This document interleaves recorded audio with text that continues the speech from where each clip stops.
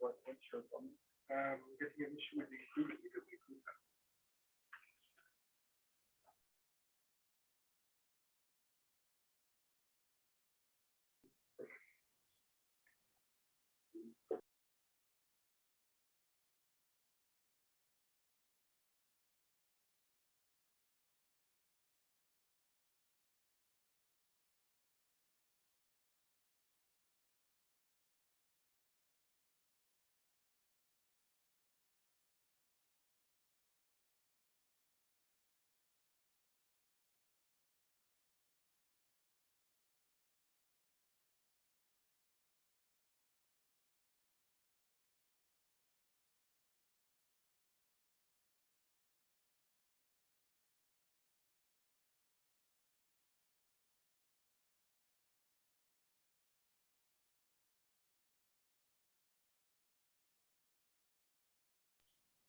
MISP Summit, MISP Summit, and MISP Summit.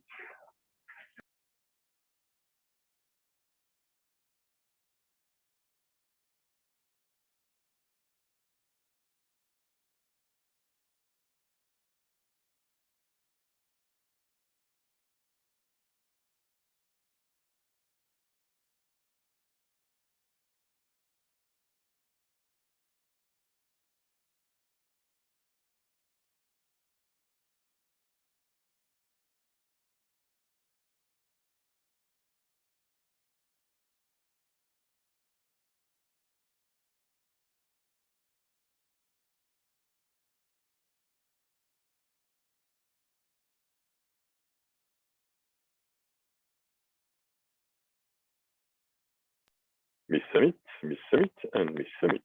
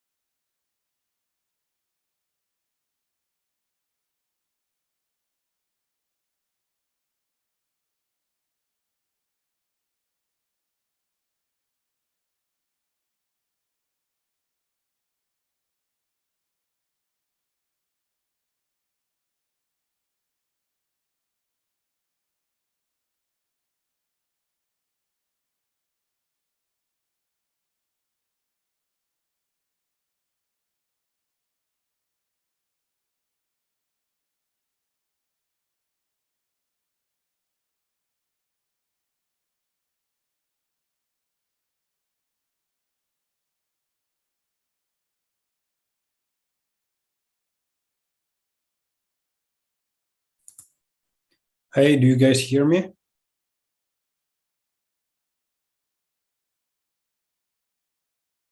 Very well. Cool. Good afternoon. How are you doing? Good afternoon. We are already live on YouTube, so Okay. be super careful. Except if you want to broadcast some.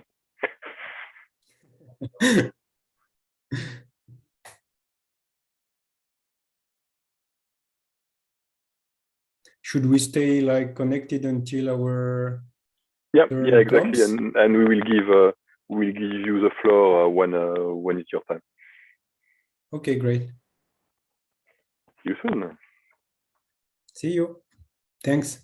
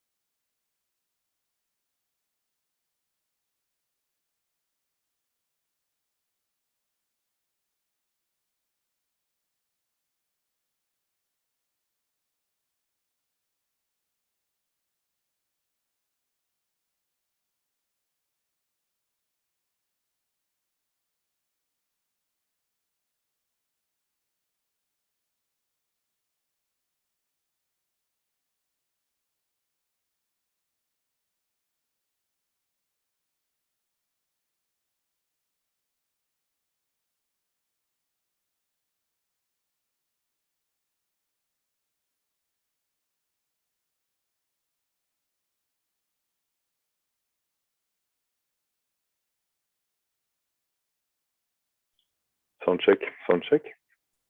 I hear you loud and clear. Loud and clear. Thank you. Perfect, thank you.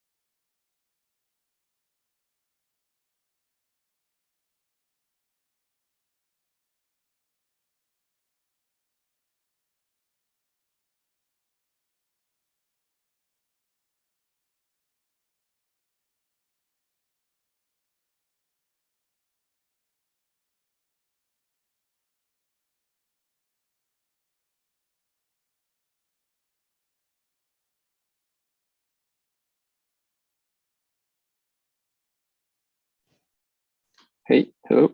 Can you hear me? Fine. Okay.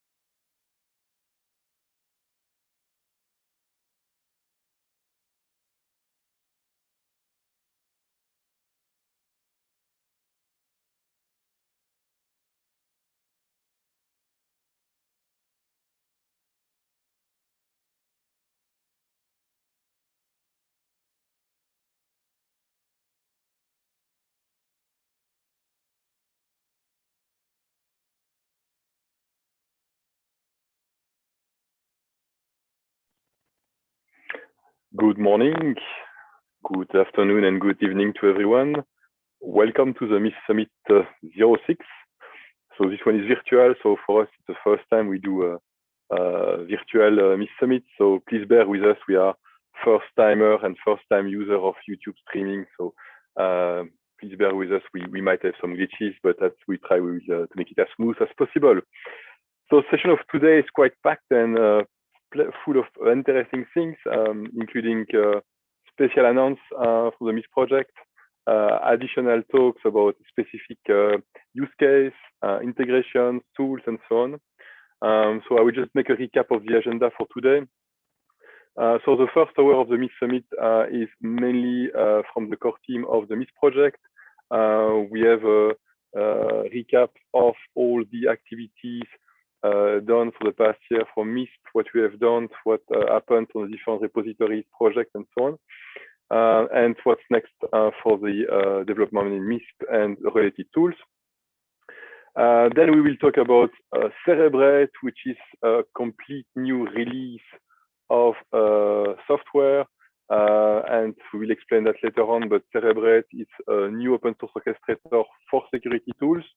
And today is basically the official release of the version 1.0.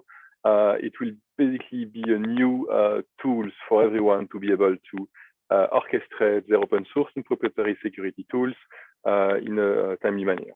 And we'll go into details later on. Then around 3, we will have a presentation from Quentin Jérôme about the integration of an open source endpoint protection device called ADR, called WH-ADS, and how to integrate it with MISP. Then later we have a presentation from Jason Dang about the integrations of MISP with the NS6 Advanced Threat Analyzer. Then we have our famous Koen Van Imp will do a presentation with Bart about curating CTI for an NDR services. Then later we have interesting presentations on law enforcement integrations regarding capturing information about cybercrime organization and information. Then the Open CTI group, the countrywide community for threat intelligence database in Brazil, will make a presentation. Then we have a presentation about the usage of MISP on multi-tenancy SOC operations. Then one of the core members, Christian Studer, will talk about MISP project, which is a brand new model of MISP integration with STIX. And the goal of the project is even going far away than MISP only, is to integrate this library with other tools and to provide a seamless integration with the MISP standard and STIX. Then we have Mr. Josing about enable enhancing threat intel capabilities for your sharing community. Then we have an integration presentation from one of the core members, Raphael Vino, about the integration of Looky-Loo with MISP.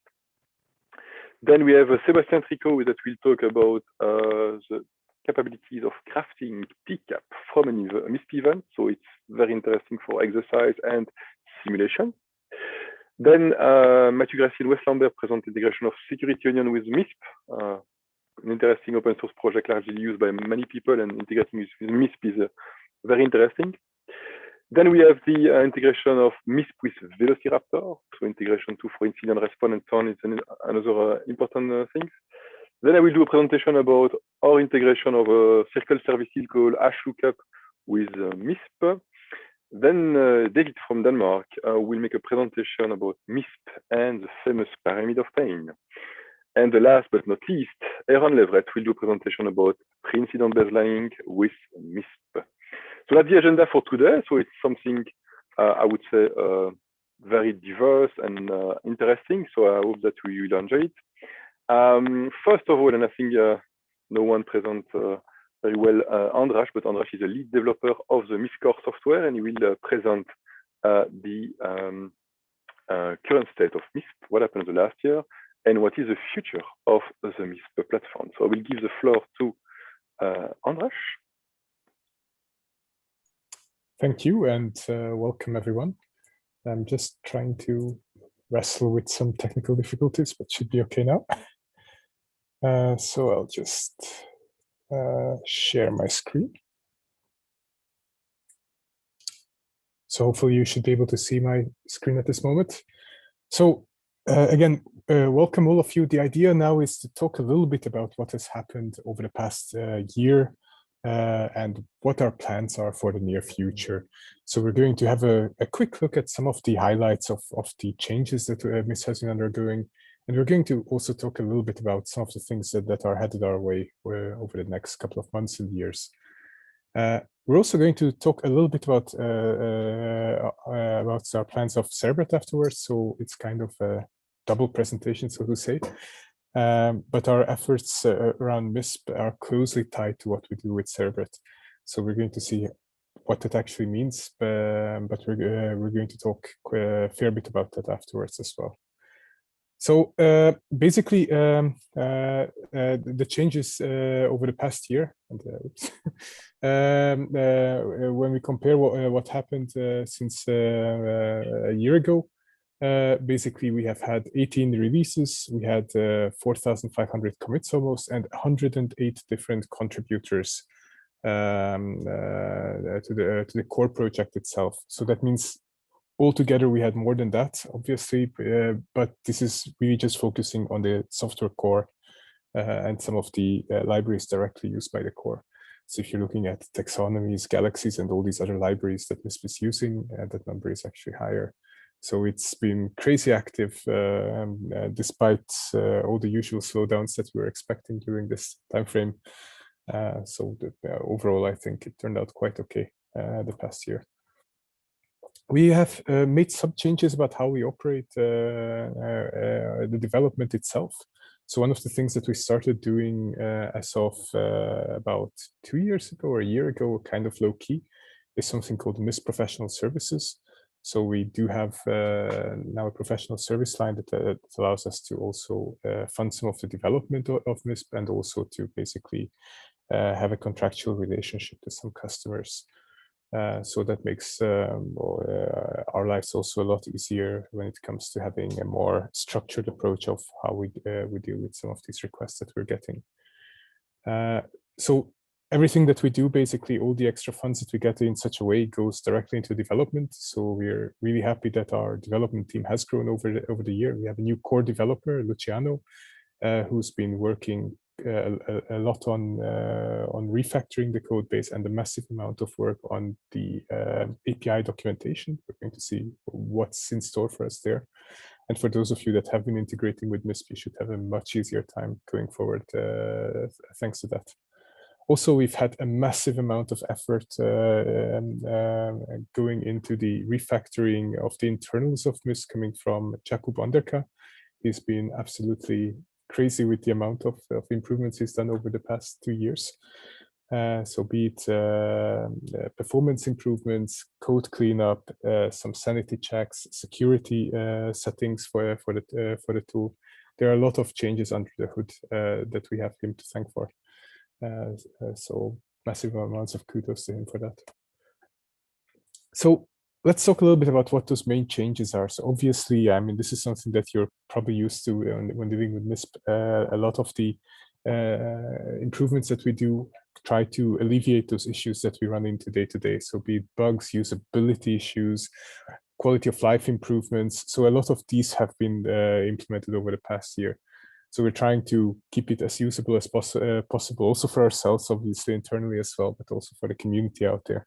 So if you're still struggling with some of these usability issues, let us know. We're constantly putting effort into refactoring how MISP works based on that. Also, one of the things that we've been working on over the past year or 2 years actually is moving a lot of the code base to a more easily portable format so that we can move the entire software to a more modern stack, but more about that later on and some of the efforts that we've put in there and how you can already test what's coming to MISP in the future.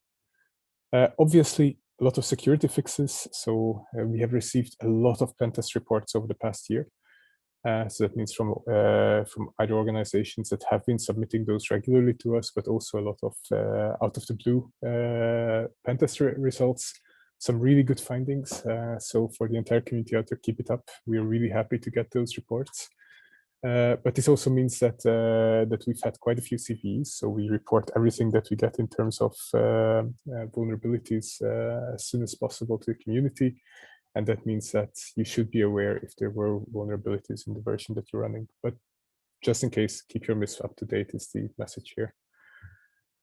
We also had a lot of evolution in terms of our context libraries and integrations. So that means integrations with other tools, with vendors, various different vocabularies and ways to model data via objects and galaxy clusters. A lot of updates to these models, and thank you for the entire community out there for all the work that you've done, for all the pull requests that you've submitted. Maybe we would be where we are without all those contributions. We also had quite a few major features that popped up over MISP. So if you have been kind of passively using MISP the way you were used to for the past 2-3 years, then you might have missed some really big changes that have happened under the hood. But we're going to walk through those quickly now. So one of the biggest ones over the past year was that we have moved MISP towards more, additionally to what we do already with information sharing, to a high-level threat intelligence sharing. That means traditionally, and this, if you look historically back of what MISP did back a decade ago almost, it was purely focusing on indicator and technical information sharing. Nowadays, this has changed. I mean, a lot of our capabilities have changed. A lot of the threats that we're facing have changed. We are collaborating a lot more globally with different partners.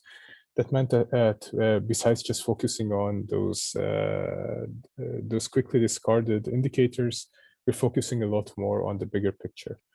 Now, to enable this, we've basically revamped how MISP works when it comes to these high-level structures. So for those of you that have used Galaxy system in MISP before, you're probably used to having a static library of MISP Galaxy clusters, for example, threat actor information, MITRE attack techniques, and so on, that you would attach to your different data points. But nowadays, you can actually start creating your own libraries directly in MISP.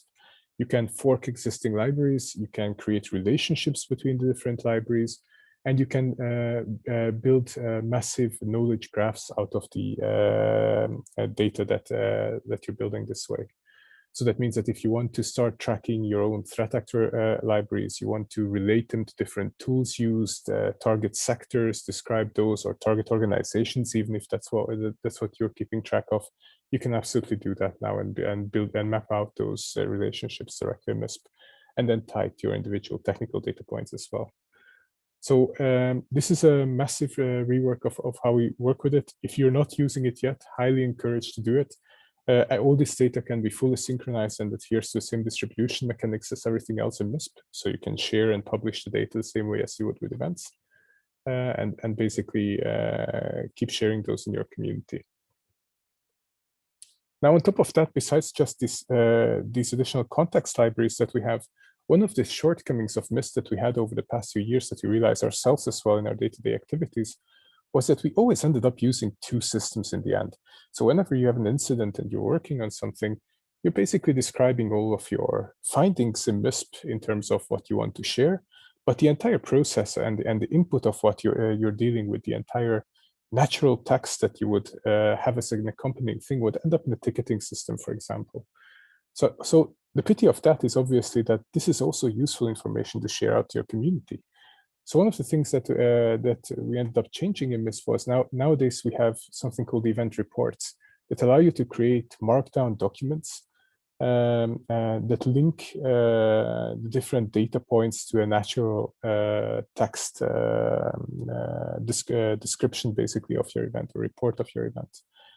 You can completely style it as you could with anything Markdown, and MISP in addition extends the Markdown syntax with its own commands to represent MISP-specific data points. So you can, for example, reference attributes, objects, and so on directly in your Markdown report. These are also shared. They also adhere to the distribution settings, so you can create reports that are purely for your own organization or share them with a limited set of recipients, whilst you can also decide to just share the reports freely along with the event. Now, As for the documentation itself, and this is something that was already hinted at earlier, we have a completely new set of documentations in MISP in the open API format. So if you want to build your own integrations or you want to start using this API, you now have something that includes examples, that includes expected responses, details about the different parameters that you can pass. So you should have a much easier job in building your own tools around MISP. Also, contrary to what we had before, the coverage of the different APIs is rather massive. So a lot of the endpoints that basically you either knew of that they existed or you looked at the code and found out about them are now also described in there. So you have you really see the full breadth of what you can do with the API. If you're interested in playing with the OpenAPI tool itself without installing or running MISP, it's also available via the documentation page linked on the slide. So you can just go there and start exploring the OpenAPI spec of MISP directly. So here's a small example of what this looks like. So here's a simple example for a REST search query. You see the different parameters there. On the right side, you see request samples with all of the different fields listed. And if you would scroll below, you would also see expected responses and so on that will make interacting with the API a lot easier. So some other changes that popped up more recently. We now have a way of creating warning lists ad hoc. In MISP, that means that instead of just relying on those JSON lists for warning lists, you can now directly start creating and modifying the warning lists directly in the UI or via the API.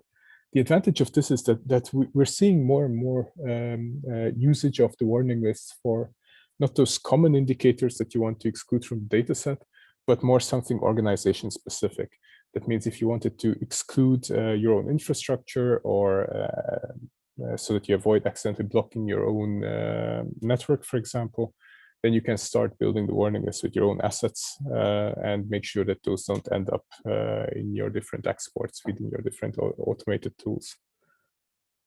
So it's a really simple way of adding those values. Now, we did have those regex entries before that allowed you to do replacements and blocking globally in MISP altogether. But that was kind of a messy approach. So first of all, regexes are not the easiest things to interact with and the safest thing to interact with when it comes to performance, for example. So one of the advantages of using the warning list system for this is you have all those different parsers that you can use for the different types of lists that you're creating. So for example, if you're creating a list purely with domain names, you have a domain type parser for warning lists. For CIDR blocks, you have a specific type and so on. So the best is to use the most appropriate algorithm in that case. Now, something else, and this is something that is currently being improved outside of the changes that are already MISP already. One of the issues that we're running into more and more with large instances of MISP is the amount of correlations that we're dealing with. And we are trying to have a system in place to manage this. So one of the trickiest things that we noticed was that we end up very often with a crazy number of correlations that are obviously invalid. So the first thing that we did was we created a system that allows you to create exclusion lists for rules for the different correlations. So you can view the most noisy correlations in your instance. And if you're seeing something that shouldn't be generating that many correlations, you can outright block a value from being a correlation target altogether. So that should help with at least some of those erroneous correlations. Also expect a completely new correlation system to come in the next few weeks, hopefully.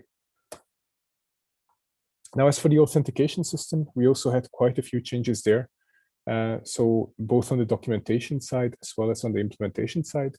So we have a fully mapped out diagram now for the entire authentication flow, thanks to the work of Sami. So if you want to see what actually happens under the hood, what the different decisions are that MISP takes at different places in the entire process in authenticating users, this should really clear those things up. How session management is handled, how different plugin modules are handled, API authentication, and so on. Now, besides that, We also had quite a few new authentication modules contributed, such as OpenID Connect, Azure AD, and a bunch of other ones as well that are now used by more and more organizations out there. So have a look, see if there's something that that fits your needs. I think nowadays we're seeing fewer and fewer instances just using the default username password authentication out there and moving to external systems for the authentication. So we have quite a few options there already. We also had quite a few cleans up of how the authentication system works, and we ironed out quite a few kinks that we ran into during the entire process, so it should be smoother than before. As for the integration, this is also something that we're constantly working on. We had a massive rework of how the module system works. So initially, if you remember back in the day, if you've already used the modules or built your own modules, perhaps, one of the really annoying thing with MISP was that it was a very limited format compared to what MISP could represent. So we could basically burp out attributes from the modules, which would be saved in event, but that's really not the entire picture that we wanted to paint with events that we're generating. So you had to do a lot of work after the fact. But nowadays, you can model pretty much anything that you can model in MISP from your modules directly. So nowadays, the MISP modules generate MISP standard formats style data. That means you can include objects, object relations, galaxy clusters, tags, whatever, directly from your modules, and incorporate those into the events when you're enriching your events or importing data from external sources. We also have a bunch of different modules out there, so I'm not going to go through all of them. We're going to have specific discussions about some of those later on as well. So you're going to get some presentations on those, but have a look at the list of modules and see if you're running any services side by side with MISP, you might already have modules for whatever you're using and whatever you have custom scripts for, directly also supported by the system. We also have direct integration with some other projects that we're working on. So we're going to talk a fair bit about Cerebrate. There's also a lookup system for SciCat. If anyone's interested in that, there is no link here, but maybe later on we can paste it somewhere in the chat or somewhere. It's an effort to catalog all things cybersecurity related, rules, vocabularies, and so on that are out there in the different libraries. So this allows us to also have a lookup system MISP against SciCat to be able to fetch additional knowledge about the different data points that we're seeing. As for the monitoring and management, the longer we've been at building communities and relying on MISP, the more intricate and complicated our networks of MISP are becoming. We're running more and more MISP instances. We're getting more and more users. So we basically spend quite a bit of time also working on the entire monitoring and tooling solutions around MISP. We have some really nice blog posts up, both by our colleague Sasha and some external contributors as well. I think Koen had also a really good article on that, so he's going to be giving a talk later today on tying your MISP into the different monitoring systems out there. So if you want to have a larger landscape of MISPs in your organization, have a look at those. Use the new CLI tools that allow you to get statistics and monitor your instance, as well as modify the behavior on the fly without having to manually manage the instances. A lot of this will also be delegated to Cerebrate in the future. So we're going to talk about how Cerebrate is meant to also act as an orchestration tool for MISP instances and the fleet management tool for it. So something else, and I'm not going to talk a lot about this because there's a separate presentation from Christian coming up later on. He's going to be talking about his work on the entire rework of the Stix library. It's an absolute massive work and a crazy documentation of how Stix is being mapped to the MISP format. So stay tuned for that topic coming up later on. There is something else which is currently in beta state, but definitely worth a look. It's a really cool idea of having a browser plugin for MISP, where you can do lookups for certain values that you're finding on websites, blogs, and so on directly against your MISP. So if you have your MISP configured and your API key configured, then via your browser, you can directly do those lookups whenever you come across something interesting. Does my MISP already know about this thing that I'm reading about? If you're interested in that, you can grab it from the Mozilla App Store. So there is a link below where you can just download the add-on, just install it, configure it, and you can get going with it right away. So it's a pretty nifty tool. Some other improvements that have happened over the past year. We basically had quite a few issues that we had to resolve ourselves in our day-to-day activities, such as issues with email notifications being a bit too vocal at times. We've put in a lot of different options for administrators to manage when notifications go out, when to block notifications, when they're becoming too voluminous. So have a look at all the different settings. If you're running a MISP instance, see if you can tune that and customize it more to your liking and your community's liking, so that you don't get any bad feedback from some of your users about having their inbox flooded.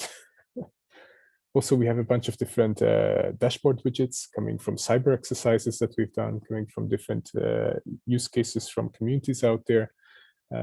So if you want to monitor the activities of your community, we have a lot of new tools for you there. Monitor trends, monitor all sorts of things like instance behavior and so on. We also have a lot of reworking of a lot of the really bad UI interfaces that we had. So if you've ever had to deal with, for example, applying synchronization rules based on tags, that interface was an absolute nightmare to work with. So that is gone. And thanks to the constant UI upgrades from Sami, they're now finally becoming usable.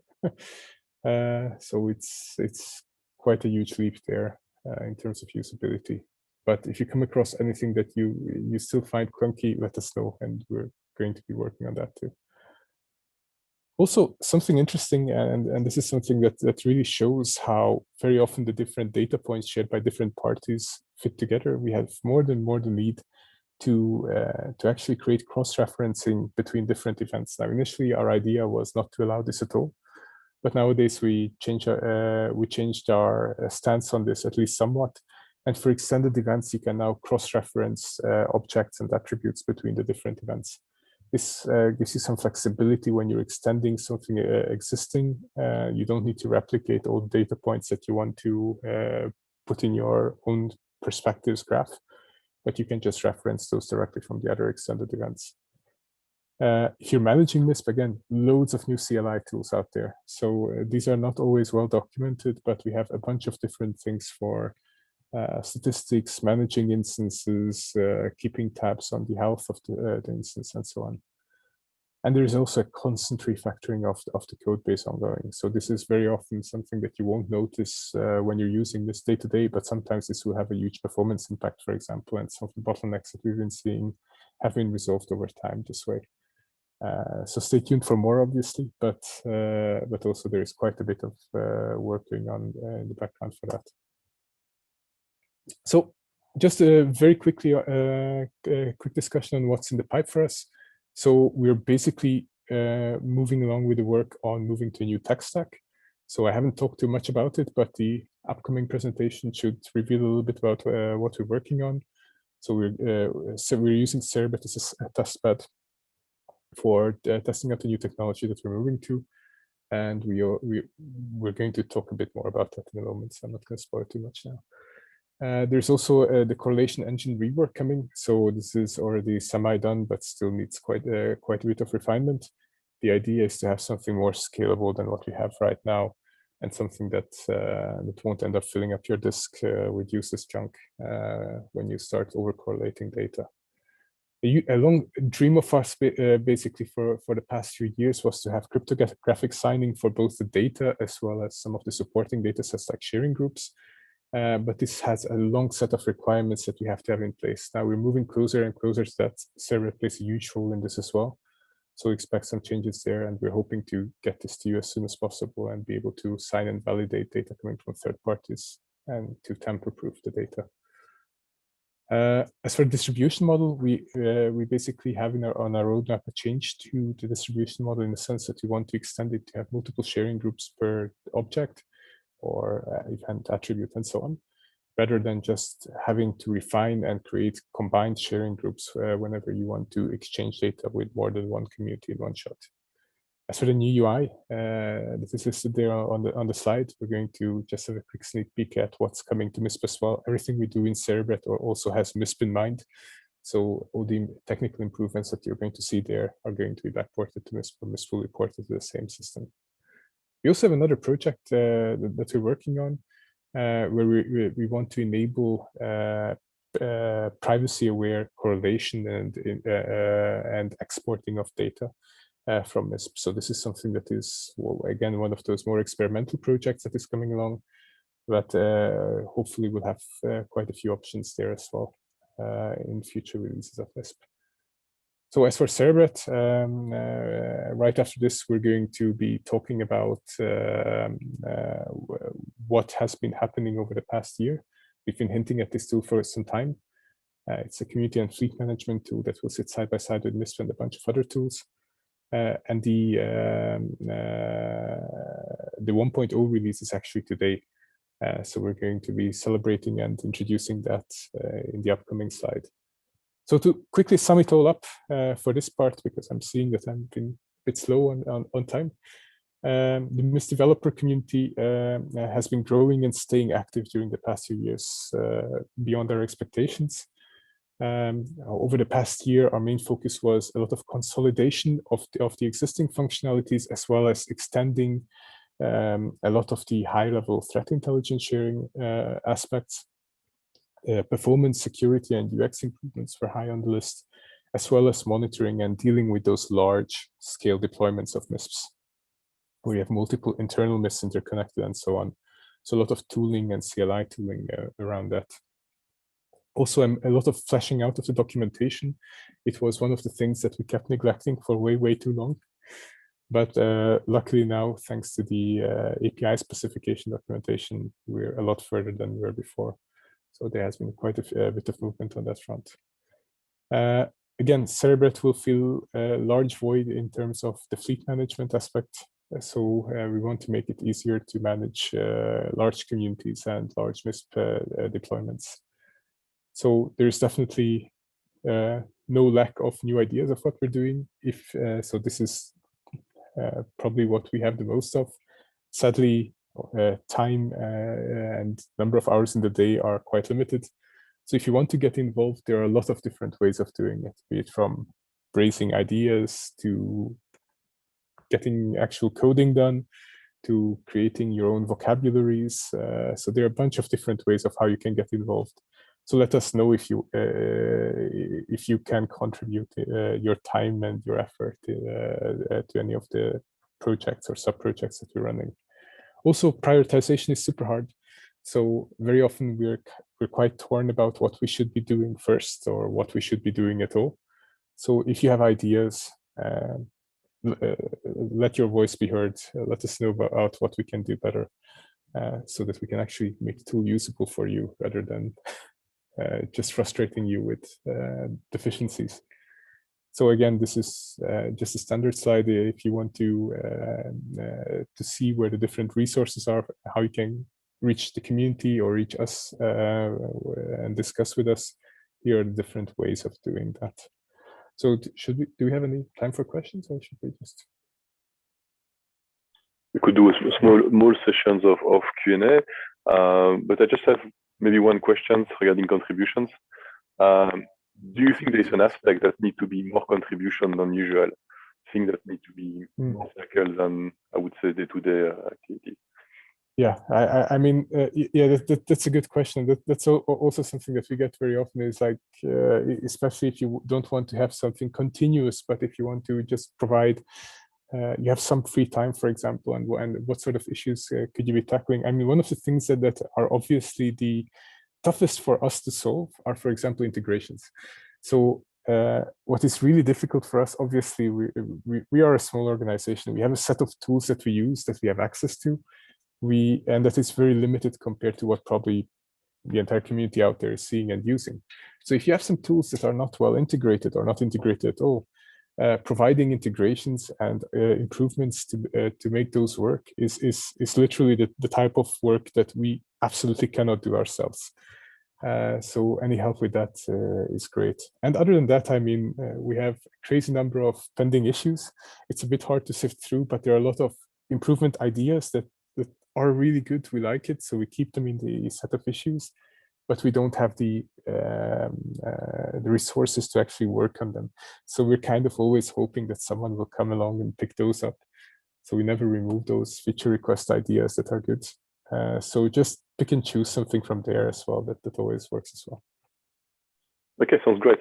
So maybe we can just go into Cerebrate and make a demonstrations and presentations on it, because I think it's one of the key new tools that would enable any users to create a complete management and integration with their other tools. Indeed. Okay, so let's get started quickly with Cerebrate. And the idea is to first of all introduce you to the idea of what this tool is, why we've been working on this, and what sort of benefits this will bring to the community out there, and also where we're headed with the tool altogether. So first of all, it is an open source tool as well, like MISP. The idea behind it is that you wanted to have something that deals with community management as well as tool orchestration. So not just for MISP, but for any other security tool out there that where either the vendors or a third party or us decide to write an integration layer for the tools. We're building it as part of a EU-funded project called Melicertus 2, which aims to build a tooling landscape basically for CSerts. So the idea is to have a set of tools that are meant to be deployed and that easily intercommunicate with each other, and that make it easier for especially newer CSerts, for example, to get up and going with the same tool set as what their peers are using, and to also exchange information and to manage the entire information exchange process between the different certs. But obviously, the open source tools that we build out of them can be used by pretty much anyone. And that is basically our goal with the tool as well, is to have it open to the entire community and to make it useful for the entire community at large. So we've been seeing quite a few issues with our day-to-day activities around MISP, of how we deal with larger communities, for example. One of the trickiest things that we have been trying to deal with, for example, is how do we deal with organization UUIDs in MISP coming from different organizations? How do we validate them? How do we know who those other organizations are? And this is where trust databases come into play. And Cerebrate is partially that tool that will handle that for us. Also, the interconnections and the fleet management aspect of the different tools is something that has happened pretty much ad hoc for most of us. So in our case, for example, we have a bunch of different scripts that will end up managing all our different MISP instances that are running in some cron job somewhere on a system and executing, for example, regular pulls for the instances and so on. And one of the things you want to do is you want to have a central interface where you can manage these different tools and different settings for them from one place. So we want to have tight integrations with a bunch of different open source tools, but also with a lot of different vendor tools as well. So we don't want to restrict ourselves in that way. But the idea is that we want to reach out to the security community at large to start the process of integrating everything that we are using day-to-day, where it makes sense to have such an integration in the first place. Now, our selfish reason additionally to building this tool is it acts as a test bed for us for the new tech stack that we want to use for MISP. So it is using the latest version of KPHP as well as Bootstrap 5. So completely new UI, completely new backend framework, and a lot of improvements that we wished we would have done in MISP sooner. We're basically building those for Cerebrate, and we are aligning a lot of the code base between the two tools so that it will be easier to migrate MISP to the new framework. It already contains a lot of libraries and functionalities from MISP. So if you're familiar with MISP more intimately, anything from the ACL system of MISP, from the synchronization system of MISP, these are all represented by the new code base in Cerebrate, and are basically also there as kind of a preparatory step for the migration of MISP itself. So we're using it as more of a vehicle for the entire stack move. Now, as for the issues that we're trying to tackle with it, as mentioned before, for the community management, we have different issues that we're trying to solve. wanted to have a repository for all different organizations and individuals that we're interacting with. So this is more for the coming from the CSART network background, where we basically wanted to have this registry in place for a large community. Also, the management of sharing groups right now is really clunky in MISP in general. So especially if you're dealing with more MISP instances internally in your premises, then managing sharing groups, where you actually manage them, how you exchange those from MISP to MISP is tricky, especially because it's tied to sharing actual data. Now, Cerebrate's role for sharing groups from a MISP perspective is we can create sharing groups in Cerebrate and just ingest those with all of our MISP instances internally in our network and start using those directly. So we can use this as a source for these different sharing groups. We can also exchange the sharing group information from Cerebrate to Cerebrate node with our trusted partners. And then they can also instrument it for all the different tools that would support something like sharing groups. So not just MISP, but also other tools out there. We also wanted to have a system for cryptographic key lookup. So if you're thinking of the whole issue that I've mentioned before about cryptographic signing and validating of data, here one of the missing chains for us is basically being able to validate who the signing party is in exchange. And this is where Cerebrate will act as a lookup source for this information. Now, on the local tool management side, so basically how we do fleet management for our different tools, we wanted to have something that eases the information exchange between the different tools. So that means when we're setting up a connection to someone else's MISP, for example, to our MISP, this is now a dialogue process between Cerebrates that will instruct the MISPs on both sides to set up the connection based on the consent of both parties through Cerebrate. So it's a pretty intuitive system, very easy to basically do this request without having to do that entire API key exchange thing, setup of URLs, home organizations, and so on that we're used to from MISP. So Cerebrate takes care of all of this for us, making it a lot easier. We also wanted to feed our local tools with data from Cerebrate. So that means that organization data, for example, if you're building sharing groups in MISP, you need to have a large library of organizations to be able to find those partners that you want to share with. And this is where Cerebrate plays a huge role again. So as of today, and we have released version 1.0. So it happened literally minutes before the summit started. We tagged it Cerebrate version 1, and it is now available on GitHub under the Cerebrate project as linked there on the slide. So we encourage everyone to try it out. Let us know what doesn't work for you, what improvements you want to do. We're constantly improving the tool. We're constantly adding new features and improving how it functions in the first place. But obviously, the sooner you get involved, especially the sooner you raise any alarm bells about what doesn't work for you, the better, and the more of a chance we have of course corrections. So give it a shot, try it, and see whether it works for you. Also, keep in mind that if you're just having your MISP hat on, even then it's useful in the long term, because everything that we do for Cerebrate will indirectly affect MISP in a sense that this is going to be the system that MISP is getting migrated to. So it will be a huge advantage if we do those improvements already now. So what is available currently in Cerebrate? So basically, we have this contact DB part ready. We have the sharing group system ready. Cerebrates can exchange information with each other.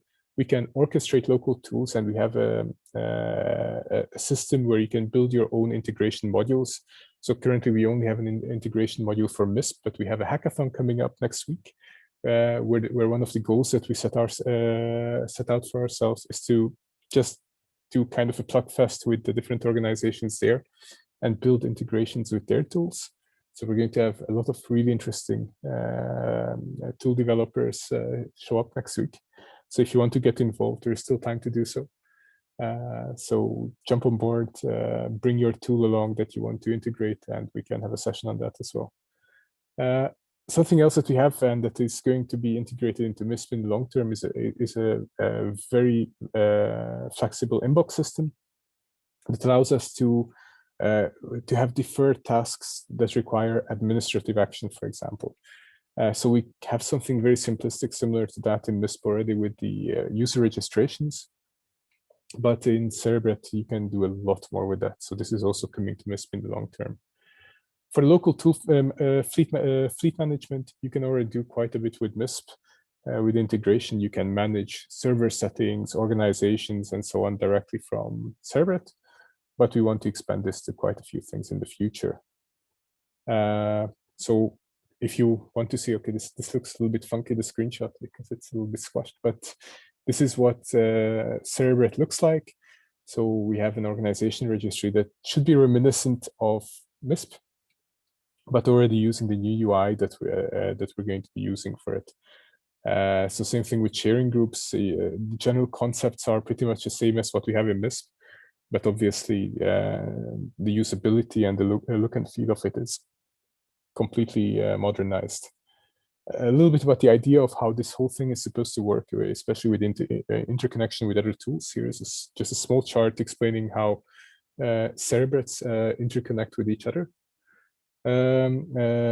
Basically, as you can see here, we have a connection from Cerebrate nodes to Cerebrate nodes, exchanging information about what tools you make available for your community. So saying, for example, okay, I have 2 MISP instances that I potentially accept connection requests for, that I want to advertise that I have those in the community. So it doesn't mean you give access to anyone, but they can at least request access, and then you can decide. And you can basically run this service in your community of Cerebrates. And then if a partner wishes to interconnect their MISPs with you, or for example, their Intel MQ, they can issue a request, which you can then decide to accept or discard. And if you accept it, the 2 Cerebrates will take care of interconnecting the tools. So here are some examples of what sort of tools you want to interconnect with. So again, these are just some ideas. As you can see, we want to integrate obviously with open source tools, but for example, we're perfectly fine with also integrating with proprietary tools out there as well. So for example, you have the open source tools like Intel MQ and proprietary tools like the Hive and so on that we want to interconnect with. So if you are working on any tool like that and you want to have an integration with MISP, let us know about it. Come to the hackathon and we can build those modules right there. And then basically Cerebrate would instruct these tools to exchange credentials, interconnect with the equivalent tools of peers. So when it comes to interconnection from Cerebrate to Cerebrate, again, for MISP users, the whole concept should be very similar. It works absolutely similarly to MISP. You can basically browse the data of the remotes. You can pull data from remote instances. One of the things that we want to do in the future here is also to incorporate a system where you can have a different trust level for different Cerebrate nodes, where you implicitly get all the data from certain parties, but have to review any data coming in from certain other parties. Especially important for organization lookup services, for example. On the other hand, something that is not shown in the screenshot, something else that you can do is you can view what sort of tools another community exposes. So it means if they're running a MISP, if they're running an Intel MQ that you would be able to connect to, then they could expose those directly in the tooling list under the little wrench here on the screenshot. So they would be able to advertise those, and then you could negotiate connection requests for those tools.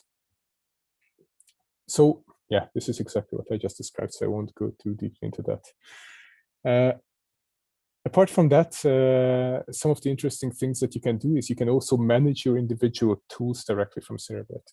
So here's an example for that, where we're viewing the different organizations of our MISP instance through Cerebrate. So we can feed it with additional organizations. We can also do the same thing for server settings. So here we see an example. We connect it to our MISP instance through Cerebrate, and we can manage the different MISP configurations directly from Cerebrate. So the idea is that we, especially for those that are dealing with large fleets of tools out there, that you have a central point of managing the configurations of these tools monitoring it, and fetching statistics from the tools. So obviously, even the MISP integration still needs a lot of work to have all the functionalities that we had in mind. But it already gives you a really good idea of how to easily implement your own connectors and build your own integrations with whatever tools you have in mind. As for the negotiation request, here's a small example where we sent a request to another party to interconnect our MISP instances. So we see what sort of a message we're sending to the remote party, and then the other party can either accept or decline the request. And it's a three-way handshake, basically, where I do a request to my partner accepts the request, and if both parties have accepted, then we go into the final phase of negotiation, which actually encodes the connection between the two sides. So we also have a new update management system in place for Cerebrate. This is also something that we're going to be moving to in the future for MISP. So this one gives you a little bit more granularity and oversight over the different updates that are being executed on the database. So in MISP, these are all happening automatically in kind of a hacky update system that we baked up ourselves. With this new one, it's a little bit more formalized, and you have a really nice interface that shows you the individual updates and their current status and so on. So it's a nice improvement over what we have currently in MISP. As for the configuration system, that is also completely reworked. We want to move away from the setting system that we have in MISP and move to the one in the future from Cerebrate. This one allows us to have much more easily usable and understandable configuration interfaces than what we're used to from MISP, with a lot more options on things such as clustering of the different settings into different subsettings, as opposed to just having, for those of you that have users of and administrators of MISP, having a single tab with 300, 400 settings in there that are absolutely unmanageable. So they should go a long way in the future for that. And also here a small hint, and I think the screenshots kind of spoke for that too. The entire thing is obviously themable, so you can play with the different layouts and color themes that you want to use in the future also for MISP. So what are we working on currently? We're working on, obviously, to slowly move MISP to the same stack and the same UI, the same backend. So this is going to be quite a big change for MISP after all these years. We're working on a bunch of integrations with other tools. So we have again the hackathon coming up in a few days. So one of our goals for Cerebrate is to make it actually usable by having interconnections with all these different tools out there. We also want to flesh out the entire MISP monitoring and management part. So for ourselves as well, MISP is becoming quite a heavy task to manage because of the number of MISP instances that we're running, because of the number of users we're running. So we want to also ease our own work with by building that. The other thing that we're doing, and this is actually already done since putting that on the slide, is integrating Cerebrate and also MISP with IAM systems. So Cerebrate has on the first release already has deep integration with Keycloak. So if you want to delegate your user management to Keycloak and just interconnect it with MISP, you can absolutely do that, and will enroll users for you if they can authenticate via Keycloak and so on. So it's pretty straightforward to set up and use, and it will make your life a lot easier for user management. The other thing that we want to do is also actually setting up some trusted community-centric Cerebrate nodes. So that means we're working on setting several up here at Circle. So we want to have one for the MISP project. We want to have one for different communities out there, so that we can have those lookup databases for the public keys, as well as for organization information, to make synchronization and information exchange easier in general. So that's about it, and I'm surprised I'm on time. So we still have a few minutes actually for questions, if anyone has any. Don't you want to make a demo, maybe? Ah, yeah, that's a good point. I actually had it open, but I completely forgot. Oh, we are live, so that's we want to take some risk, no? Yeah, exactly. So nothing better than running something that was released literally an hour ago directly as a demo. So I'm just going to quickly authenticate with a key cloak. Oops, goes well already. So this will hopefully, yeah, here we go. The system works quite similarly to MISP, but it has a lot of improvements from the UI perspective already. So you will see that that we have a completely reworked way of interacting with the tool compared to what we're used to from MISP. But a lot of the concepts are still the same. So if you're looking at something like organizations, the way that we layer the data is still looking the same. It's just the actual representation that is different. Yeah. Apart from that, one of our hopes is to obviously also get all of these improvements back to MISP. So we can't wait for the moment when MISP will start looking like it, like what we see here on Cerebrate. So yeah, I really encourage everyone to play with it and to see which direction we're headed, so that you can also already get some feedback and ideas for improvements before it actually hits MISP. So yeah, that's pretty much it, I'd say. And how will be the release cycle of Cerebrate? Is it something similar to MISP, or do you plan to do some other thing? No, I think the idea is that we're going to do the same.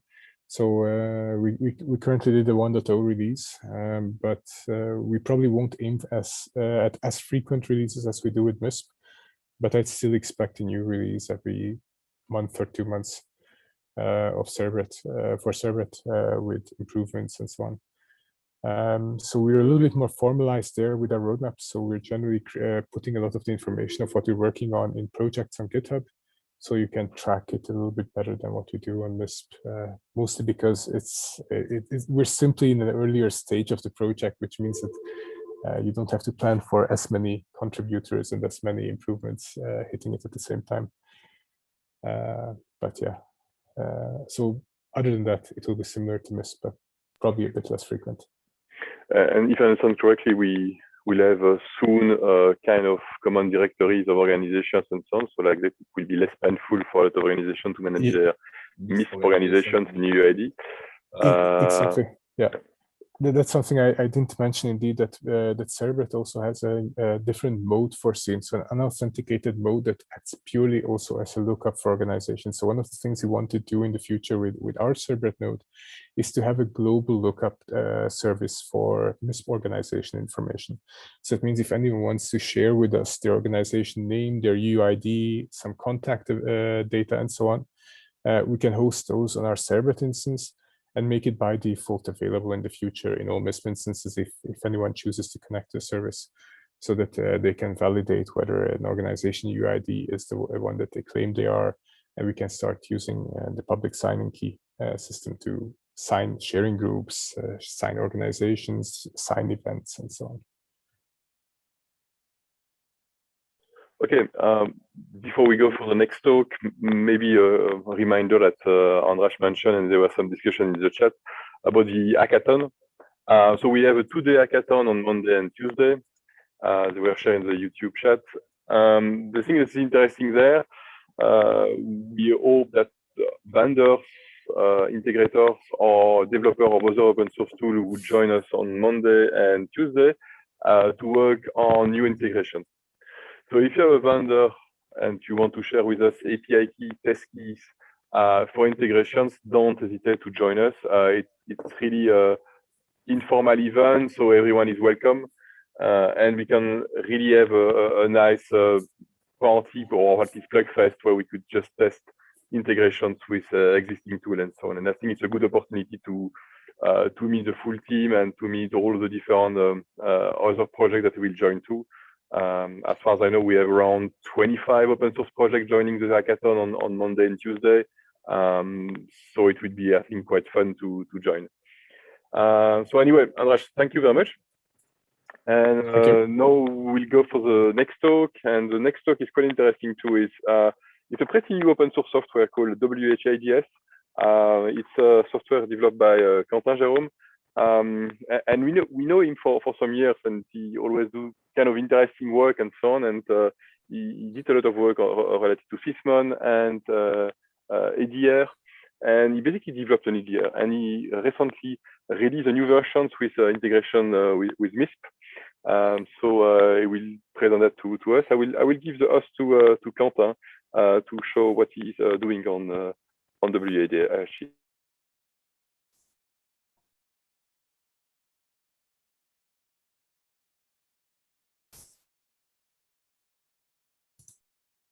Do you hear me?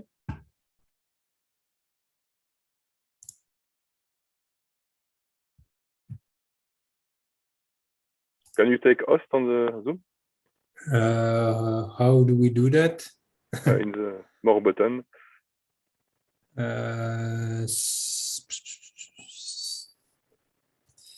Sorry. Where is that?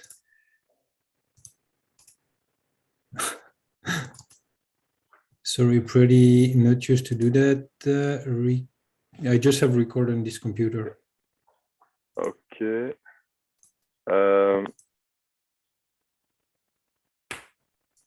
Can you take send back the host?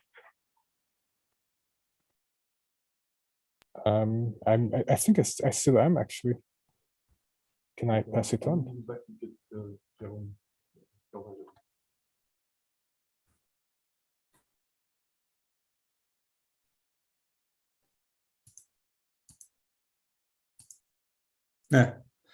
Okay. Thank you very much. So record on this computer, right? No, just share screen. So share screen. Okay. Okay, do you see everything? Perfect. Okay. Great. So hello everyone. I'm going to present today the integration made between MISP and WHIDS, which is basically an open source EDR I've been working on. And by the way, thanks Alexandre for the introduction. Okay. Hey. So about me, my first name is Quentin. My last name is Jerome. I'm 32 years old. I have background in incident response and all the, let's say, connected topics. And during my free time, I'm also an open source developer, mainly developing in Golang. You can find the name of some of my projects just down there. I will reference them as well at the end of this presentation. A bit about my personal motivation. It's mainly for fun, certainly not for money, and also to bring some nice tools and alternative to the open source community. So everything is done so that I hope it helps you guys. A brief recap about this project. So it's an EDR solution. So it's made of two components, which is one EDR agent running on the endpoints. Endpoints can be either a server, a workstation, a laptop, and also a manager. And the manager is like running somewhere else on the server. This part is not mandatory. The tool can actually run a full standalone. And it strongly relies on Sysmon, as it takes the Sysmon logs as input for analysis. And the role of each component is the agent is responsible for basically correlating the logs, making the detections, and also reacting to the detection. So it means taking actions directly when a detection occurs. So it can be dumping artifacts such as processes, files, registries, things like that.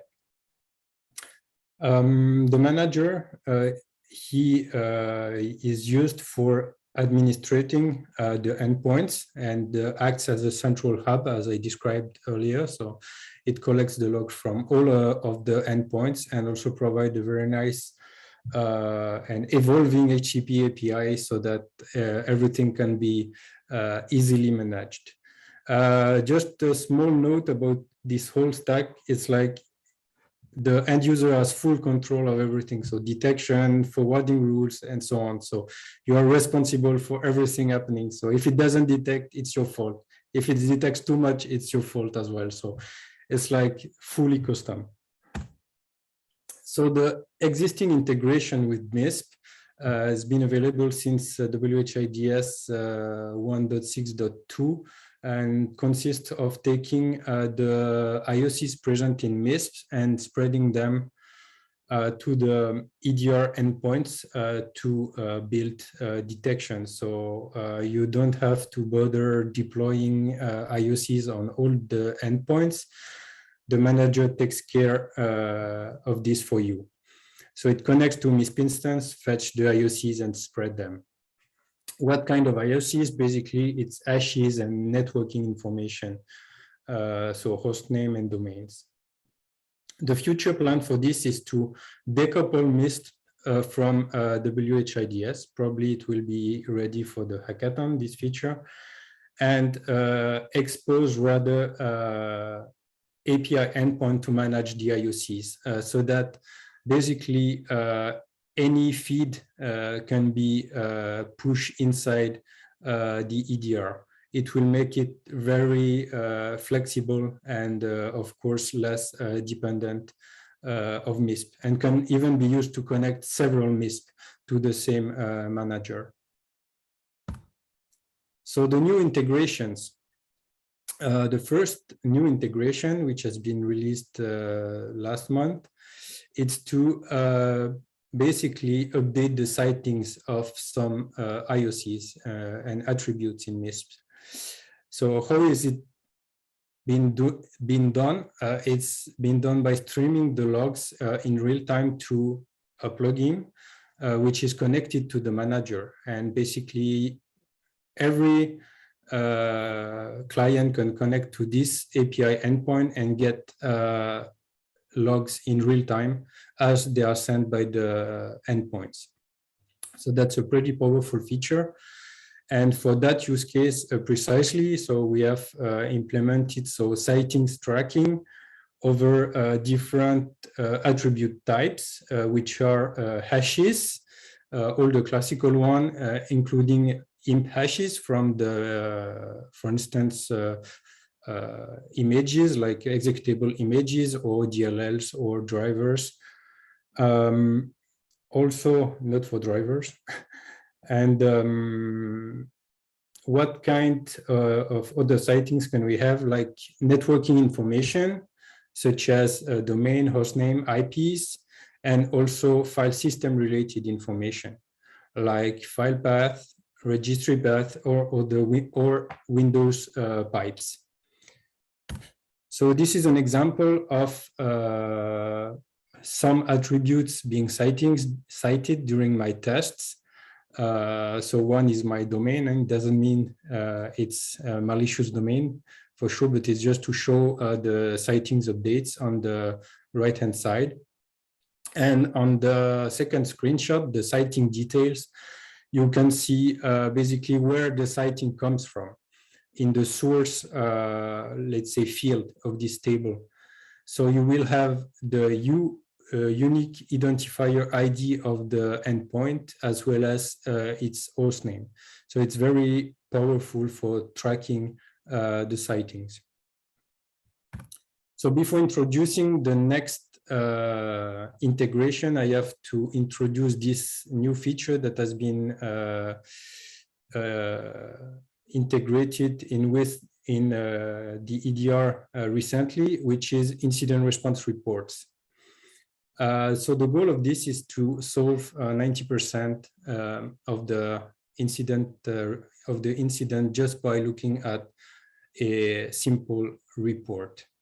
so that basically the incident handlers don't have to focus on how to get the data, but on the analysis itself. And also to foster automation-driven incident response, because the report format is pretty standard and can be used for whatever processing you want. So there are two ways to generate reports. One way is automatic. It's based on the detection. So when a detection triggers, an alert triggers, you can specify that an action is taken and this action is to report. And there is another way, it's on demand. So by issuing some commands from the manager to the endpoint. And you might wonder what a report contains, It contains processes information, so the process is running, information about the drivers and the modules loaded until the detection occurs. Also, networking information, such as network connections, so IP addresses, and DNS resolutions as well. And all of this is aggregated by process. So it gives you a kind of passive DNS information, but by process. So I think it's pretty interesting information to have.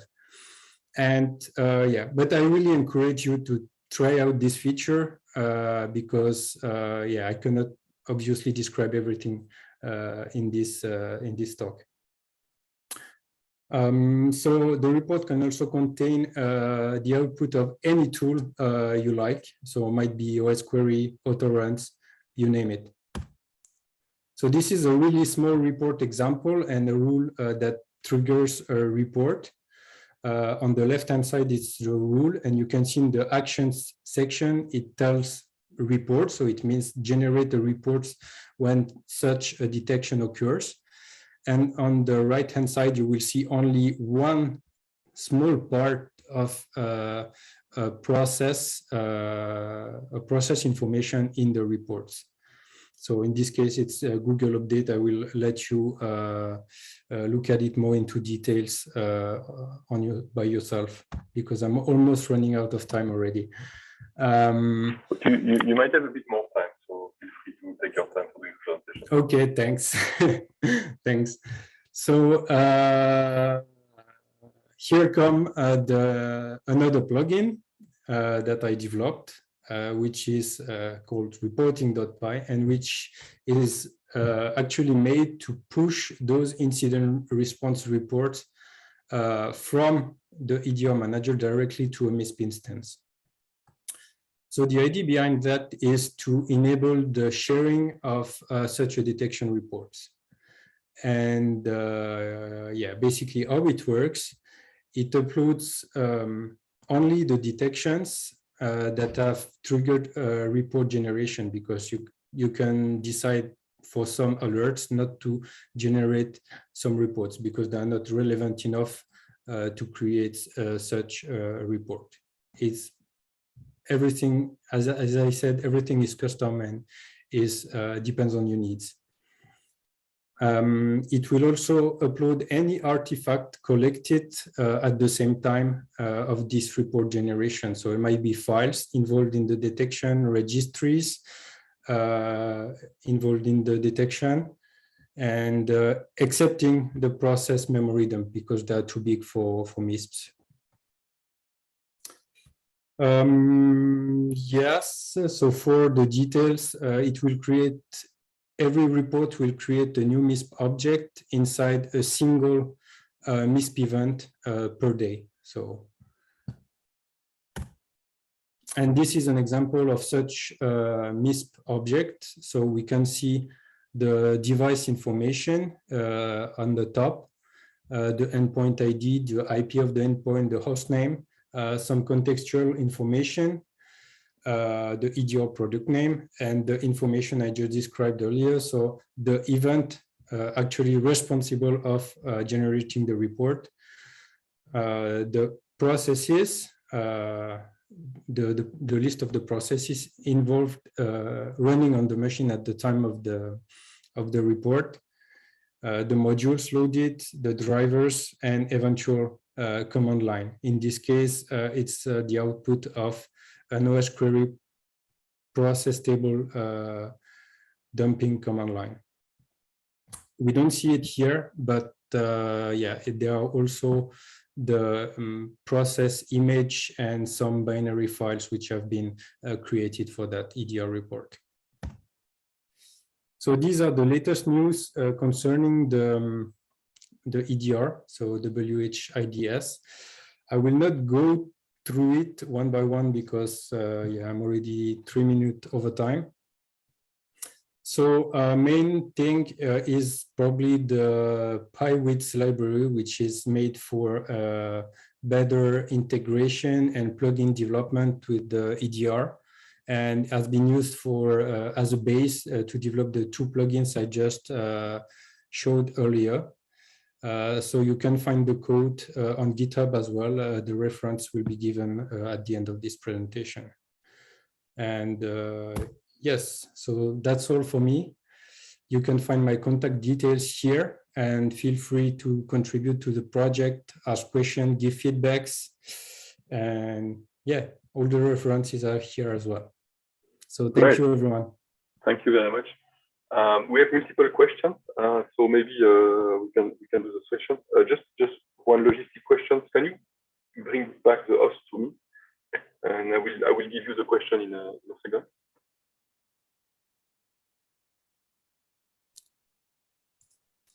So, sorry, I lost the Zoom window. Yeah, you just go up. Okay, so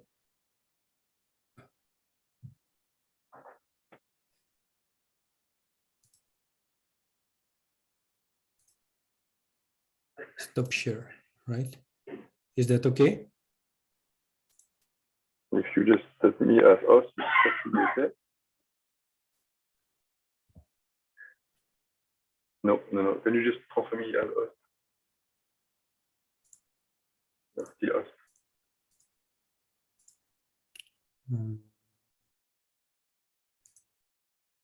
But yeah, I'm sorry, I don't. Just click on my name and set me as host. Ah, okay.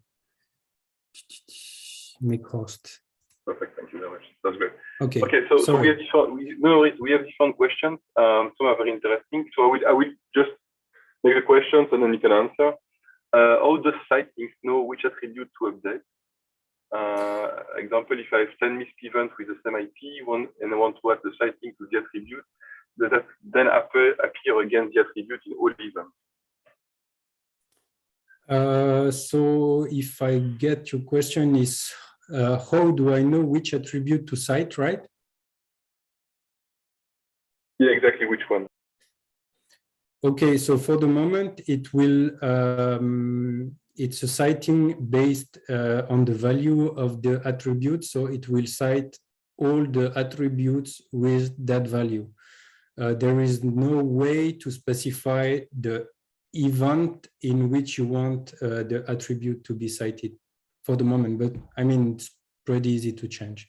For the moment, it cite only attributes with IDS flag and based on the name of the attribute. Okay, makes sense. Great. Thanks for that.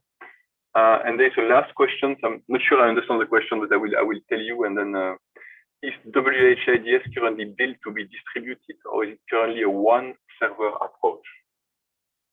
So is it currently built to be distributed, or is it currently one server approach?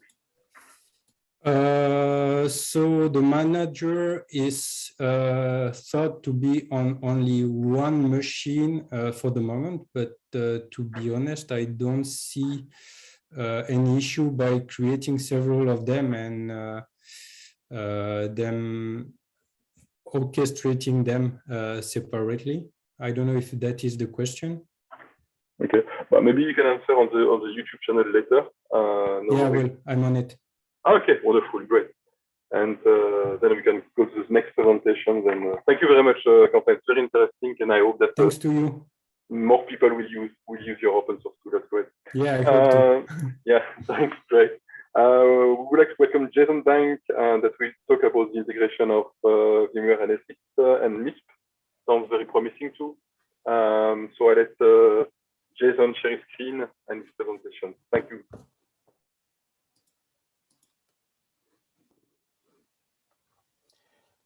Hello, everyone. Can you see my screen? Yeah, works perfectly. Thank you. Excellent. Yeah. First of all, thank you very much. I just want to give many thanks to Alexandre, Andras, and the great MISP core team for your hard work and also bring us the exciting updates to the MISP ecosystem. I'm sure the MISP community really appreciate your hard work. So today we would like to introduce the latest contribution to the MISP ecosystem from VMware by introducing the new MISP module, which allows us to integrate MISP with VMware NSX Advanced Threat Analyzer, more specifically the sandbox analysis. So just to give you some background, this work is this new module is kind of improved version of some previous MISP module, which were developed by my colleague Stefano Ortolani. So in this new module, we aim to simplify the process, and also we try to make the process more flexible to handle different scenarios. So before we dive into the details, I just want to give some brief introduction about our team. So yeah, my name is Jason Zhang, and we are a team threat intelligence team and the VMware threat analysis unit. So the team has 4 people, which is led by Dr. Giovanni Wigner, and also our leading researcher, Dr. Stefano Ortolani, and yeah, myself and Sebastiana Mariani. So we are a relatively small team, as you can see, 4 people. But the good news is we are hiring. So if you are a team player with great passion for threat analysis, yeah, please get in touch with us. So yeah, as I highlight here, you can see we already released the module called the VMware NSX, a module to enrich a file or URL with VMware Advanced Threat Analyzer or Defender. So as you can see on the right hand side of the slide, so this is how we configure the module. So basically we need 3 type of API keys. The first one is the API key for our sandbox analysis, so which grant access to the Advanced Threat Analyzer sandbox analysis. And the second one is a virus total key that is optional. I mean, if you don't have the key, yeah, that is fine. That means you just you cannot take the free advantage of the module. And the third one is a MISP key from your instance, which will grant the PyMISP access to MISP instance. So those are the 3 keys we need to be able to fully to make the module fully functional. So here I just want to show you the enrichment workflow. For example, if you want to enrich IOC such as a file hash or file attachment, and so the logic starts with by checking the Advanced Threat Analyzer sandbox to see if we have a report available or not. If we have a report for that particular IOC, we will immediately give the enriched results. As you can see, it's from process start from A to B, so that is the shortest process. So what happens if we don't have the sample or we don't have the report for that particular IOC? So it will check if this IOC is a file hash or is an actual file attachment. Of course, if it's a file attachment, we don't need to download the sample. We just submit the sample to Sandbox and wait for the analysis to be finished. And what if the IOC is a file hash? So that will check the VT to see if VT has the sample or not for that particular file hash.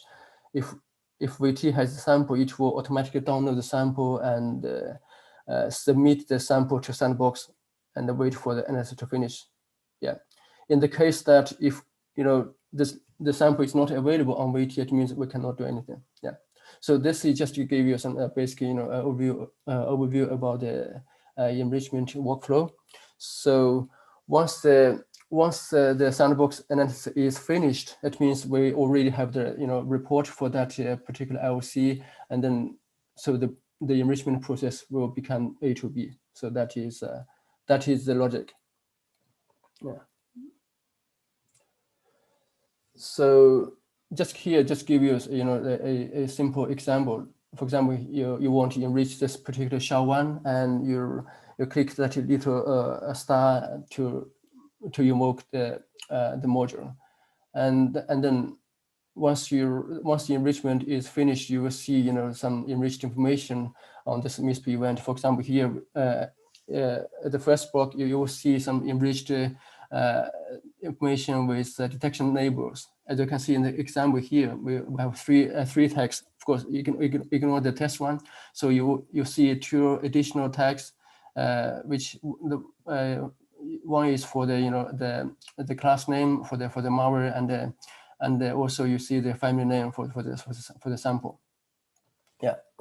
And in the second part, you can also see that we enrich the event with meta attack techniques. You will see a list of different attack patterns, like browser, bookmark discovery, and data encrypted for impact, modifier registry, disabling security tools. So this is the second part of enrichment from the module. And the third one here, you see that it also introduced the additional objects, to enrich the IOC. As an example here, you can see that we start with the actual file IOC, and then after enrichment, we create a file object. So you can see that we in this object we have MD5, SHA-1, and SHA-256, and also the file type for that IOC. Yeah, and in the second one, you can see that we also add the sandbox report. So here you can see that we scored 70 for this IOC, and also if you want to find out details, for the report, you can click the link, and then it will direct you to the sandbox report in the portal. Yeah, and at the bottom of the page, you see another object is called SP-signature. So here in this object, we show the detailed list of different signature and the behavior detected from the sandbox. So this just give you the simple introduction about the module. So I think I'm not sure if I talked too fast. So I think I still have some time left, and then we'll come to any questions. Yeah, you still have some time if you want. So if you have some question, I'm just looking into the chat. I don't see a specific question, but I have a question for you. Did you find anything missing in the MISP modules when you developed your modules? Because for us, we are interested to see, okay, maybe there's a part of the API that is not perfect, and we could extend it. And I was just wondering if you have any shortcomings or issue that when you start to develop the modules, when you start to work on your modules. So can you just I'm not sure if I catch. Yeah, I'm just wondering when you develop the NSX modules, if you have found any issues or specific things that need to be improved on our side. I mean, on the MISP module side.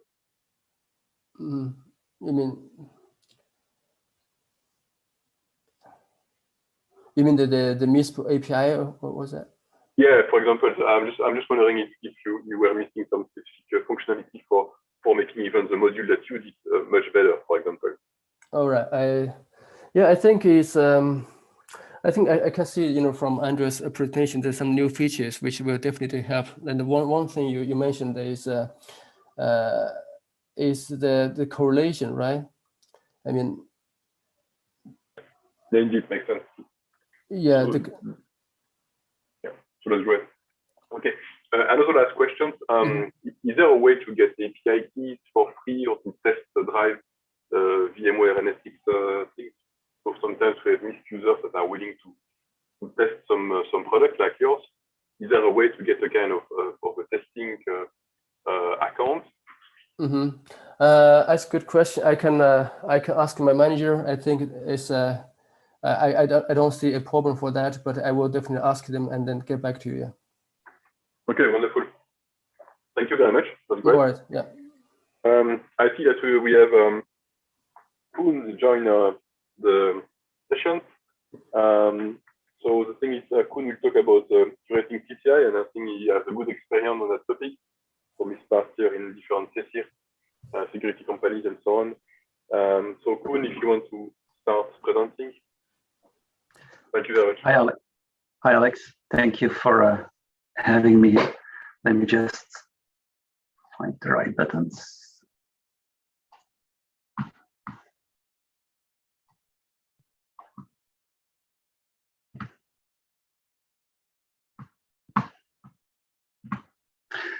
Alex, can you confirm that you have a view on my screen?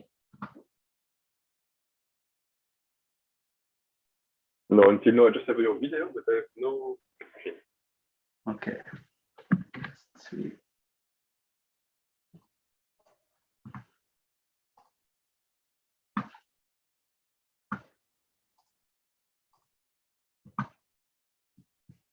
No.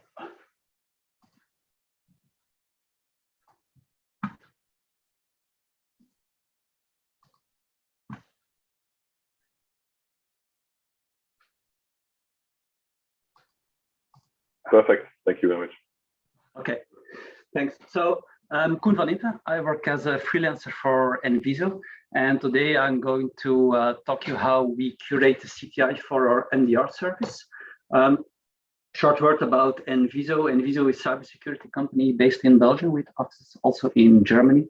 And our customers are in the financial sector, government and defense, and the technology sector. Three actors in this slides in this presentation: the MDR team, CSIRT, and CTI team.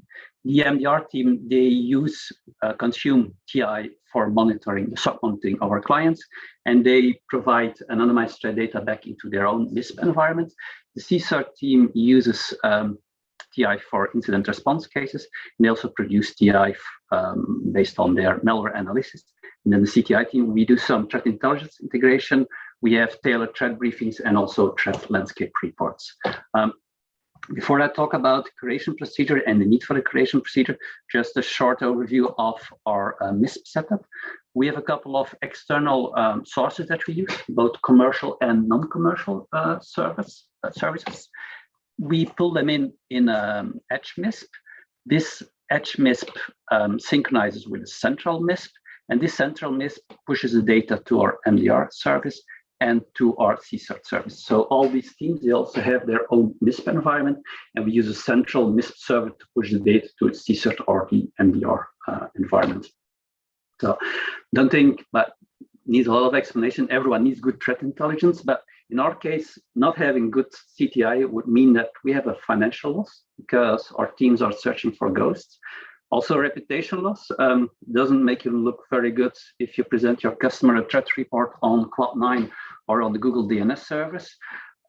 Also, when you provide such a threat report, you might be missing the real campaigns that are going on. And for the analyst, it can also be very, it's not really motivational if they have to waste time on a threat indicator that is not really valid. And they also start doubting the data that comes from our team. So to solve this, we started working on a curation procedure. The curation procedure has three main pillars. Removing false positives. We use the MISP warning list and the analysts their own judgment. Add some contextualization, TLP tags, from where did we get the information? What is the relationship between the different attributes? Add some comments and close the attributes in objects, and also add the targeting information, which are the threat actors, which sectors are they targeting, and verify that the threat information is relevant, complete, and also of high quality, that we can do something with it. The curation procedure itself, for us, it's built on two components, an automatic component and a manual component. And the first thing that kicks in is the automatic component. And we rely here heavily on ZMQ queuing system, publish subscribe model. And this allows us to do a real-time integration with all the data that is added, that is pulled into our MISP environment. ZMQ is available as a MISP plugin, and also a couple of examples, Python examples available in the MISP repository. So if a MISP event gets pushed to ZMQ, we check if it comes from a connected server, it's a new event or an edit for an existing event. If this is the case, we start the curation procedure. The first step in the curation procedure is to unpublish the event. And then we set the workflow of the event to incomplete. Workflow is a MISP taxonomy, by default included in a MISP setup. And this workflow taxonomy allows you to keep track of the state of an event. If it's complete, if it's still in a draft mode, it also allows us to add some additional tasks that an analyst needs to do. So it's all included in the workflow taxonomy. Once this workflow event is set to an incomplete workflow state, we also add the source from which connected server did we get this MISP event. We just use the server name that was configured in the MISP configuration. And then as a last step, we do some sanitization on the TLP encoding. Some of the organizations, they use TLP all in capital, some add the word thread in front of TLP. This makes it very difficult to do some filtering, but also to use it later on if you want to distribute this to the other environments. So we do some sanitization here, and we add a tag that corresponds with the TLP taxonomy that is in the MISP environment. The second part of the curation procedure is the manual part, which is done by the analyst, which is a little bit harder. But this analyst, they start with an unpublished incomplete event. And the first step is to ensure that it's of high quality and that it's complete.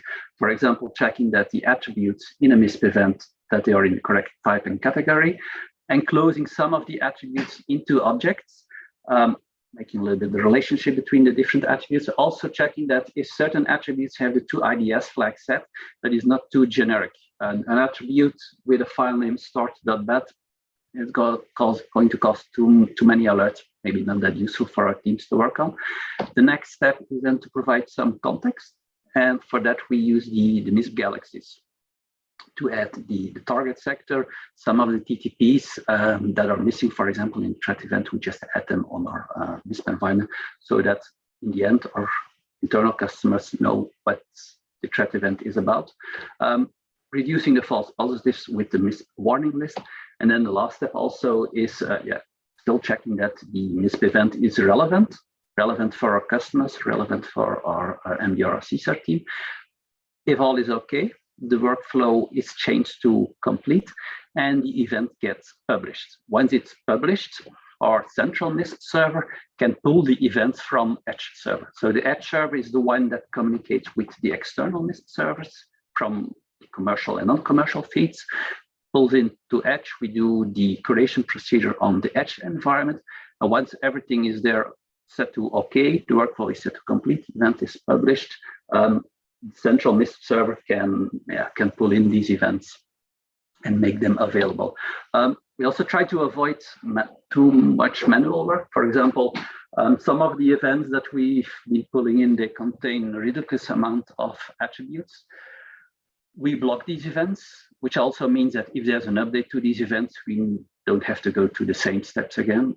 We also blocklist some of the organizations that provide low quality events. For example, events with just internet scanner IPs can be useful, but not for our use case. And we use the MISP blocklist feature with the comment feature that you have there to provide the documentation. We also have our own platform, an internal company platform with documentation. And one of the items for the future is to have a synchronization between what's documented in MISP and what is documented on our platform. Once it's on the central server, this central server, which has the clean data, this central server pushes the events to our MDR MISP server or to the CSAR MISP server. Same process works a little bit for the same, both for MDR and CSAR team. The MDR team will use the information that they get in their daily operations. The events that they receive, they use the tags that are there in events and the attribute comments for additional context. If there's a match, they escalate within their team. If there's a false positive, they will provide feedback to the CTI team. There's also a third option. So instead of communicating with CSERT MDR team and fetching the data from Edge, we can also manually add our own threat events, for example, based on our own research, or some of the incident response cases where we are allowed to share information, or sometimes the malware analysis. Now, for these manually added events, we also worked out a workflow just to have some consistency there. We also use here the workload taxonomy. We start with an incomplete taxonomy. We make sure that we add a self-explanatory title. So the analyst gets a checklist, see that is this title. If you read the event, that you immediately know what is this about. We add TLP and tab tags. If we add attributes, also make sure that there's some context there, and close the attributes in objects and create the relationships between the different objects. Also, for a manually added event, it's important to add this course of action. If we manually add these events, we push them to MDR or CSERT team, they need to be able to know what do we have to do with these attributes. So the course of action describes what's the expected follow-up. And then if everything is okay, workflow of these events gets set to complete, and they get published on this central server, and then they can find their way to the MDR or CSERT server. This is in a nutshell the curation procedure that we use at NVISO. It's built on automation and a manual process, and we rely heavily on ZMQ to do that real-time integration. The manual process, it's divided between a couple of analysts, writing down this curation workflow. So the way that I demonstrated is in the slides, we have a workflow, a similar workflow on the internal documentation, but it allows for a consistent approach by all the different analysts. For example, we also use tag collections to save time if we have to handle events of the same type, so that we are ensure that we always apply the same tags to these type of events. And we use multiple MISP services that synchronize with each other. One of the advantages there is to have a load distribution. It also allows us to have a clean set of data. So that central MISP that we have, we know for sure that all the data is there. It has been validated by us, and the data there is correct, or as correct as is possible.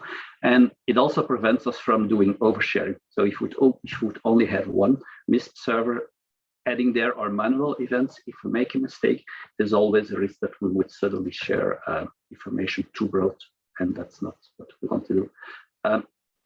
This is all that I wanted to tell about the curation procedures. These are the contact details, so you can reach out to me or to Bart or to the NVISO team if you have any questions on the setup or on the integration or details on the curation procedure. Just let us know, and happy to help you. So that's all that I wanted to tell you. Thank you. It's very interesting.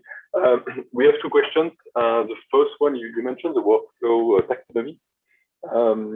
Did you find any missing elements in the taxonomy, and do you plan to contribute back to this taxonomy? Missing elements, yes, in the sense that, for example, if you want to have multiple steps of validating that an event is complete. So before publishing it, having multiple steps for eye review, for example, it's not immediately implemented in the current taxonomy. I have a couple of ideas how we can tackle this, but it's currently not implemented. That's something that I would like to contribute to the workflow taxonomy to make this a little bit more easier to implement.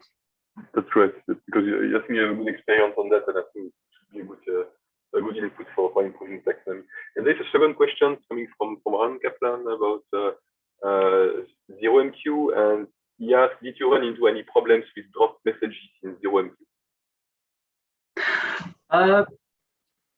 No, except that no. The machines are, but they have sufficient resources, and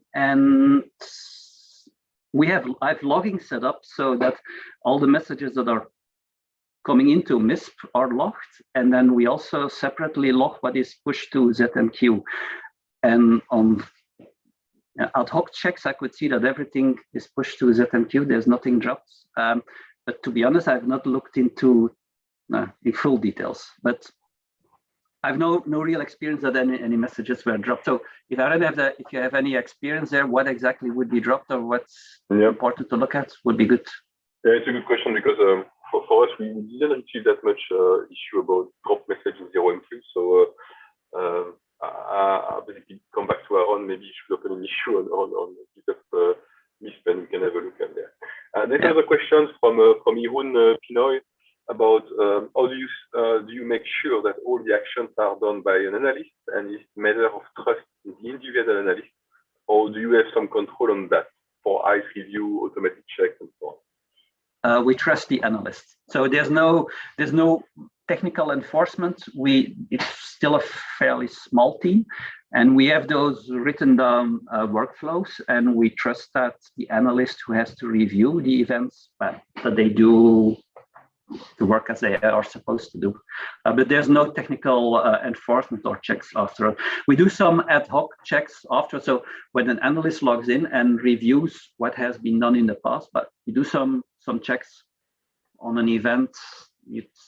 Some manual verification that everything is complete, but mostly it's based on trust on the other analysts. That makes sense. We have seen that in our organization. Last two questions. So one is coming from GI7 Worm. Can you disclose anything about your source of threat intel? Can you repeat that, Alexandre? Can you disclose anything about your source of threat intel?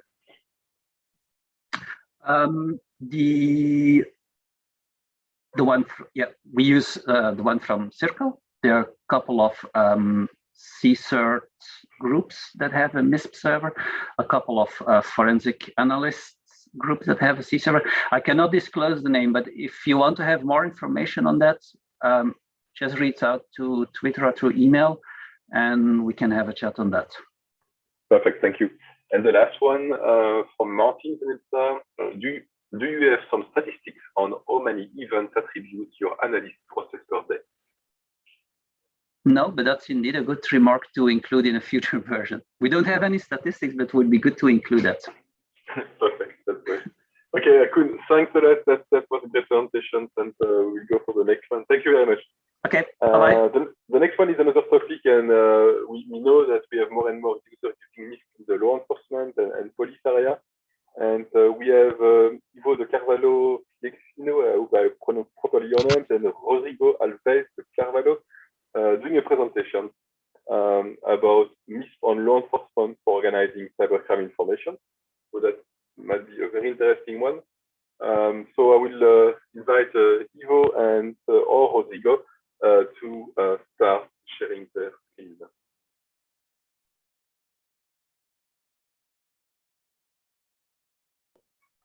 Hello. Let me try this. Hello, everybody. Can you see the screen okay?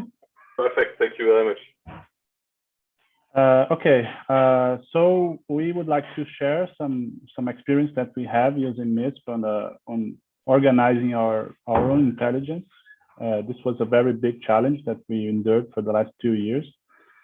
And we work at the high-tech crime unit, me and Carvalho, and we are inside the cybercrime division of the federal police. So what was the problem? We want to get our own intelligence. We had a lot of things going on inside the police. We had forensic reports, we have intelligence reports, we have investigation reports, we have a lot of information, but this information has no standard. It's on documents, and it's on different parts of the federal police. So we want to put all of this information in one place, try to correlate different investigations to see people from different branch offices are investigating the same organizations. And we want to integrate this with external information in the area of cyber threat intelligence. Is very keen for us. We are very interested in this area. So the information was dispersed, as I said, and we have a culture of compartmentalization. So we tend to classify information. It's hard to share information from one investigation from another. Each branch office is responsible for their own investigation, so it's very hard to have a picture of the whole what's going on the cyber landscape in Brazil. So each actor sees a part of a whole, and we need some way to do better with this. So, and we also want to integrate with other sources, but to get CTI, we need to organize what we have first. I saw the last presentation and it was very interesting that you are producing garbage and enriching garbage, so we didn't want to do that. Okay, so we had no budget. We have no formal budget for this project. We have no formal development team. We have no software architect to do this. We have only a small team of 3 police officers. 2 of them are here in this presentation. But we are highly motivated. We see cyber threat intelligence doing great on the private sector.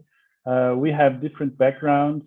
Rodrigo is a good developer. I'm more of a malware analyst, so we joined this efforts to do something. And there are a lot of free open source tools that we could use. So we use some of them that are listed there. So this is something that we are was eager to do. So how we did this? First, we created a working group. We have to involve the people that produces the information. We have to involve people from the intelligence unit, from the IT department, from the forensic unit, and the investigation unit, which we were. So we need to get involvement from them. And at this working group, we started to do some standards. So what kind of information would we extract and how often? So we started to extract information from reports weekly. At first we started with emails, IPs, URLs, and domains.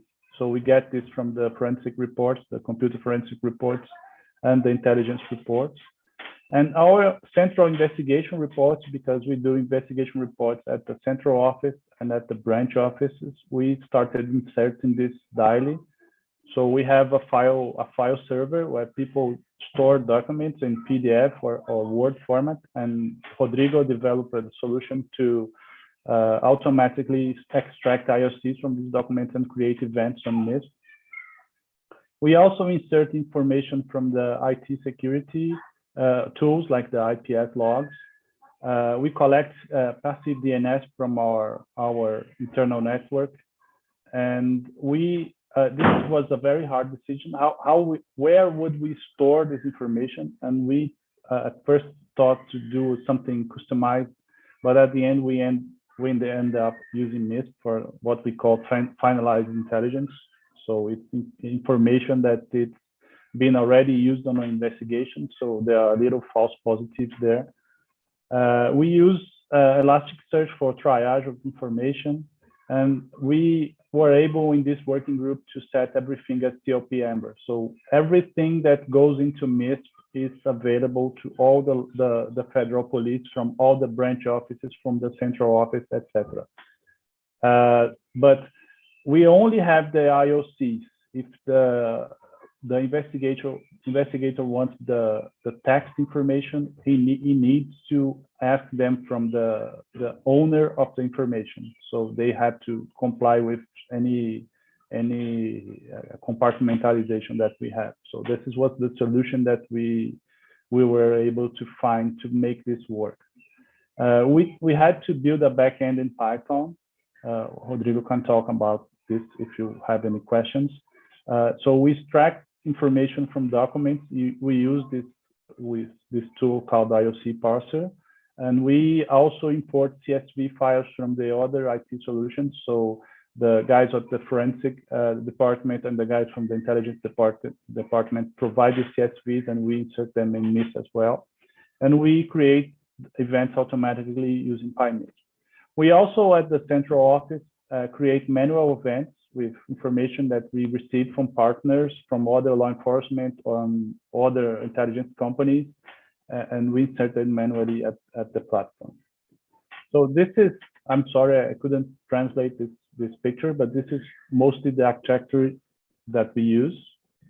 So you can see that MISP is one of the central information. where we send all our malware analysis, all our intelligence reports, all our forensic reports, investigation reports. And we can query this information using the MISP web interface, or we can use Maltigo. We use the MISP Maltigo integration for this. This is what we have today in our MISP. We don't share at this point information with anyone. This is something that we need to work on. How can we share information with other partners because of the sensitive nature of the information that we generate. So this is something that we want to work on later. But we have almost 40,000 events, forensic intelligence, child pornography reports, electronic fraud, malware, network security, etc., etc. So some use cases. This was an investigation that we are doing, and we had two separate investigations from two separate offices, and the investigations had the same IPs. The IPs was from the same provider, that is local web, it's a hosting provider in Brazil, and they were registered. Two different IP addresses were registered to the same person. So we were able to correlate these two investigations from two different branch offices using the solution, querying it with Maltigo. Here we have two investigations that have the same IP addresses. They are all from NordVPN. This is a weaker correlation, but it's probably worth looking because probably the same actor is possible to be used and to be active in on the both investigations. This is a work that we are doing of clustering banking malware families in Brazil.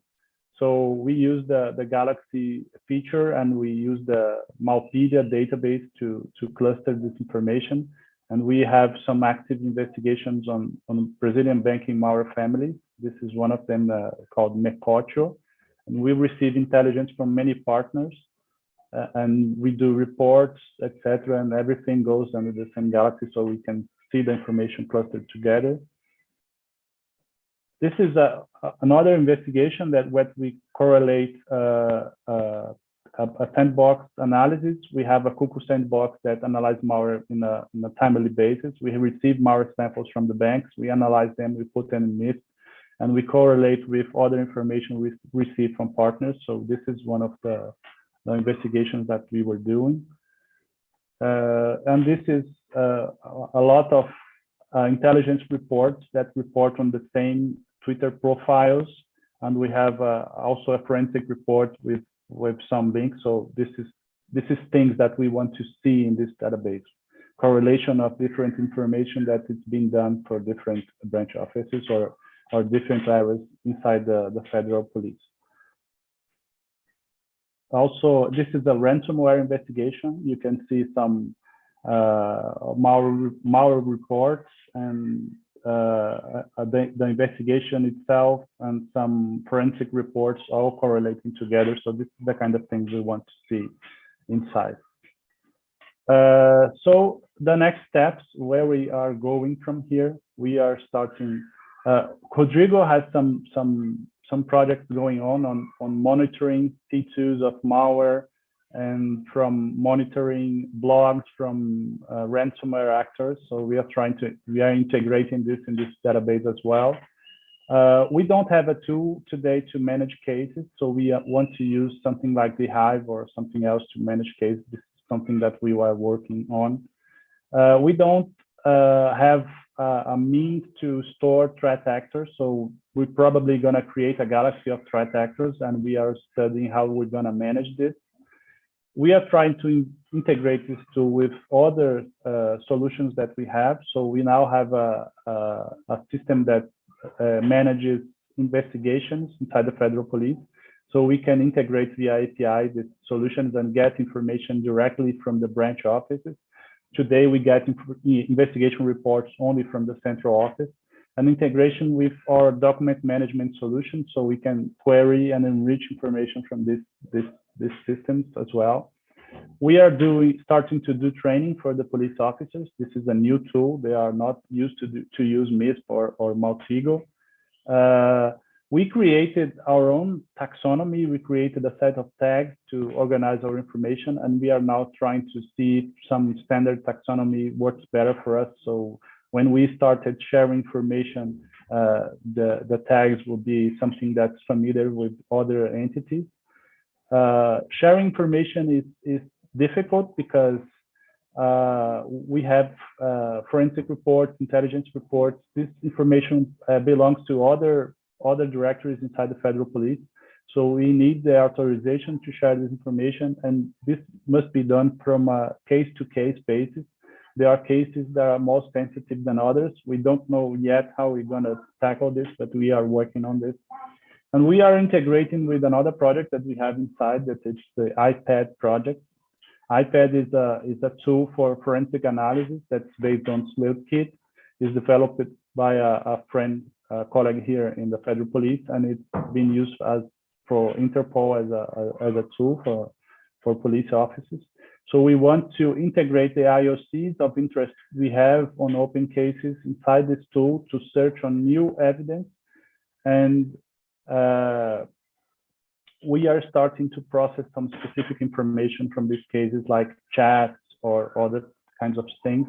And we are starting to get external information from enrichment. We are testing some feeds to enrich more of our information.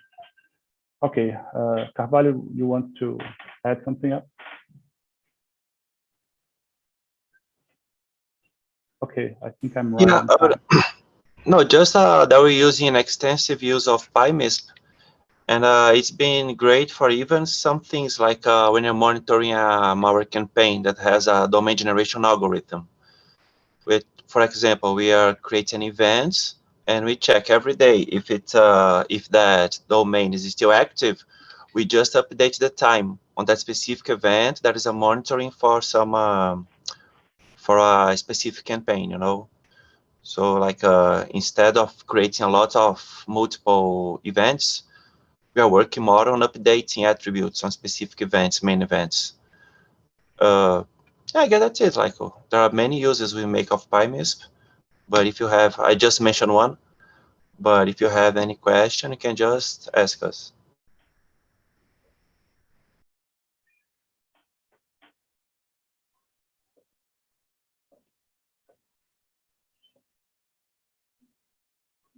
Okay, is there anyone there? Yeah, perfect. Great. Thanks a lot. It's great. It's great to see. I mean, police using MISP and to tackle cyber criminals and so on. It's very interesting, especially to see how you manage to connect everything all together and so on. I think that's interesting. If you have any feedback regarding MISP and maybe limitations or issues that you have, don't hesitate to reach out to us. We would be more than happy to help you there, and it's great. I'm glad that you are working on that. Thank you very much for the presentations. Next one is again someone from Brazil, and Brazil is pretty active in MISP, and it's Bruno Guerreiro, and he'll present MISP as a countrywide community threat intelligence database. Sounds promising. Bruno, can you share? Hello. Yes, sure. Hello, everyone. Perfect. We can hear you and we can see your slide. Perfect. Thank you. Thank you so much, guys. Thank you, Alexandre. As you can see, Brazilians pretty active on MISP, same as is pretty active on cybercrime as well. No? So that's why we have a community project called opencti.br here in Brazil.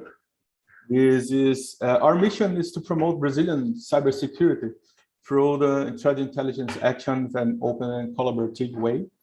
And we are doing that because we believe that cybersecurity awareness should be to everybody, right? Big companies, small companies, and even end users.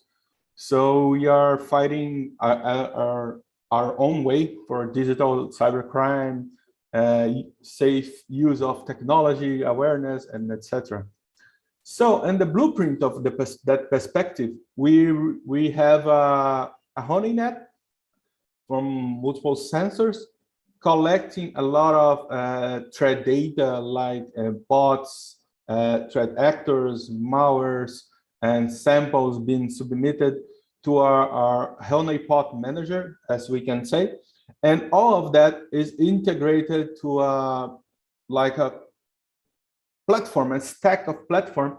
When we have MISP in the central point of that, with sandboxing like Kuku sandboxing, we have threat analytics using Graylog, Elasticsearch instance, and the heart of that is everything on that is plotted on the MISP instance, and that information from MISP we are publishing some reports to partners like community, universities, and also publishing IOCs in general from GitHub. So we published IOC lists from exported feeds to GitHub, and companies can use freely to their own CM solution or firewall solution or anything they want.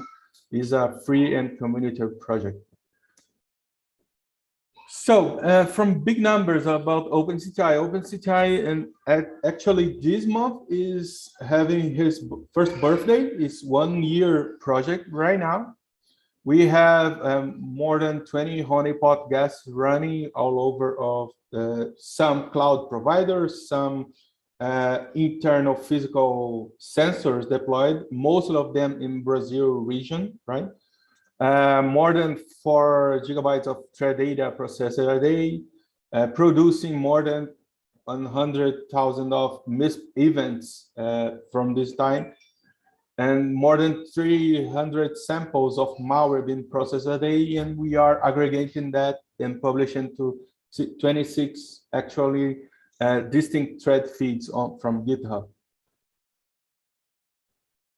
So this is what we are doing with MISP in general, is consolidating all that thread information and giving access to community here in Brazil, to small companies, big companies, enterprises, even small network providers, for instance, so they can protect their end users from any threat. And if you want to know a little bit more about OpenCTI BR project, you can go to social networks like LinkedIn, Twitter, GitHub. We do have some public channels like reports. We produce some thread reports, some malware reports on our web page. We have a community Discord channel so we can chat and discuss a little bit about. We have a real-time thread map from our honeynet sensors, the thread feed itself, and a couple of real-time Telegram alert channel, so we can produce a little bit some information what's being seen by our project. And for people that want to support the project, for instance, supporting with multiple sensors, deploying and helping deploying multiple sensors, we give access to the ThreadDB database, the instance MISP itself, the thread data itself, Graylog with a lot of data that can be searched, created reports, dashboards, etc., and access to our sandboxes so people can play a malware and check reports individually of that. So this is a little bit along of the way supported by PulseDive.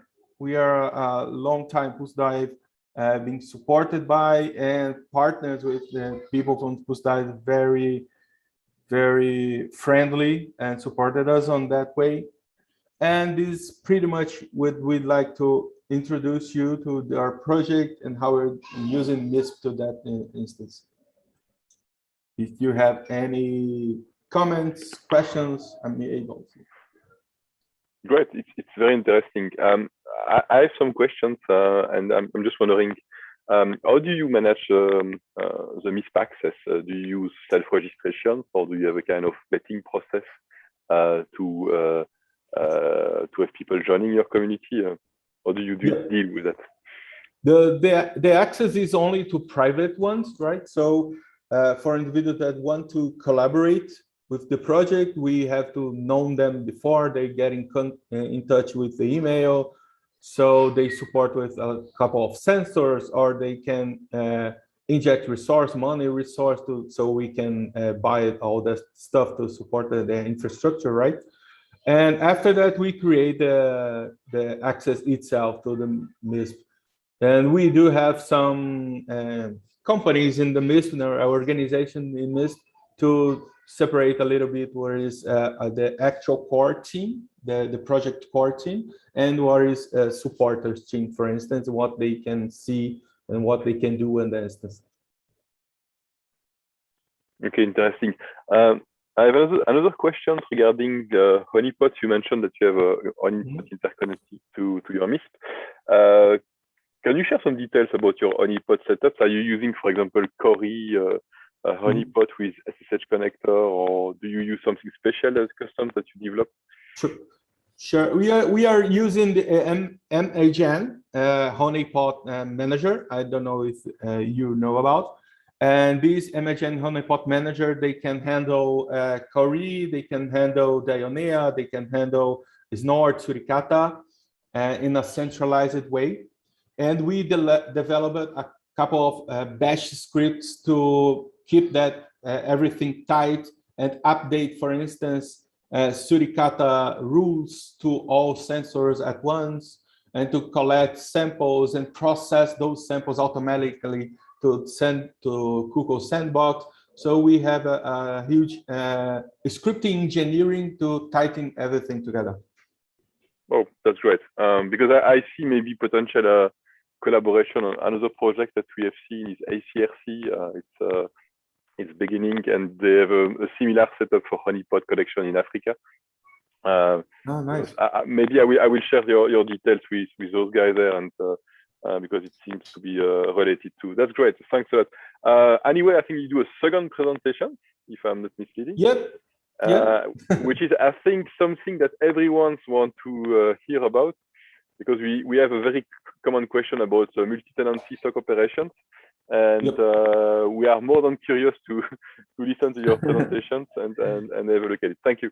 No problem. Thank you so much, Alexandre. So the other point that we would like to introduce you, we have, as you said, a stock operation is a big area for MISP usage, right? Primarily for IOC matching perspective and threat detection. So one point is a very simple presentation, but maybe complex to implement architecture. We have some projects, customers, maybe I can say, and using one MISP, for instance, and how can we use that to integrate a lot of different customers and technologies like Splunk, Radar, Graylog.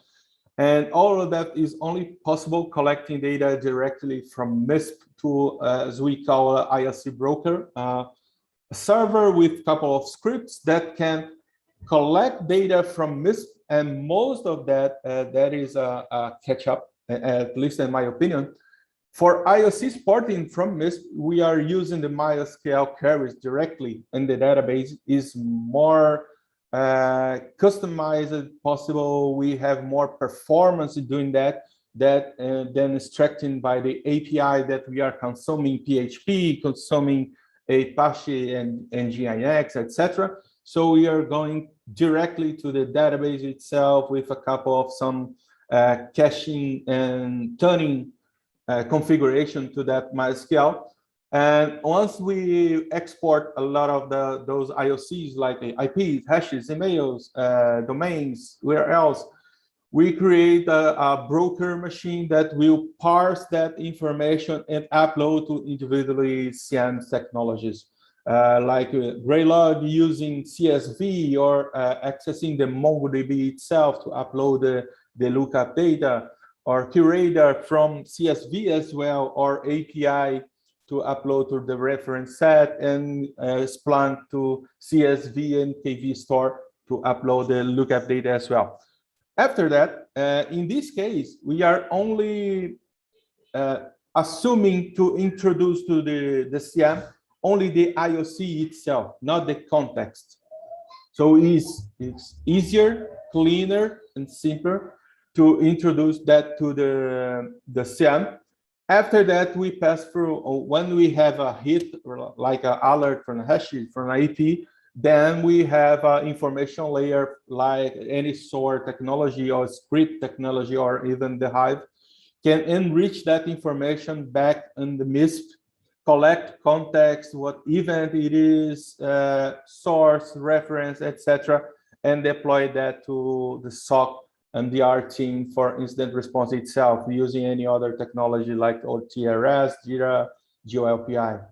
So in this setup, we have a single MISP instance, single IOC broker instance, single the Hive instance that we can scale laterally to a lot of customers and different technologies on that. So in doing that, we can create a two-way IOC hunting, for instance. We can have, I call itself IOC auto hunt. After the IOC is onboarded on the CN itself, the processor rules will try to hit that IOC in the firewall log, Windows log, Linux log, etc. Of course, the information is there already, and we can process to the new log that is coming. That part is easy. And the other part is the looking backwards. So a little of retro hunt that is checking what is the new IOCs being onboarded on the CM from today, for instance, and creating a automatically hunting query to check the new IOCs from the last 15 days logs perspective. So in that way, we can getting a bigger look of the IOC impact on our environment. It's not only, okay, I know that threat from today and I can detect today to forward. No, I can detect the threat today and I can look backwards some days automatically to check if my operation or my customers had detected or had contact with that IOC from that past. So it's a little bit of easy like that to say, a little bit complex to implement, but it's pretty feasible and possible with some scripting. Personally, I use a lot of bash scripting. I find that simple a lot to implement that. Any questions about it? Sounds great. I'm just looking into the chat if you have any questions. I have one. I don't know if it's related to, it's from GI7 Worms. Why do you upload IOC to QRadar over CSV instead of directly through the API? We can use it both ways. The motive to use CSV is because as we have a lot of other technology, you can see in the screen, Greylog can handle CSV and can handle MongoDB. Splunk can handle CSV and can handle KV Store. KeyRadar can handle CSV and can handle API. So for the broker perspective, it's easier and simpler to have the same pack of a CSV, for instance. And in case of the KeyRadar has a tool that can parse the CSV itself and handle to the database without going through the API. API is a little bit slower than loading directly the CSV to the database. Okay, makes sense. It's quite interesting. Just one question. Do you plan to open source the IOC broker things? Because it seems to be something that could be interesting for others. Yeah, well, I did not had thought about it, but I do have another project called CleanDNS. It is open already. And there has a couple of IOC broker ideas. So yeah, could be a very good idea. Okay, cool, nice. So it's maybe something that we could add in the tools list of the MISP project because it's something I see some similarities, even if it may be different to MindMeld. Sorry? To MindMeld. It's another. Oh yeah. Is there MindMeld could be a good idea as an IOC broker. Yep. Yeah. And we have another, yeah, and we have another question from the chat from Elimata. Questions: why are you pushing alerts to the Hive and not to your EDR directly, and use the Hive for cases that are new and not yet detected? So I suppose for the EDR, alert directly to the EDR? I didn't understand that. Yeah, the EDR. For me, it's not clear to why they would like to send the alert directly to the EDR. Or I suppose it's more to inject directly the indicator in the EDR. Yeah, in fact, we could inject on the IOC broker to set up to EDR directly as well. So here we have the MISP information like central intelligence. The IOC broker can handle that and embed that in the EDR technology as well, the same way as embedded into CM in case technology. And we could also, for instance, after detecting, using Cortex, for instance, for go to the EDR and collect more information or to update IOC list on the EDR is totally feasible as well. Okay, makes sense. And there's another question. I think it's more to get your contact details because can you be reached through Twitter? Got some questions about the setup and you got there. Oh yeah, sure. Yeah.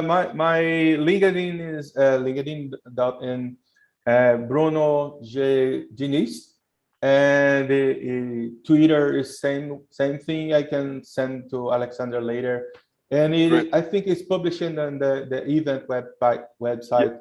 So you can collect that as well. Yeah, exactly. So the thing is, if you can add in your slide your contact details like that when we publish the slide.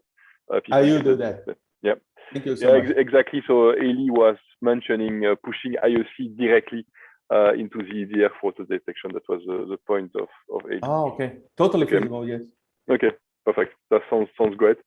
I don't know if there's any questions from core team here. Andras, no question regarding the setup and so on. Oh, that's great. Anyway, thank you very much. It's super interesting. So now we will jump into another part, and I think this one is the interesting part too. It's what Christian did in the core team about sticks. So for the past years, we had some import-export script in MISP for sticks. We are still quite involved at the OSI CTI, and we wanted to have something generic that could do the conversion between the MISP standard format and the different sticks variant that you can have, either XML, either versioning, or 2.0 and 2.1. And the thing that is interesting is Christian basically did a huge work from scratch. So it's I think a big ups to him because it's something very difficult to do. So what he did is a new repository, which is a full-blown Python library for doing import-export. The thing would be slowly integrated into MISP. So we have already the export for sticks 2.1 now integrated in the latest release, and we will do the same for the different release. There's an active documentation there that we review because the thing is quite complex. The standardization can be complex sometimes, and what we are doing is we are reviewing it with various users that are actively using either producing sticks document or MISP format document to make it manageable, especially that sticks is mainly on cybersecurity indicators and so on. Nevertheless, MISP is more on cybersecurity and any generic kind of template that you can have from intelligence and so on. So that's something interesting. So I'll give the floor to Christian that will talk about it and maybe even do some demonstrations. Thank you, Christian. Yes, hello. Thanks, Alexandre. So you already introduced this topic a lot. Thanks. So my name is Christian. I'm working in the Circle team, in the MISP core team for 4 years now, mainly on the integration of external formats with MISP. So basically importing, exporting data, queries to external APIs to gather additional information. And one of the main export and import integration we have is with sticks. So for this, we have a built-in integration. This feature is part of the Sticks, the MISP core platform. So for the last few years, we've been supporting it. The features always have been exporting MISP events, MISP event collections into sticks, importing sticks files, using the user interface, using the REST search. The supported version have been sticks 1.1.1 and sticks 2.0. So just a few, as a quick example. Yes. So basically, the built-in functionality to export event. This is limited to an event, but as I already mentioned in my slide, it's also available from the REST search here. So basically, oops, yes, everything available here. Also, we can here use some automation tools and so on and so forth. So this is already known. This is already in use for several years. So now, besides those functionalities, we saw there were limitations, obviously. As I just mentioned, the supported versions, we started supporting sticks 1.1.1, then I implemented the sticks 2.0 feature. Also, I mentioned the export of event collections, which is a data type limitation. I will talk about it a bit more later. But we also have some practical limitations. Some of those are actually directly impacting me and my work. Not that I'm blaming anyone, but yeah, the GitHub issues sometimes are lost in the middle of a lot of core issues, and I don't have the ability to just see everything popping up. We have a lot of issues every day and so on and so forth. So for this, especially, and for the limitation that this feature is only available if you have an access to MISP and the REST client, which is the same access. For this, we wanted to have an external Python library to handle the conversion. So this was basically a good opportunity to revamp the code that was already 2, 3, sometimes 4 years or more old, 4 years old. And also to have the ability to have a standalone use of the Python code, to have possible integrations. I think about PyMISP. I think about people who are actually automating their workflows with Python code and so on and so forth. So here, the features available with this Python library are currently to export MISP JSON format, so the JSON standard format MISP is using everywhere,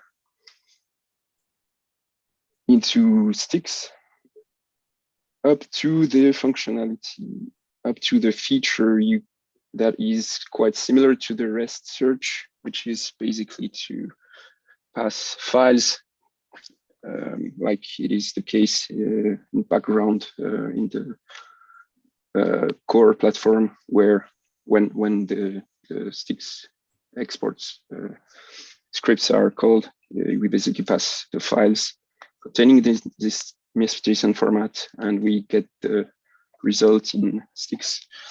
So for this, okay, no, sorry for that. Oh, mixing up with the screens. So yeah, the idea here was to have a way to have a Python Python code, Python features to do the same. So here, passing event, which is nothing more than a simple JSON event. We get the JSON format, the sticks format. So sticks2 bundles, sticks1 packages, and so on. Can also directly pass the files and get the exact same result, or this won't probably be used by MISP directly, because this is what the REST search does. It's basically we pass the event collection and we get the output file. But I wanted to have the same features, the same capacities, and so on.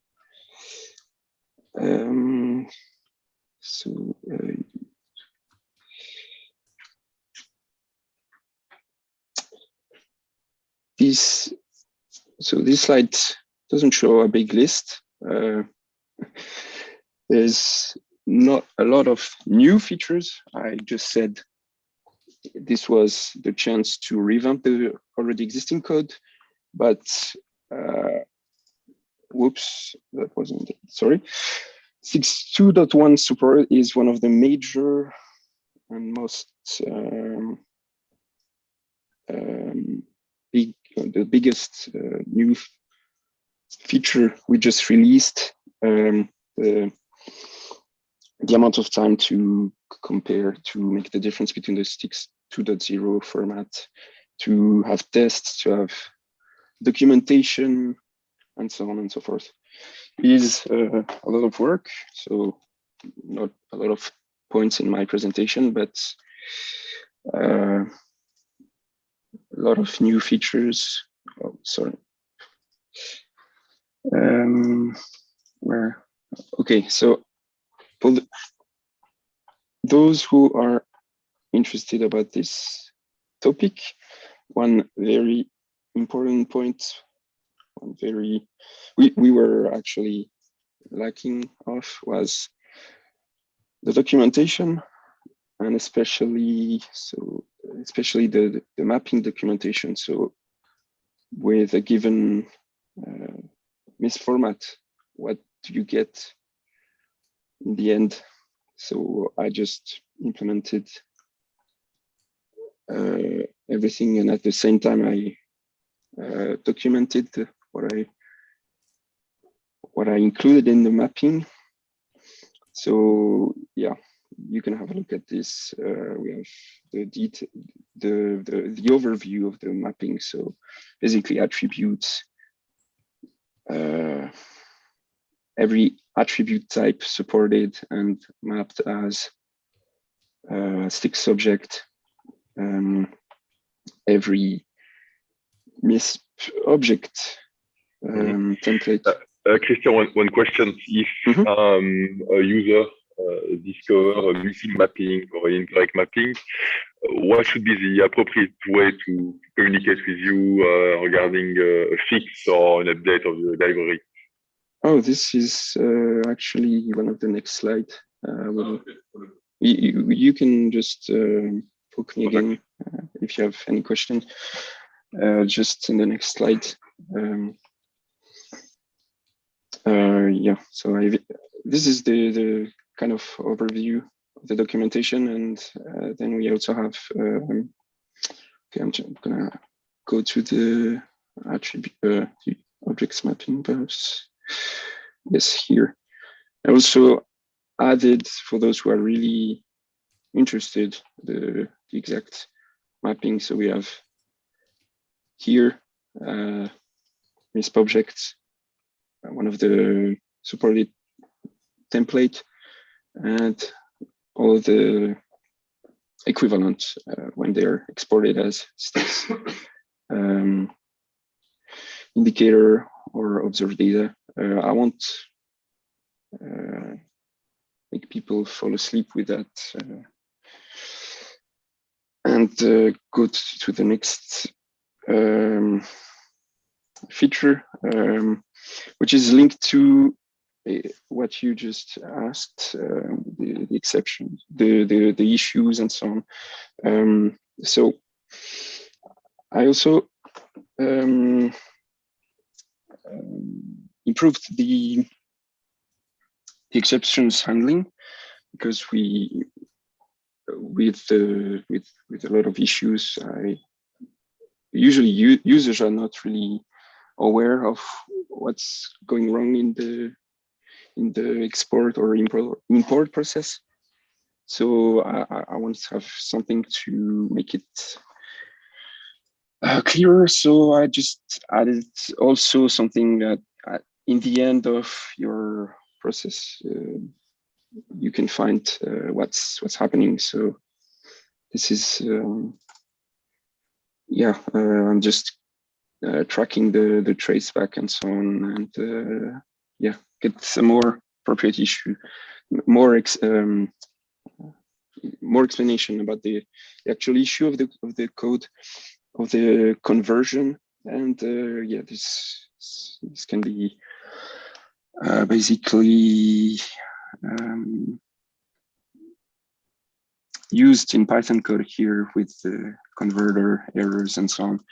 I won't go too much into details about this. This is a good transition to a very important topic: how to report bug, how to report issues. So here, the most important one, most important link, the GitHub issues system we have for this repository. So I wanted to take the example of what you can do if you want to submit an error here. You have many different kind of errors you can, or issues you can submit to MISP, and I will take this as an example to get actually some kind of templates like this. It's not yet implemented, but I will make it also available to have self-explanatory issues. I wanted to show this also because I have sorry, this one, because my next point was please, if possible, provide as many details as possible if you want to report an issue. So how did it happen? What kind of data you were trying to export? If possible, provide samples. And then we have sometimes issues because people can't share actual data, which I can totally understand. And here is a very good example with people just giving data. It's nothing relevant, but can be used to reproduce the error, and very helpful to me to fix the issue. And yeah, this is a kind request to the users if they could provide details and so on. I don't know if you had any other comment, Alexandre, about this. If this answered your previous question. Yes, perfect. That's perfect. Maybe something interesting, if people want to contribute and help us to make it better, is to provide us with sample sticks files, especially that some vendors are providing sticks in different formats, yes, for sure. which are sometimes not even aligned with the specification. So to help us for building better parsing, it's better to have some example. Yeah, any feedback is welcome about the documentation, about the code, about the future improvements and so on. Right now, as you know, because we just released the Stix 2.1 export feature, I have to extend it.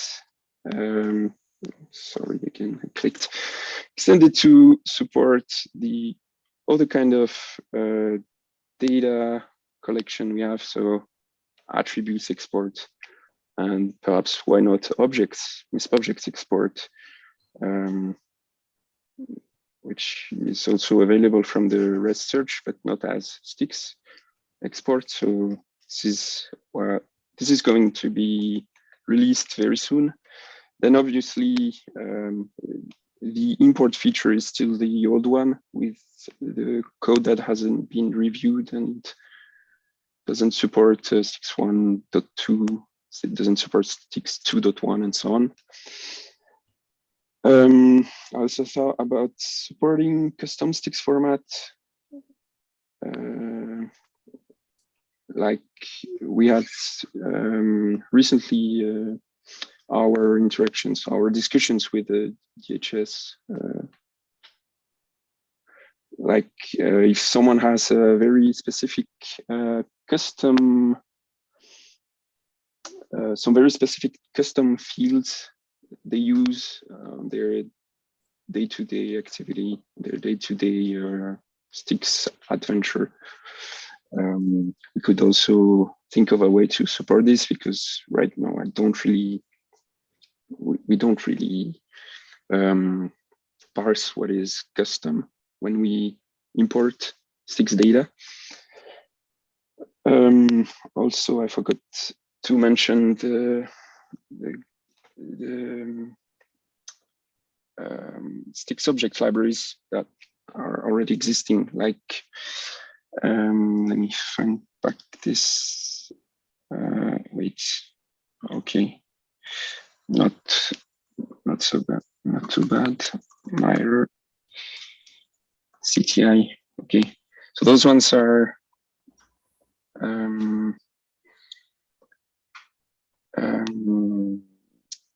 objects part of the attack matrix, already explained, already defined in Stix format, that we can basically use instead of parsing our MISP galaxies and so on. Just have a mapping to this kind of already existing libraries. I was also, with more feedbacks and more people trying out stuff, I'll be able to have more tests to avoid edge case issues, because the first issues I had with the library were about very specific edge case I didn't think of. So this is why also feedbacks are important. Especially when I'm going to start importing Stix data. And this is, again, going with what you just said about providing Stix files, examples, and so on, which will be very useful for me. Then, yeah, making this package available on PyPy just for easier integration with Python code and so on. So this wasn't really long, because in the end it's new features, the rest remains the same and so on. But we could have very long talks about this, which wouldn't fit in this time slot. So if you have any question, the documentation is available in the GitHub repository. We could even publish it somewhere else. I don't know if you have anything in mind, Alexandre. Yeah, I think we have a question from Andras. Yeah, just a quick one. For those that are running older tools that want to ingest it and run, for example, a tool that runs Stix 2.0, is there a way for them to still get the data in the older formats? So 2.0, and then once 2.2 is out in 2.1, or 2.1 only? Yes, wait. Yes, yeah, I forgot. Thank you for reminding. Yes, with this feature, yes, I forgot to mention this is, yes. We can specify the version. I think it's Stix version. Exactly. Sorry, is it like this or integer? I don't know. Worst case, it will. Oh, it works. Yeah. Okay. Yes, we can still get the previously supported version because they're also part of the new library, and without this additional filter, you just get the originally supported versions. So Stix 2.0 and Stix 1.1.1 for the Stix 1. But yeah, you can specify the version here. And for the import, as I just said, it's not already implemented, so still the previous code. I think. Yep. So this is someone answering the questions that we had from Dev Markham. We were speaking about producing feeds from the repository, and you can basically call from MISP and doing such kind of search query like you just show in the REST API UI. Great. Okay. And obviously with this model, if there's next versions or sub-revisions of Stix 2, we can handle and support those ones easily. Yes, sure, exactly. So sounds great. Yeah, so that's basically it for Stix. Any other questions? Yeah, otherwise, just don't hesitate to reach us on GitHub. Sounds good. And Christian, huge thanks from all the team and all the people, because I know it's a tremendous job that you did by creating those new libraries for Stix. So we are all quite impressed by the work done. Thank you very much. That's great. A small slide of agenda. So I don't see Mr.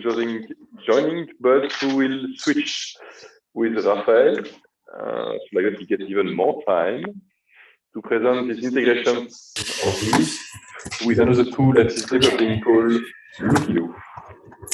Okay. Thank you. Feel free to share your screen.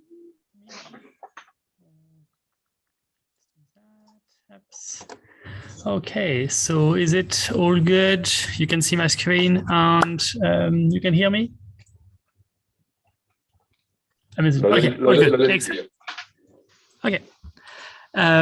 So yeah, like the reason behind Looky was that we wanted to have a way to capture websites and investigate them, because when you generally just like end up on like when you see a new website and you want to just figure out what's going on, that's the kind of stuff that you can do right now with like the dev tools, for example, in Chrome. So you open a page and then you have all that stuff happening and all kind of content being loaded, and that's before you accept anything, like before you do any kind of GDPR consent anything. And if you consented, then you have a lot of stuff going on, and it is just an absolute mess. And that's just like a legitimate news website in the US. And you already have like 300 requests, and yeah, basically like 6 megs of content downloaded right now, and it just keeps going. And I didn't even scroll on the page. If I start scrolling, it's just going to be ridiculous. Generally, I'm used to like look at how fast I can get to 1,000 requests. And generally, like you just click on any link, it's going to get to like 1,000 pretty quick. As you can see, it just keeps going and so on. So analyzing those kind of websites was an absolute nightmare. And there is like no easy tool to help you to do anything like that on the market. So that's why we decided to develop something that would help an analyst to understand what's going on websites. And that's how Lookiloo started. So I'm going to open like the page here. So Lookiloo right now is a web interface that uses something called Splash in the backend to basically load a URL like in a browser. Like it's just a Splash is a WebKit, just WebKit-based instrumented module that gets the URL, loads all the content, interprets all the JavaScript, and returns information about the page. And we use this information, especially the HAR files, HTTP archive export, to build something like that. So I'm just clicking on like one of the most recent one. So if you end up on that page, you will see that you started from here, like you basically the initial link here. Is like this one, and you have like a redirect to this one, or another redirect to this one, and then you can see also, you can look at the content and see like what kind of images that was loaded for this specific capture. So I'm going to just go back on the first page and like show you a few other of those. And so initially it was started to work with news website and figuring out like what's going on privacy wise and which kind of content is being loaded, but obviously it can be used for phishing too. And earlier today we had a report of very interesting phishing site that was targeting a Luxembourgish organization called LuxTrust.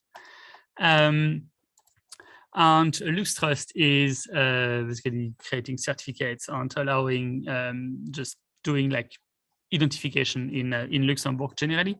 And this one is a pretty nice looking phishing page that land up on like on something like Plesk, like just like a Plesk page. But as you can see here, the initial link was something on like thinkific.com. And then you are redirect to Plesk, and they have some more redirect. And then you can see after, like when you have like the landing page here is generally the one with a screenshot. You have then all the other content that are loaded from that page specifically.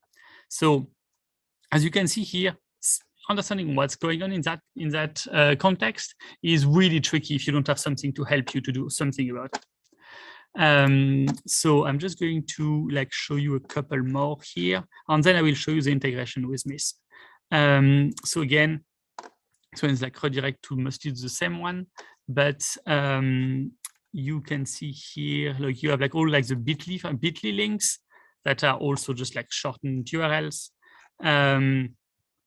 But as you can see here, investigating those kind of pages is just an absolute pain if you don't have something to help you to do that. Like for example, this one is quite amusing. Starts on like kingpinauto.com, one more redirect here, and then like I was like confused where the actual landing page was, but you end up, so you have like this one that is loading some more content from like a bunch of resources, and then more redirecting and back on like pin redirecting, and at some point you just land on Instagram, probably because it detected the browser as something that it doesn't really want to send you to anything that is particularly malicious, and just you go to a page that is well known.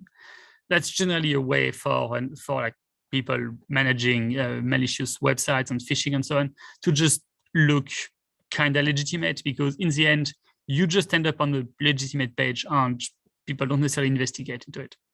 But yeah, so as you can see here, like investigating that kind of crazy redirect is an absolute nightmare if you don't have something that will help you like Lookiloo does. Yeah, so that's the idea. I can give you a lot more details on like which kind of information you have on the page and so on, but let's move to the MISP integration. So I'm back on like the phishing page, the LuxTrust phishing page. So like that's like the public instance. I mean, you can go on like looking at the circular tell you to use the demo instance and have a look at it. You won't see like those two links, prepare push to MISP and search event on MISP, because it's connecting to our main, our like MISP instance. So obviously we don't let everyone just push stuff to it, because when you can push, you can also access content and so on. So that would just be like a bad thing. You don't need an account anyway to log in on the platform. But if you log in as admin on Lookiloo, you will see those two links. First one, you can like search. So if you click on it, it's going to show you like the events that contain some indicators that are present on this capture.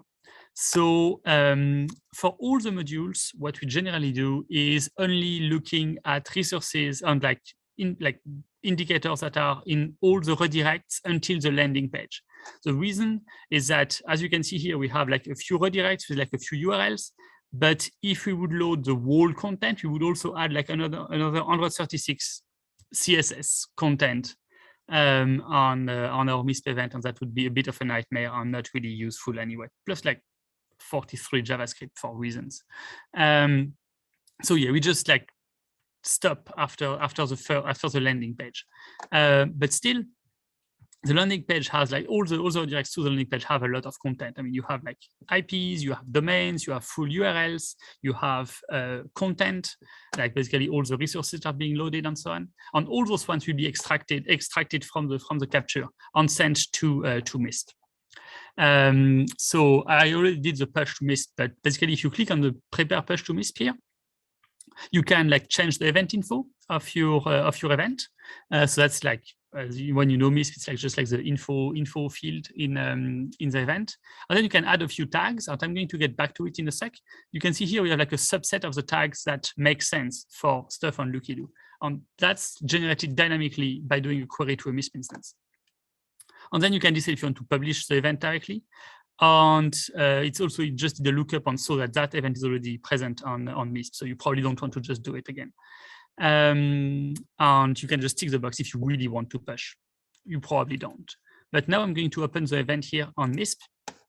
So in that case, so what I did here is I like pick that one. And then I noticed that here you have like reactiver mon certificat. And that just like re-enable my certificate. And what you can do on this, you can like click on like run subsequent captures, and it's going to find all the URLs that are on the page, and you can just pick something that looks interesting. And in my case, I decided that this one was the one that I was interested in. So I just clicked on it, clicked on capture selected URLs, and it created this capture here. And this capture is basically like the redirect page that asks your user ID and password to log in on your LuxTrust account. So again, I took that capture and then I pushed it to MISP, and I landed on that, and it created this event here.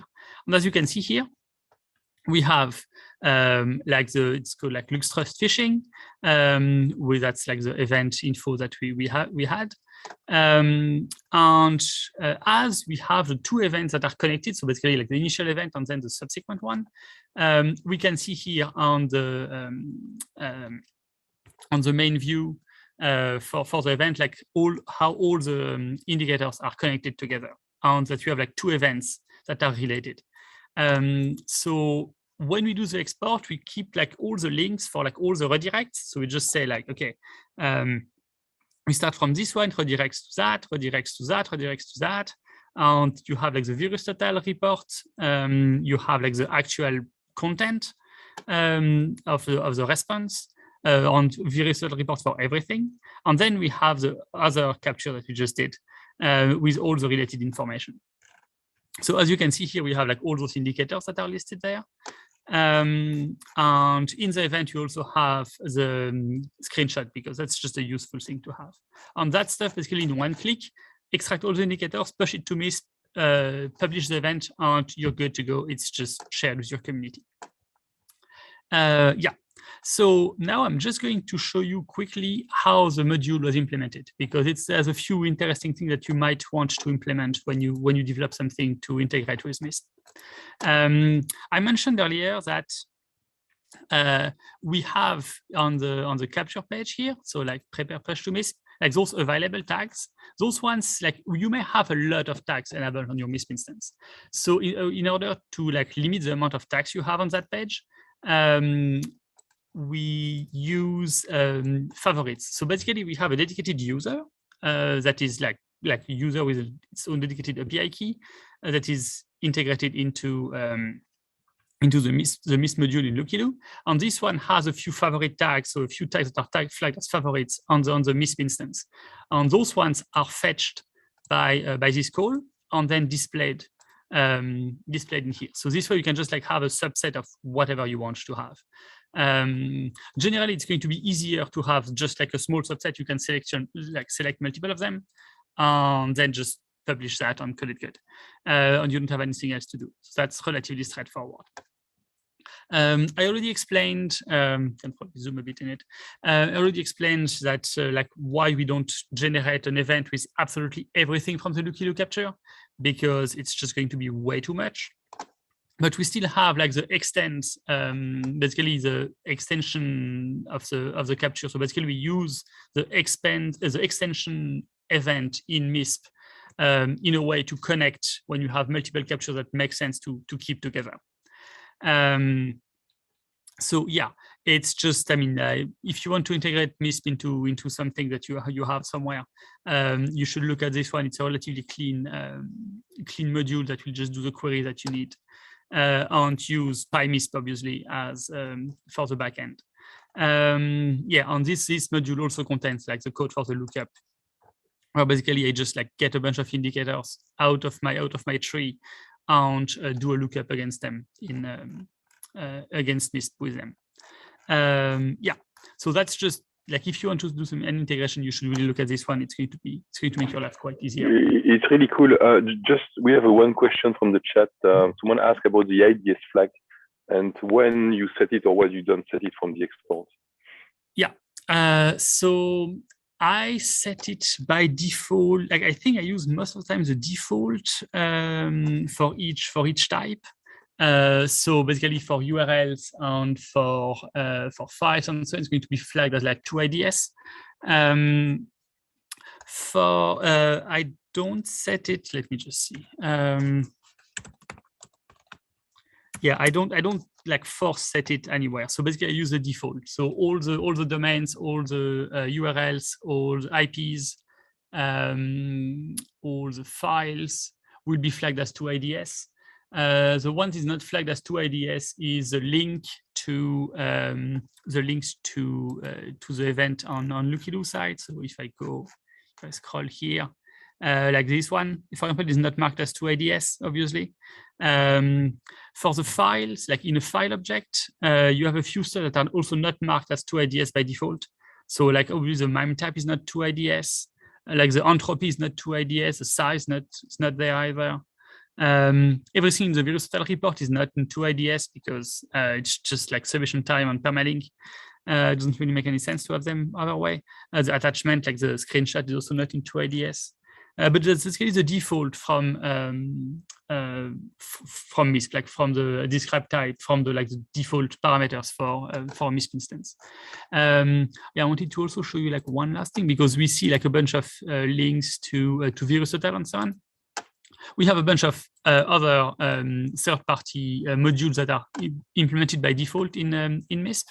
So I just like triggered it on other capture. So this one is going to take like a bit of time because it's going to do a lot of capture all the way. But let me go on this one. You still have time, no worries. Okay, yeah, I mean, I'm just going to get back to the other one in a sec when it's done. But like, I can already show you something that is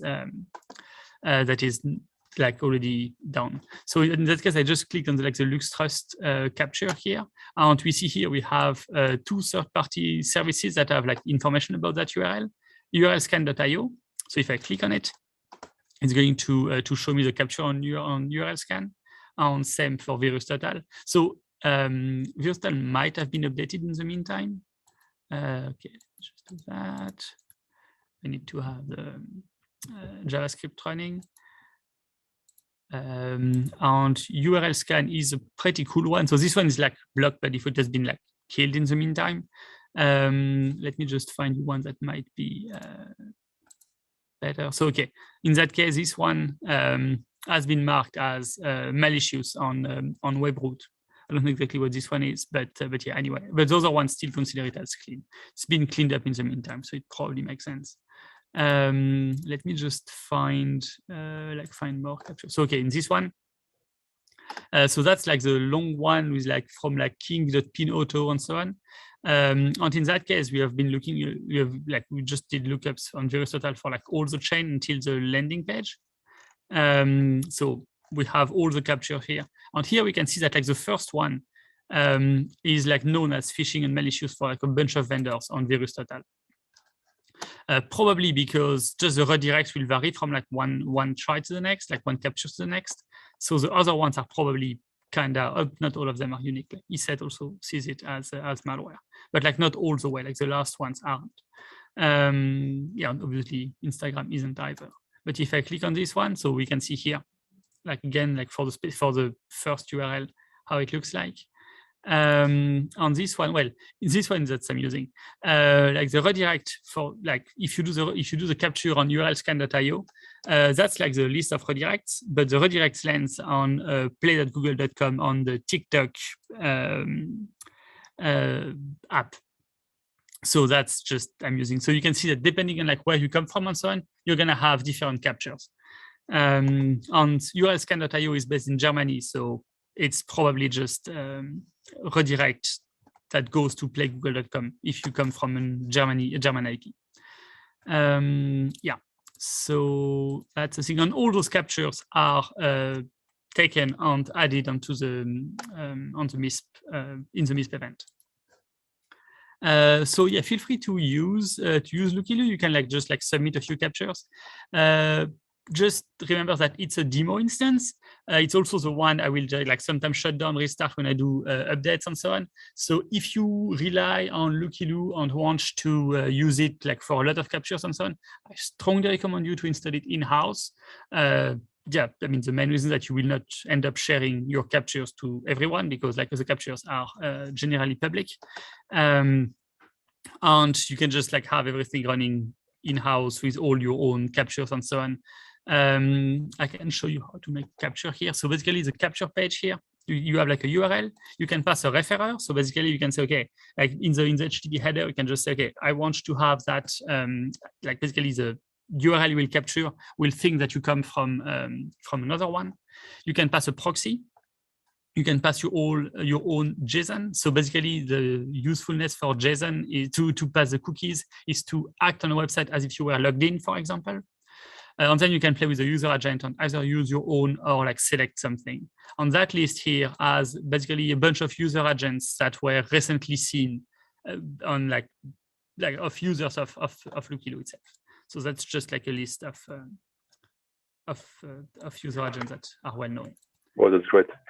We have one question from Koen regarding LookIloo. Can you crawl a site multiple times, like every hour, and then update an existing event with new item found?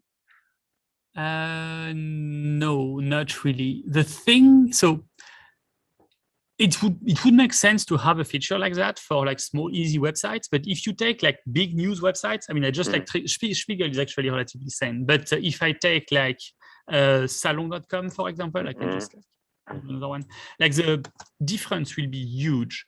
Like if you do two captures with 1 hour difference, like you will have 80% difference in everything that is loaded after the first set of redirects.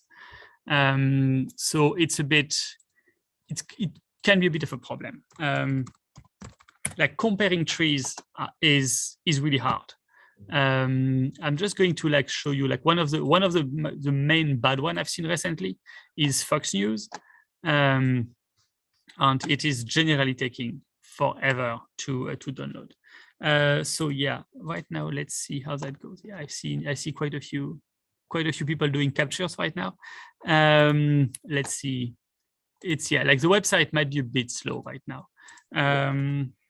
But it should come back up. Something interesting with LookIloo and the MISP integrations is Rafael is leading the development of PyMISP, so he knows quite well the library of interacting with MISP, and at the same time he's developing a software from scratch, which is giving, I think, a very good example of how a MISP integration could be. For example, the use of extended events that Raphael showed is very interesting because it's really show how you can really segment and chunk data in MISP without ending up with like large MISP event. So I think it's quite interesting to have a look at the MISP module on Lookiloo. Okay, maybe you want to show the salon one. Yeah. Oh no, I mean I was just like loading some of the captures, but yeah, it's like having a look at the MISP module will definitely make sense. Like this one is implemented in a way that I would recommend people to use PyMISP. It's like you have a lot of helpers available in PyMISP just to make your life easier, so you don't have to understand the whole internals of how to create a JSON document. So it's going to make your life a lot easier if you just use it like that. I was just guessing there's something specific I want to show you.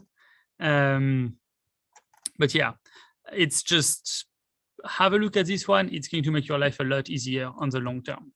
Let me see if I can get Fox News to load. Sometimes on really huge captures, like Fox News, splash just fails. Okay, so we have Fox News right now here. That's what's loaded. It's not the worst one I've seen.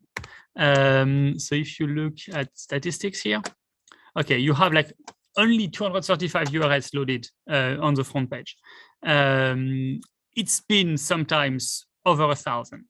I've seen like over 1,000 unique URLs loaded from like big news websites.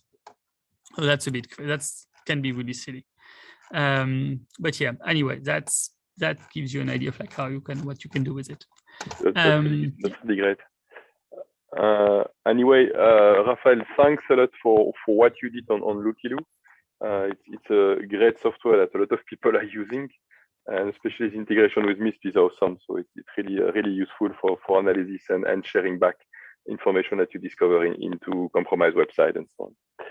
That's great. Thank you. I think we are out of questions, and as JJ Jossing is there, maybe we can give the floor for the presentation. So Raphael, again, thank you very much.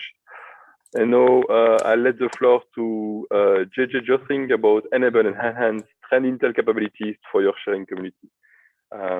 Thank you very much, and it's great to see people from an Isaac joining us today. Thank you.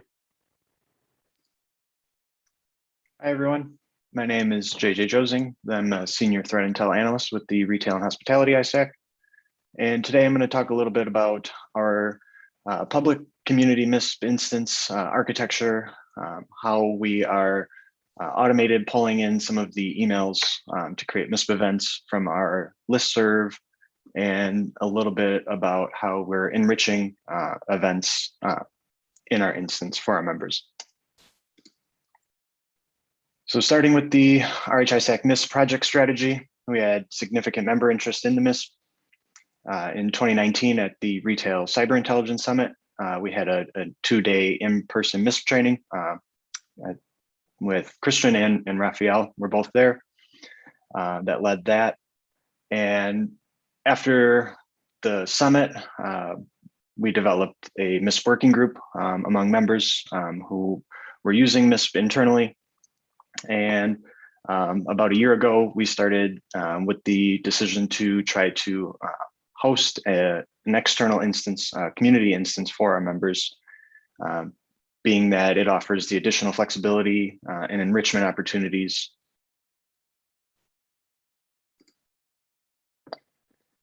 So starting with our MISP instances, we started with a proof of concept or a beta instance by using the AWS EC2. Probably the quickest and easiest way to get MISP up and running is using the official MISP Cloud AMI image. That allowed us to get up and running quickly, run through multiple use cases to see if MISP was going to fit our members' needs. And from there, we moved to pre-production instance. We wanted to engineer production-ready architecture that's redundant and scalable while leveraging the latest serverless cloud technologies. to reduce the technical overhead of server and OS administration. And then from there, our production instance was just a replica of the pre-pod. So we just essentially cloned our config setup for pre-production, and now we maintain the pre-production as well as production. So we do all of our integration testing and pre-prod, get things figured out there, and then switch it over to the production instance. Digging into the MISP architecture. So the MISP lives in its own virtual private cloud, and access to it's controlled by the AWS Web Application Firewall. And in addition to a bunch of rules that look for malicious behavior, we currently block all requests originating from outside of the US. And we do have exceptions in place for those with legitimate reasons to be accessing from outside the US, since we do have members that that are in Europe, in the Asia Pacific region, so not just US-based members. First, members will authenticate with our Salesforce SSO, which we leverage with other tools as well. And then that request gets through the firewall, and the Elastic Load Balancer will then pass the request to one of the web servers instances. And then the Amazon ECS, or Elastic Container Service, manages these instances across 2 different availability zones for redundancy. And then Amazon ECS can reach out to Amazon ECR, or the Elastic Container Registry, where we store our RHISAC MISP Docker image. And then it pulls the image down and can instantiate additional instances of the web server to replace a failed instance or to scale up to meet increased demand. And then all these images run on AWS Fargate, which is Amazon's serverless compute engine for containerized applications. This eliminates the need to provision and manage servers, which is really nice. And all the web servers communicate with Amazon Aurora serverless for scalability and high availability database services. And then additionally, we also do have used the AWS Lambda to run some functions. So we use Mail to MISP to grab our listserv emails via the Microsoft Graph API, and then use PyMISP to push that back out through the firewall and then into our web server. I'm sure most of you are familiar with listservs, and this is just one example of some intel that's shared on ours. A lot of our members use formatted templates, which makes it easy to parse because they're the same, the intel's in the same spot every time. So we'll use this example of the intel. And then I just wanted to show a screenshot. I have a modified version of Mail to MISP that I'm using that has this O365 MISP client, and you just need to register an Azure app, and so you can get the client ID and client secret, so you can then authenticate to it. And we just set up a shared inbox that all of our listserv emails are forwarded to, and give the app just read permission.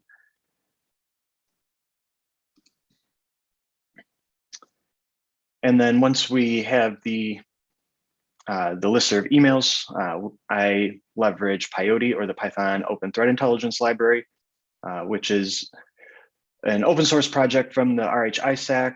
It is a modular API framework that makes it really easy to query various threat intel APIs to get fast, accurate, and consistent enrichment data. And here is a list of the included APIs currently in Peyote.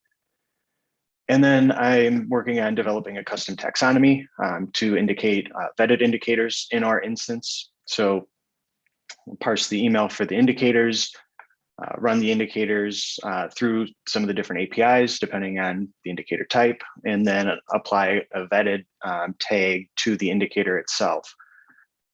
Because we have different use cases, or our members have different use cases for MISP. Some members want to use it to take and feed to their other tools to alert or block on. Some members just want to be able to correlate to anything that they've seen shared in our community. And then some members use it to try to track infrastructure over time or threat actors over time.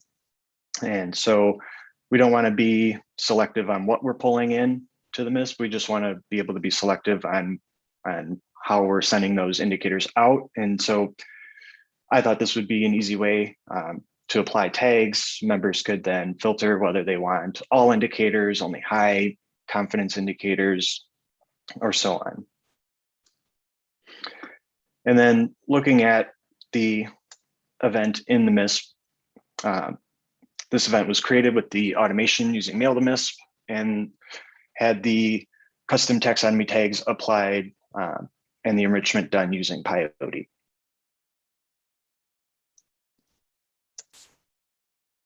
And then a little bit of who is JJ. My name is JJ Josing. I'm with the Retail and Hospitality ISAC. I'm in Milwaukee, Wisconsin in the United States, and you can find me on Twitter or on GitHub. If you want to collaborate, have any questions you'd like to ask, feel free to reach out. I'd be happy to link up and try to help. And that's all I have for today. Thanks, JJ. It's very interesting to see how you are using MISP and doing classification and so on. I just have one question for you regarding the taxonomy that you are working on. Is it something that you will contribute it back to the MISP taxonomy repository? That's the idea. I am working with linking up with some other Intel analysts from other ISACs to try to get an understanding of their own vetting processes and how they work. And maybe we can kind of just feed this back in so that others can use and then leverage the same way. That's great. I have another question because we have seen a lot of ISACs running MISP and so on. And how do you see the bridging and exchange of information between all those ISAC using MISP? Do you have already kind of MISP connections with existing ISAC? We don't with existing ISACs. However, I've synced our instance with the Circle private sector instance. So I'm able to pull all the events down into ours. And then we have members who have their own instances that have synced with our instance. And so then basically just automating the collection of intel into their own instance all the way down the line. And the idea of making it as easy to share intel would encourage more sharing. And if we can get the intel into the tools that they're already working with, we're not having to change workflows and just continue on. Yeah. Yep, I see. Amazing. Okay. Anyway, thanks a lot for the good work that you are doing in US, and I think the retail ISAC is one of the good examples of an ISAC producing quality and actionable data. So that's great. So thank you very much. And now let the floor on Sebastian Tricot. So we did work with him for the past year on various projects. He's one of the authors of the citing database, which is a high-speed database for citing in MISP. So that's really great. But Sebastian is working for the past year on a small project that became bigger and bigger called pcraft, to be able to generate from various scenarios and so on, pcap files and other things. But I think Sebastian will talk about it much more than I can do it. So Sebastian, can you start your presentations and join? Absolutely. Let me share my screen right here. All right, you guys can see? Perfect. Excellent. Thank you very much for having me. Actually, I'm just using this as an excuse to present this pcraft project, but what we want to do here is to create a pcap file from a MISP event, and I'll get through some details on why that is interesting. So first of all, the problem, all of us, we have seen lots of reports, various things like, okay, that's the alert for this ransomware or this type of attack that's happening. And I can see that all those reports are always in two blocks. First block is a description of the attack. The attacker first does this and then this and that. And the second block of the report is always about giving indicators like, hey, those are the this is the CSV, or those are the hosts where the attackers are connecting to.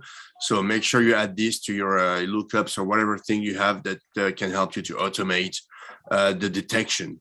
And a lot of people are relying on those indicators to do detections, and MISP is a great tool here to just get those indicators and automate that, add, enrich, and so on. The only thing that I can see in those reports is it's always in motion. An attacker is using at some point an IP address which is being captured, but then not anymore, and it has a hard time to persist. So then thanks to MISP, we can add more and we can check more IPs, but it's always in motion. What I am more interested is how we could automate the TTP, and thanks to the last presentation, there was something about how to automate all the things. And to me, all the things is also how to automate that description part of the attack and not just the indicators. So we know about two, but we built pcraft to automate the first part.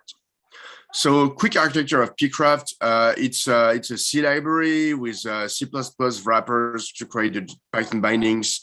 On one hand, we are writing a pcap using pcraft, and on the other hand, we are writing the logs that devices would see from that pcap. Basically, when you have a DNS request in a pcap, we know what bind would write in that situation. That's just the way things are. When you have an HTTP request something, you know what Apache or Nginx or any other tool would write when you have this type of request. So on the left side, you can see that we have this attack scenario that is the description of the attack, pcraft, that then generates a pcap, and then from the pcap, we generate the logs for also Windows events. So when I say pcap, we're using pcap-ng and the custom blocks. So we can actually encode into those custom blocks other things than non-network events. So they won't appear into Wireshark or T-Shark, but they will be still here in the pcap, and then we can actually get the right time. At what time does something happen? So then you can write the right time for the logs. I'll stop here a little bit on the language that we have to develop in order to do this. And the language is always the last thing you want to do when you do a project, because you want to find a better language that fits already the use case, but I couldn't find one. What I was looking for was an action language. I want to say I have this step happening, and this step is happening between maybe 5 and 10 times. In this case, it's between 20 and 100 times.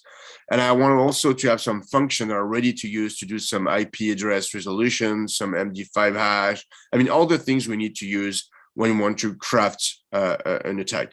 So in this scenario here, we are using the SRC IP and the resolver with those fixed IPs. And then I do a repeat between 20 and 100 times as index. So index will be the variable that will be automatically incremented for every loop iteration. And then we pick up a line into the CSV, and the CSV contains a list of dynamic DNS providers. So this way we can actually create a DNS connection pcap that is using this dynamic DNS provider list. And we do the resolution for the host name, and then we just add a random subdomain with the host name, and we create a DNS connection. After that, we sleep a little bit. We want to make sure that there's some variation in the DNS request. So that's maybe one of the most complex script that you can see when you want to use AMI, which is the pcraft language. I'll get through that. So now it's time for a demo. Let me see. All right. So I do have a MISP event here, which is just one event that I could pull from MISP. It's a JSON file. And I wrote this tool called MISP to AMI, which will convert that MISP event into an AMI file. It's just writing the language that I mentioned before. So when I have an HTTP request, I am writing this action HTTP. And when I have a DNS request, I'm writing this action DNS. So I only take care of two things at the moment, is the attribute type URL and attribute type domain. We could add more, but it's just for this example. So now I'll do MISP to AMI, and I will get that MISP event.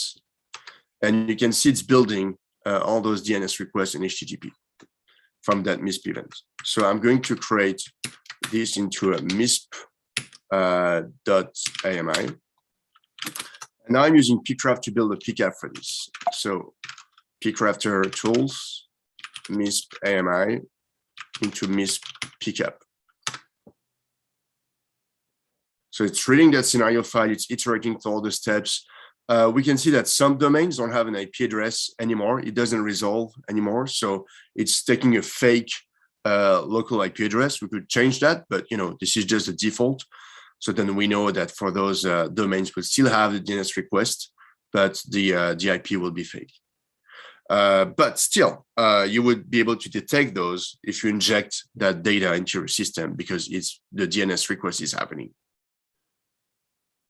All right, so I'm done. Now I have the MISP pcap. So I'll open that MISP pcap using Wireshark.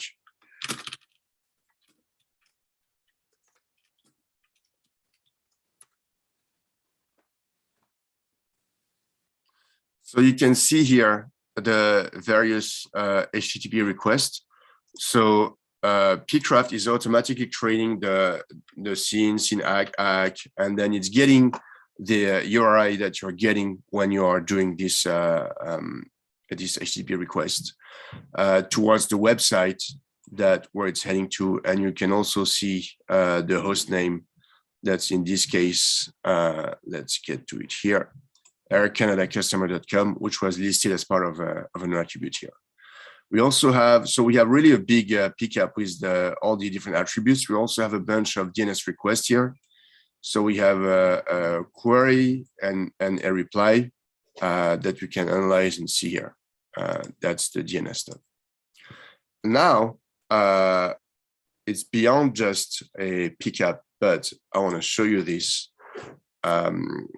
I can do a pcap to logs from the MISP pcap into a MISP directory that I'm creating. Whoops, not here. Pcap to logs. And I will see logs for all different devices that I'm able to emulate using that pcap. So that would include Amazon data, AWS, firewalls, DNS requests, and so on. If I go to that MISP folder, I have logs for, let's say I want to have a look at the first 3 events for the bind query. So here I'm getting at the time. So the time is taken from the event. So you can see here that the event happened at that time, and I'm able to write into the pcap that I have the query for that particular attribute here that use that resolver here, 1111. But you can always change the resolver. But this is the client that made that query, the DNS query here. And you can, of course, inject those logs. So you can actually test your SIEMs to see if your SIEMs would have actually triggered an alert in case you would have seen this attribute from MISP. And I'm also doing the emulation of, let's say NetFlow. You would have the NetFlow logs. You also have the Palo Alto firewall, Zscaler, Blue Coat, CrowdStrike DNS requests, and so on. So you have all those different devices that are being emulated automatically based on those HTTP and DNS traffic. So now back to the presentation here. The future. So AMI, as you have seen, is this language that can help to describe how the attack operates. And we want to be able to get into a place where we could exchange not just the indicators, but also everything about the attack. We want to understand every step. And we know that the steps also evolved over time, where we have understood the attack at some point, but then either the attack evolves or our understanding evolves, and then we can actually use MISP to enrich that. So it could be really cool to have a MISP attribute that would be just the AMI script of the attack description. So then when we go through, for example, various ransomware or various attacks, we can understand what is happening and in which order, and you can understand a lot about the TTP. So similar to an indicator, it won't be, it cannot be complete. It's really hard to understand the exact details of an entire attack, but it will be a first step for us to say, oh, yes, I can see the detector first do this and then that. So it would actually help us to describe the steps of an attack and not just the indicators. And you can actually use this as an indicator. So this is it for me. I want to leave some time for a question and even show more if people have particular ask. I can demo anything, so feel free. Yeah, that's great. Thank you, Sebastien. I'm looking at the chat session right now. We have some, I think, not questions, but common thing that is quite impressive idea and pretty works that you did. I have one question, and I'm wondering about this one. As you know, MITRE attack could describe at least techniques used and so on. Could you infer some techniques from the MITRE attack techniques described in a MISP event? For example, I don't know, from specific network evasions or encryption mechanism and so on. Is it something that you already implement or something that you could implement? So I haven't implemented that. What I started to implement though is actions. So for example, an action, think of a syscall, but for logs. So I'm calling that a log action because log call was kind of weird to name, but it's really like a syscall. Like you do a login. So login is an action. You do the logging action. You don't care which devices are able to handle that. You just want to get a login. And when you type this login action, you will have Okta data, you will have Windows event data. And when you look at the Windows event data, on Windows, it's at least 3 or 4 events that are happening when you do a login. You have the logging event, you have the SMB share amount event, and then you have the audit success, if it's a successful login, that are happening. So it's like 3 events. So instead of writing down those 3 actions one after another, you only write down, I want a login action. So it's the first step into that direction. It's something that I am going to release pretty soon. The next step would be, I want to get this particular technique in the MITRE attack framework. So then you would actually get that particular technique and you would actually run that, knowing that it's always subtle. Like I use Scapy to generate the packets, and in Scapy you have a good default. So for example, if you don't define, if you do a DNS request, but you haven't defined in Scapy the source port and the destination port, Scapy will give you the default UDP 53 destination port and will use a random number source port. It's just a default if you don't apply anything. So same thing with a MITRE attack here. We could actually use a default MITRE attack that would cover this, but we know there is more than just one way to do things. Say you want to do a phishing attack, there's thousands of phishing attacks that are possible here. So we could actually just get one default phishing attack so you have it. But if you know more about it, you can actually go to the details on demand and change a little bit how the attack will operate. Okay, makes sense. That's great. Thanks. Could make an interesting comment. I think a good summary of what you are doing, which is create a threat event, create the pickup, replace the pickup, and check if your SOC pick up the signals. And I think it's exactly that. Yeah, thanks. I mean, that's the problem I want to address is I feel that we are not doing the right security in the proper way, even though we have the right tools. And we sometimes blame the tools, but it's not just that. It could be the tools, it could be the people, and we don't know where we can improve. So with PICRAP, we can actually create an attack and get the logs for that attack and inject those logs so we can test out. Did we detect that? How long did it take for us to detect this attack? these kind of things. So it's really like a way to know where your weaknesses are. And it's also a way to go beyond just, I am getting those bunch of indicators and I want to do a matching. Because every time there's a new attack and you just change a few indicators like an IP address or domain, that's it, you won't detect the attack anymore. And there's something wrong in the nature of how we're detecting this. And I don't know exactly where it is, but I know, and we all know in this community, that there's something wrong in this approach. That's why I want to know where the limits are. And sometimes it's a human factor. Sometimes it's a tool factor. Sometimes it's just a simple detection that hasn't been written right that we need to fix. I mean, all those things. Yeah, that's indeed one of the key elements to this, where we cannot, for example, probably describe things in some threat intelligence platforms, and that's what we try to solve. And I think your tool is really a complement of that, of one side replaying data to validate what we are doing and sharing, which is one step, and the second step is indeed finding where the loop, or at least the hole are, and where the missing points are on the detection aspect and so on, either on human or machines and so on. So that's really a great tool. I mean, security-wise, I think it's full of opportunities there. Again, thanks a lot for your contribution. That's really great, and thank you for joining us for this session. Thank you very much for having me. Thank you. So next one is Matthew, Gracie, and Wes Lambert. They have two talks, but the first one is about Security Onion, and it's one of those projects that a lot of people are using too, and we are more than curious to see how the integration with MISP is done. So I'll let the floor to Matthew and Wes to present Security Onion integration with MISP. Thank you.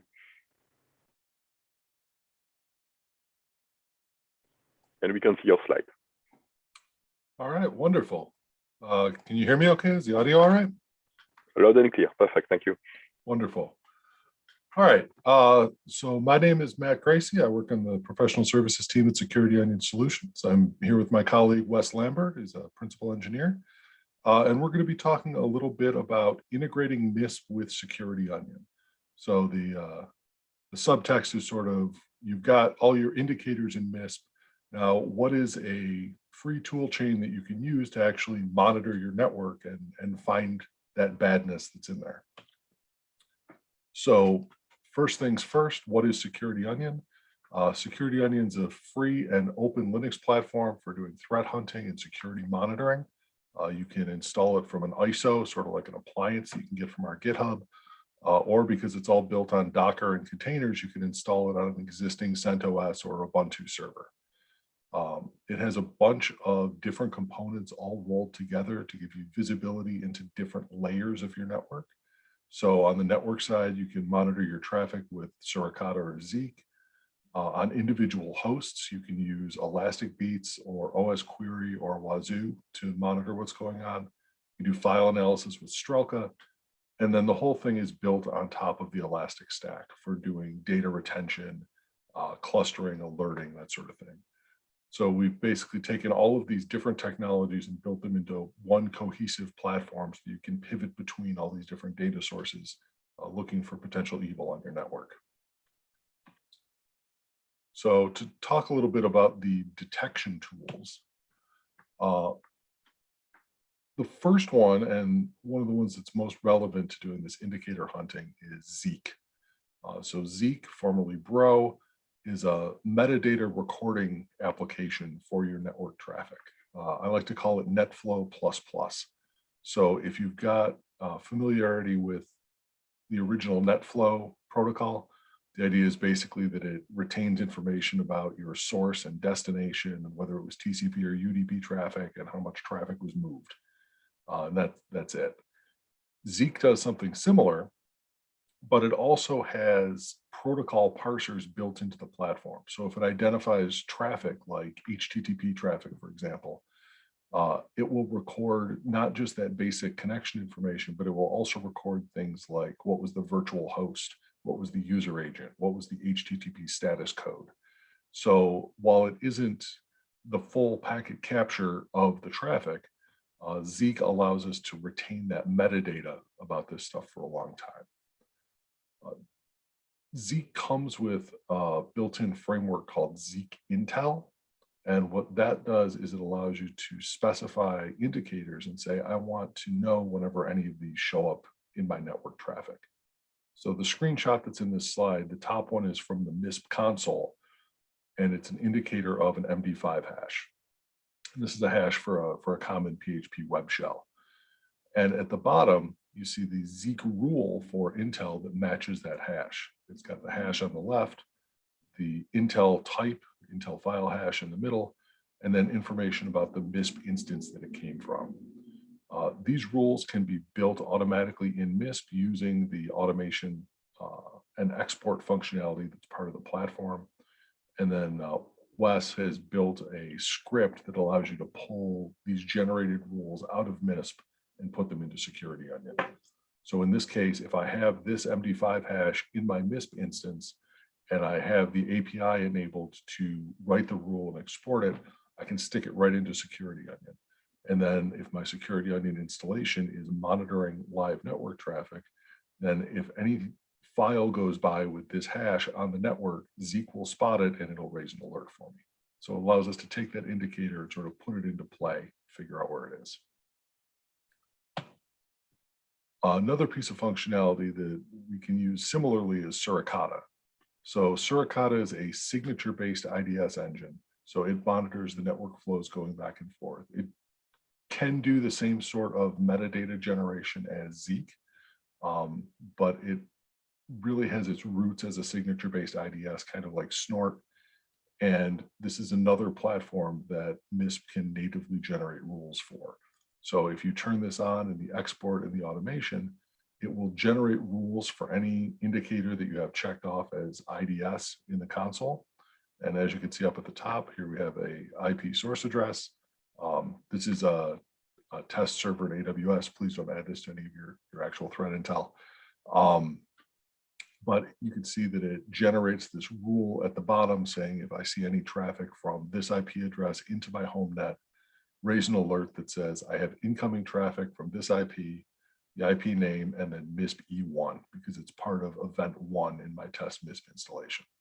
So we can take these malicious IPs, put them in Suricata, and then immediately raise an alert if they show up in our traffic for further investigation.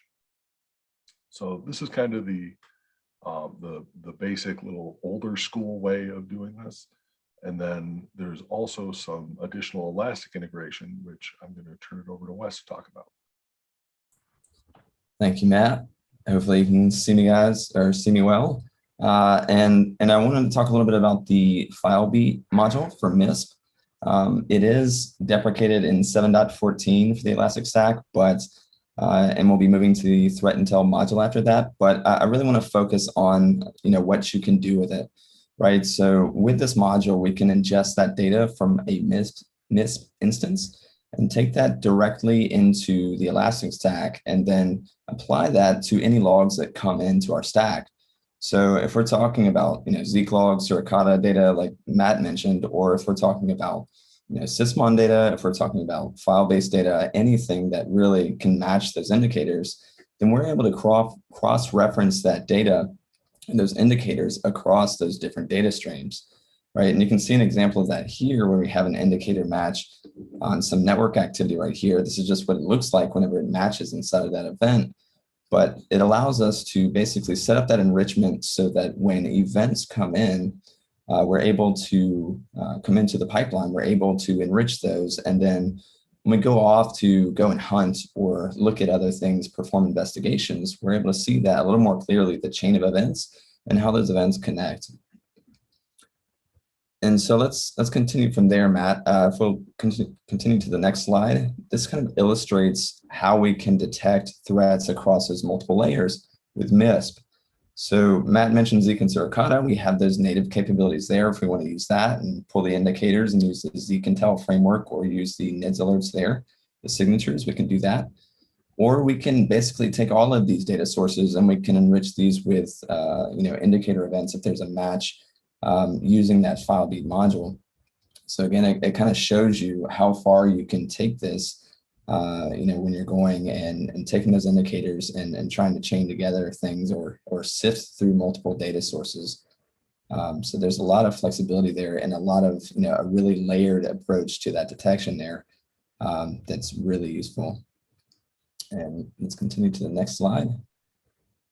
So as far as alerting and hunting on these IOCs, or hunting for these IOCs, we had the alerts pane in SOC. SOC is the Security Onion console. This is what we have analysts use for investigation inside of Security Onion and Security Onion 2. If you've used Security Onion in the past, you'll see a lot of different changes, including this alerts console instead of the dedicated Squeal client that we would have to use before. And you can see these MISP events in here. For example, these are some that have bubbled up from those Suricata or Zeek detections, as well as, we can use other mechanisms to generate those alerts. All right, let's continue to the next slide, please, sir. Thank you. And, kind of continuing on to those other detection mechanisms, we can use things like Playbook, which leverages Sigma, and, we can use last alert rules. And we can search specifically for those indicators or, specific indicator matches for certain data sources.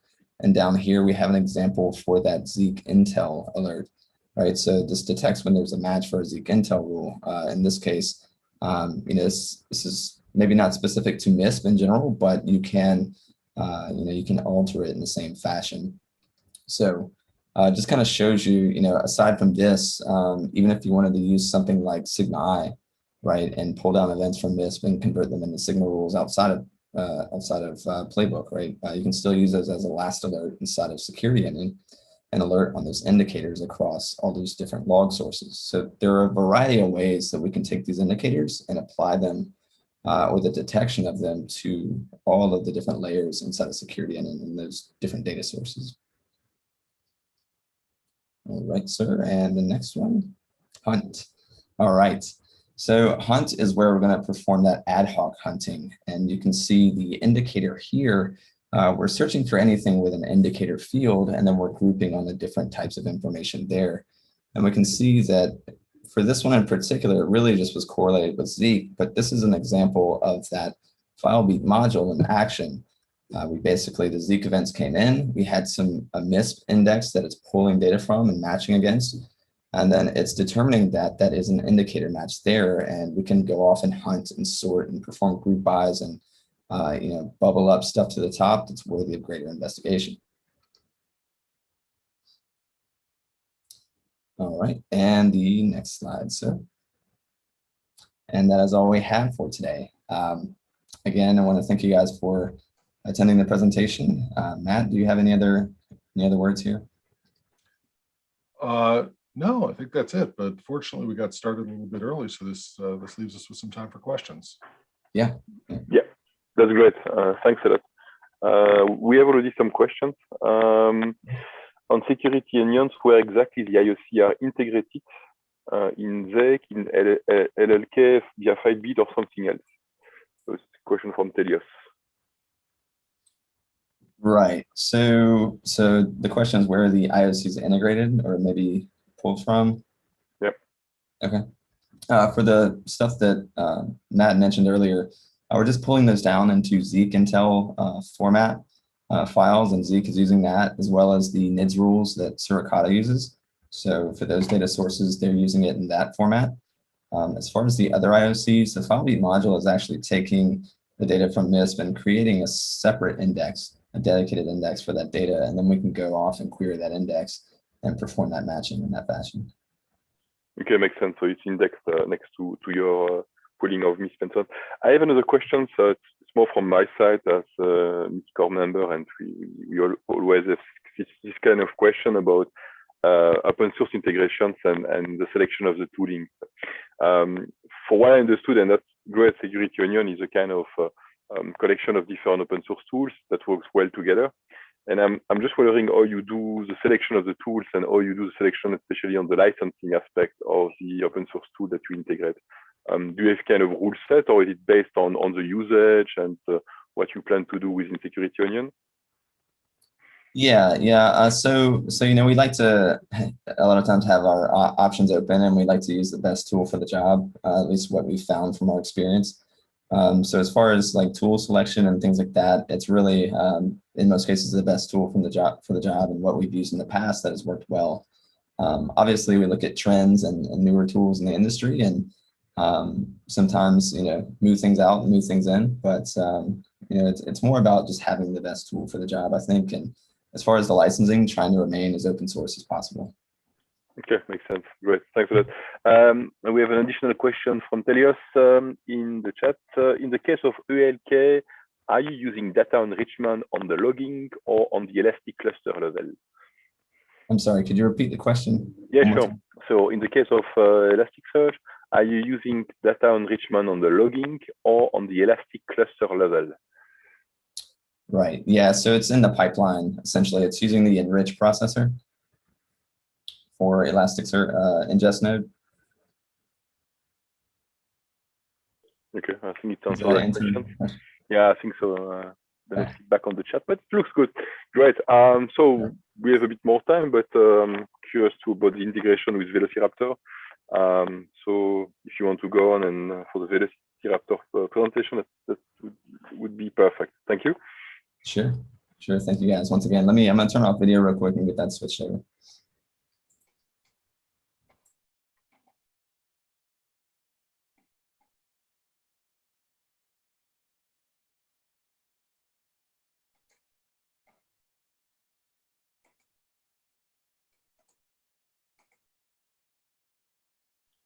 In the meantime, some logistic aspects. So all the slides will be available, and the recording on the sessions will be available. So after some modification to make them a bit more accessible, but everything will be accessible and public on the internet, including presentation slides and so on.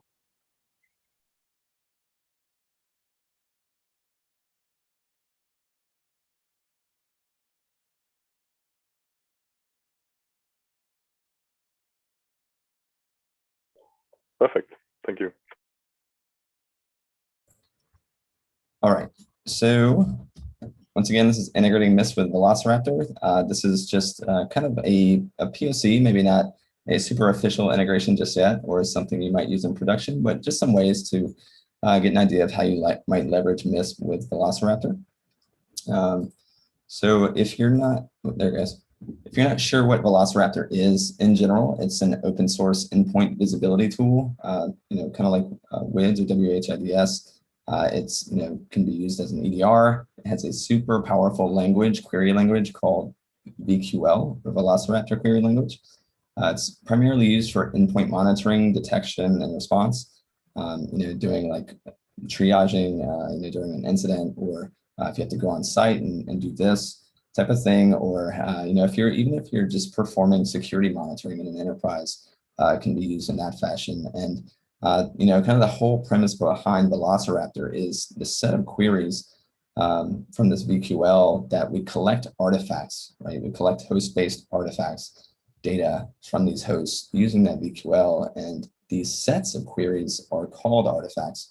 And these allow us to detect wrongdoing and respond and do all the things that we do with Velociraptor.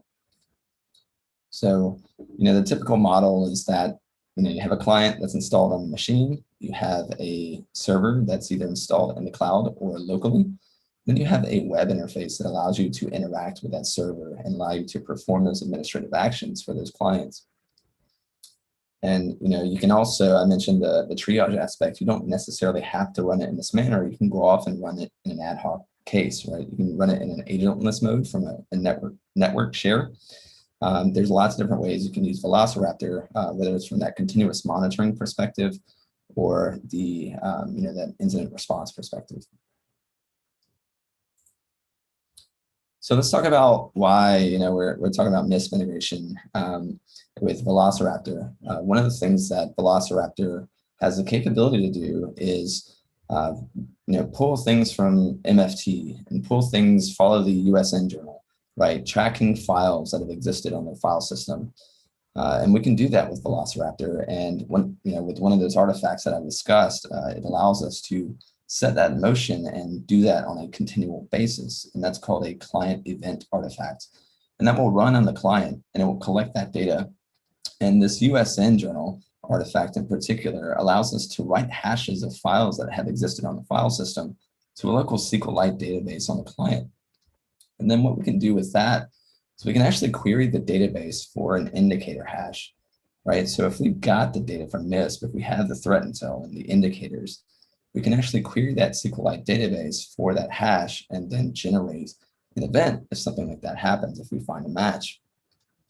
And in this case, this is what we found.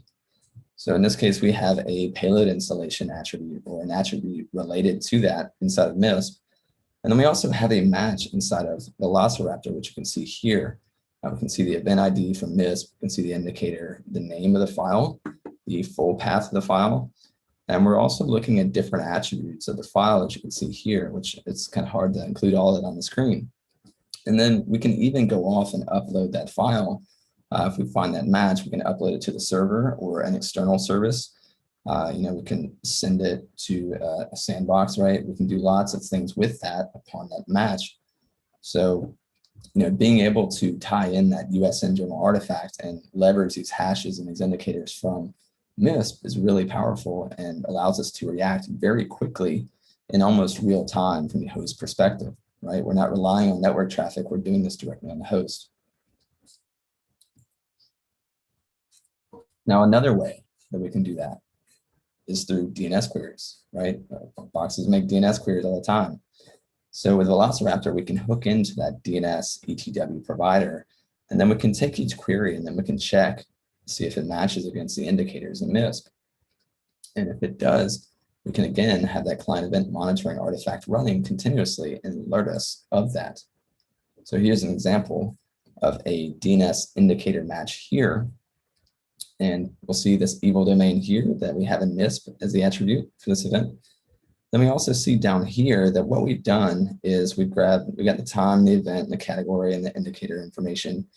We also see, the domain name, but we've also grabbed the PID and the process name, what actually made the query, right? Now, obviously we could, use stuff like sysmon logging and other stuff to attain this, but sometimes those mechanisms can be subverted, right? And this is just another way, another layer to detect that from the provider itself and be able to use then the PS list capability of listing whatever that PID is and then grabbing that process name value and appending that to the result set. So we have this additional context whenever we get this match from MISP.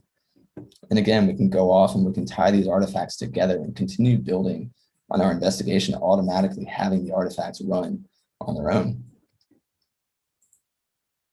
In another way, aside from just DNS queries, right, other network activity might fall under TCP/IP. If we want to monitor that activity, we can leverage the TCP/IP ETW provider.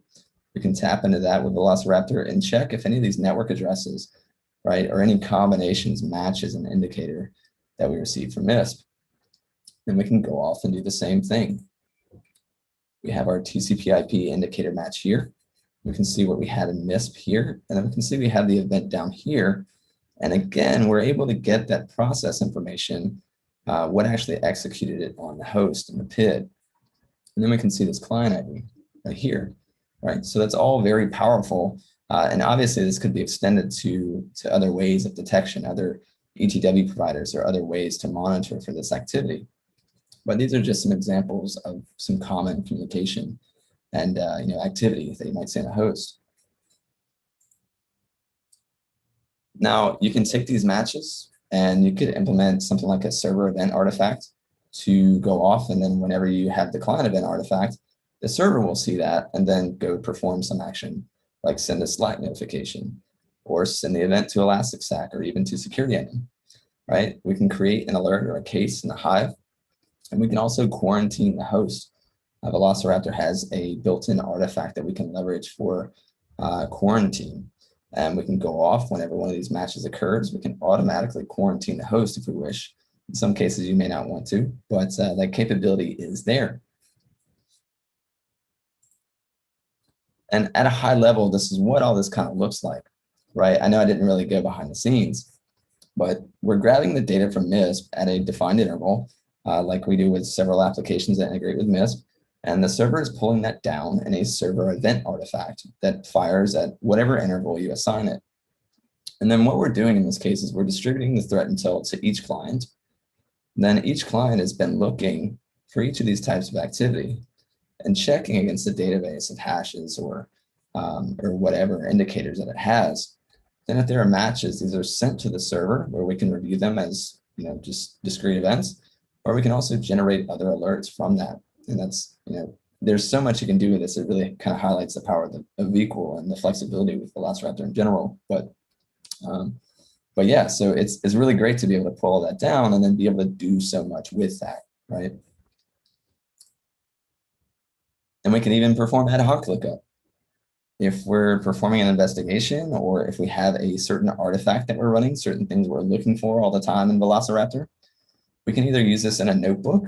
Velociraptor notebook is just a simple way to test queries. So we can test queries and we can look up data, or we can post-process data in a notebook, after we've run a collection. Then we can also embed it inside of an artifact, calling this particular artifact right here, this MISP enrichment artifact, then make that data available to us to see if there's an event that matches this attribute or this indicator that we have. Again, just another way to kind of leverage, a different direction of not just pulling the indicator down, but also looking the indicator up from the different, different side of the coin. And that is all I have. If you want to try this out, there are actually a couple example artifacts for Velociraptor here under this GitHub repo, Velociraptor MISP. I will not guarantee it will work perfectly because, as I mentioned at the beginning of the presentation, they are really more of a POC, but we definitely love some feedback on that. If you want to reach out to me, you have any questions after this, please feel free to hit me up at Twitter at @TheRealWLambert, and please feel free to give these folks on the Velociraptor team your praise as well, because they're doing some really great work there with Velociraptor itself. And if you haven't heard of Velociraptor, please feel free to check out the links below. And that is all I have, except for questions here. That's great. It's very impressive. I mean, the integration and so on, it's very interesting, and nice to have a complete set of to the endpoint up to MISP and so on. That's great. We have some questions from the chat. One is about the comparison of performance between OS Query and Velociraptor. Do you have any comparison, or do you know what are the differences, and especially the performance difference between the two? Sure. So the question was, kind of a brief comparison of OS Query and Velociraptor. Is that right? That's correct. Yeah. Okay. Yeah. So Velociraptor has, kind of a more active approach. OS Query has kind of had this mantra of not necessarily pushing out or shelling out to external binaries or, doing things of that nature. So it's a little more self-contained. VQL itself, I think, is much more powerful. It's much more expressive, right? So there are so many things that you can do with VQL, with the functions and the plugins that, you're talking about hashing a file, or you're talking about sending something via HTTP. It's kind of just unlimited as far as the query language is concerned. That, and there are certain aspects, I think it was OS Query's file table that can be fairly slow when querying that type of stuff or monitoring that. So I think Velociraptor kind of pulls ahead in that area as well. But it's kind of a brief comparison if that helps. Yeah, I see maybe something that could be interesting as a contribution for MISP, or something that we could work on is more the export format of the query language that you have in Velociraptor. So that we could do kind of export like we have for Yara, but for Velociraptor. Do you see any interest for that? Yeah, absolutely. I mean, I think anyway that you can help kind of get that data in there and kind of get it going both ways. I think anything would be useful there. Right now, I'm just pulling it really as a CSV, but typically with stuff like the hashes with the USN journal that might be fed into SQLite. But I think any format we can really work with. But I think any other kind of integrations would be awesome. Okay, great. Anyway, thanks a lot for your contribution. It's really great, and thank you very much for your work. It's really appreciated by the community. Yeah. Thank you very much, and see you soon. So next one is basically me. So easy then. And then we will have 2 presentations from David Clayton about MISPing the pyramid of pain, and MISP for precedent baseline from Aaron Leverett. So I will make a presentation about hash lookup, new services at Circle, and how we integrate it with MISP.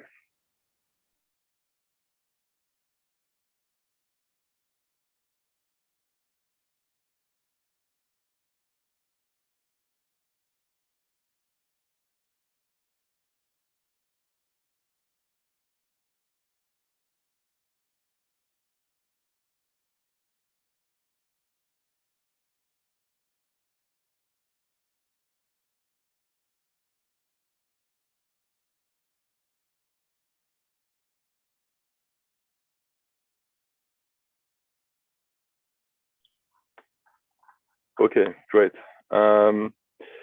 So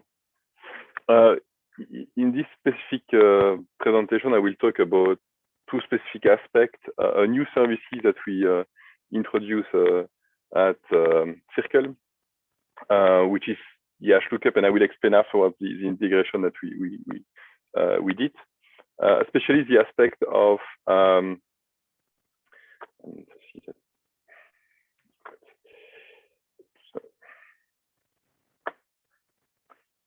So the thing is, at Circle, we are doing a lot of digital forensic, and maybe some of you are already familiar with that.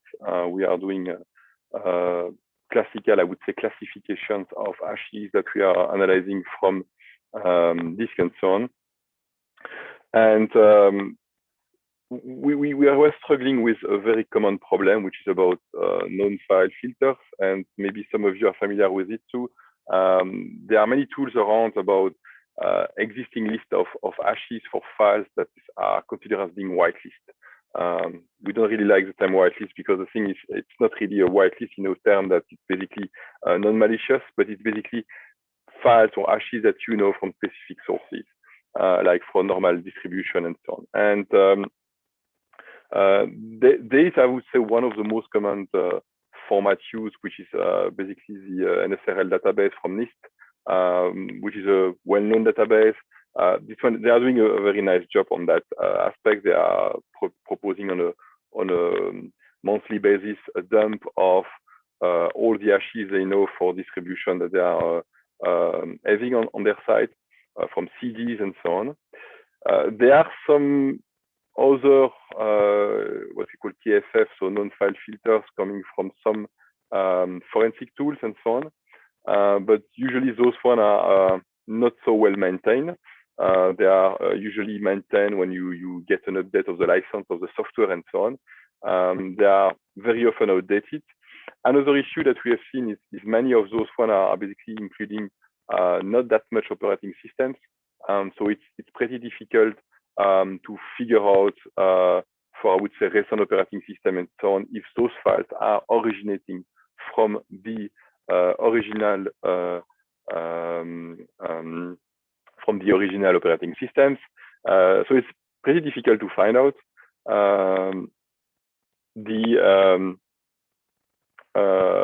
Distribution is usually covering just a very small set of windows. So for example, Mac OS, OS X and so on are not covered. Linux distribution are often not covered, OpenBSD distribution and so on. For doing lookup against such database, it's even very difficult for the analyst. There are some custom protocol and servers like the NSRL server and so on, but they only support MD5 lookup. It's not standardized in a way that the REST API is public and easily accessible. And if you want to do a MISP integrations when you have a lot of hashes and set of attributes containing hashes or fuzzy hashing, it's difficult to basically do this kind of classification. So we wanted to build something which is solving such kind of problem. So we wanted to have an open and public API, which is including the maximum sources that we can get out of it. So it's not only an SRL, but it's basically everything that we can get, either from CD distributions, from normal distribution channel, from specific marketplace, and so on. And obviously, what we want to have is something that is an open an easy API to find out if those files are known in existing directory. So really, we want a public instance with all known sources, or at least the one that we are aware of, and containing this information. Obviously, what we want to have is a kind of REST API to normalize all the access to those several sources. We don't want to have a different access or different API for all those different sources, even if they have different hashing of algorithm and so on. Especially, for example, some sources are only available in MD5, some in SHA-1 and so on, but we want to include as maximum hashing algorithm we could get from the different sources. And another thing that is, I think, quite important for us, when we find a file from an existing list, we want to know if this file is intersecting with others. So, for example, if I have a binary file from a Linux distribution, is this file the same compiled on different distribution channels, or is it something that we has been reused on different distributions? For example, is it in the tarballs on specific distributions, and is it available on the RPM files or Debian files on another Linux distribution? So really, for us, we wanted to have this ability of having multiple data points and being able to do the intersection of those files. So after some months of work and so on, we came with public services. So and as you know, for Circle, we provide the majority of our tools as open source, and we even provide some as public services. And the HashLookup public services is completely free and accessible on a best effort basis to everyone. It's a simple REST API. You have a Swagger file that you can download where you have a complete API description. And this one is including already a lot of datasets. So we include all the NSRL datasets. So we don't only restrict to the modern one, but we include all the existing one, even the legacy one containing the old one. So we have no specific size restriction because we have a clever way to store the data on the backend. We have already billions of entries in the system. We include, for example, all the Ubuntu packages. We have all the CentOS one. We have all, for example, the Red Hat Fedora PLD repository there. We include, for example, CDNGS repository. This one is an interesting one. For example, Raphael did a presentation about Lucky Lou today, which is being able, for example, to fetch JavaScript files from different places. But sometimes you want to know if those files are already the existing ones from the public CDN out there. So that's something interesting there.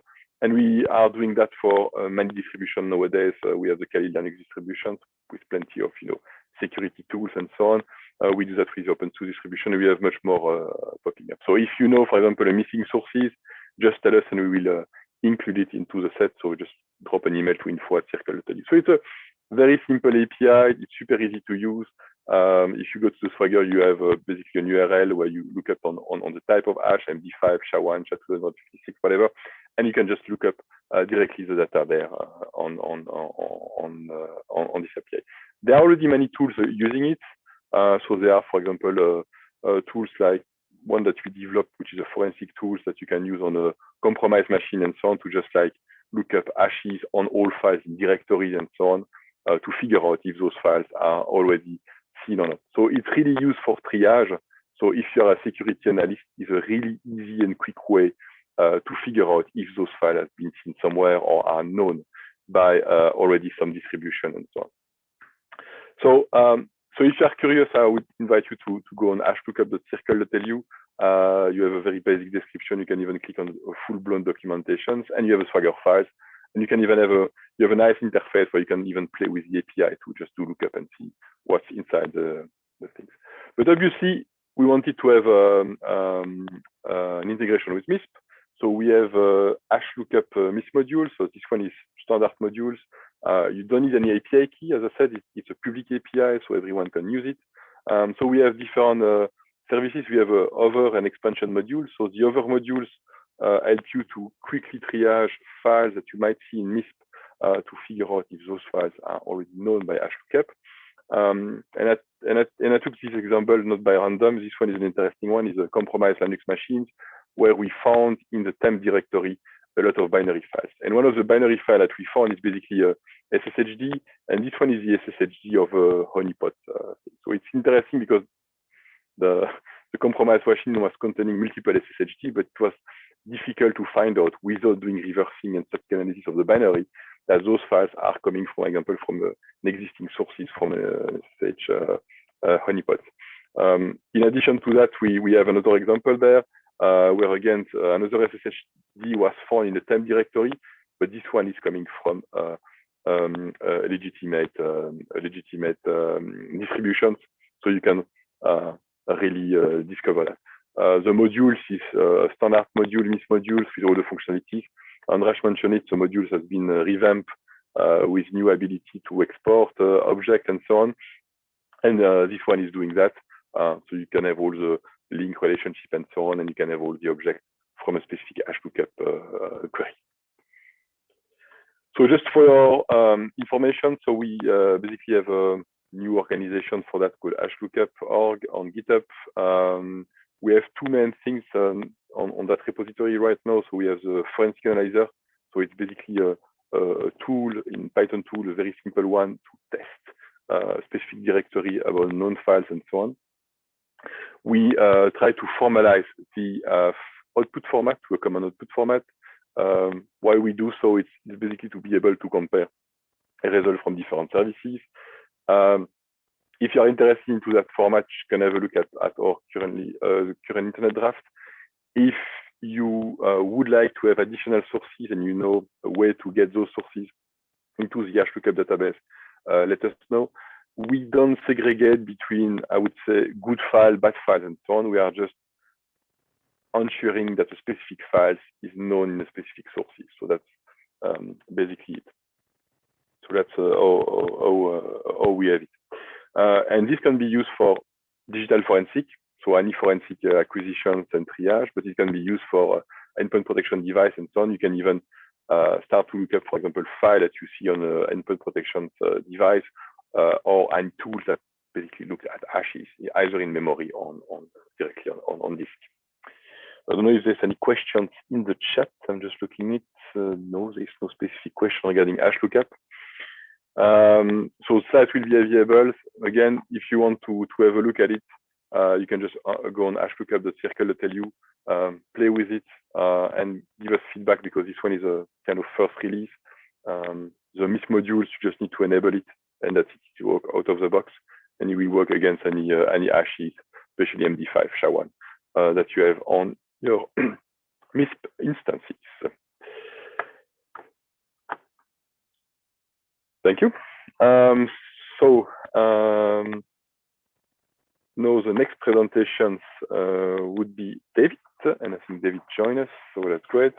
David is a long-time MISP user, so we had a lot of discussion with him and integration topics. He's working in various SOC, Security Operations Center, and so on. And today we'll talk about MISPing up the pyramid of pain. So David, if you are in, give the floor to you, and you can start to do your presentations. Thank you. Hey, you can hear me okay, right? Loud and clear. Awesome. Let me just get my presentation going. 1 second. Okie dokie.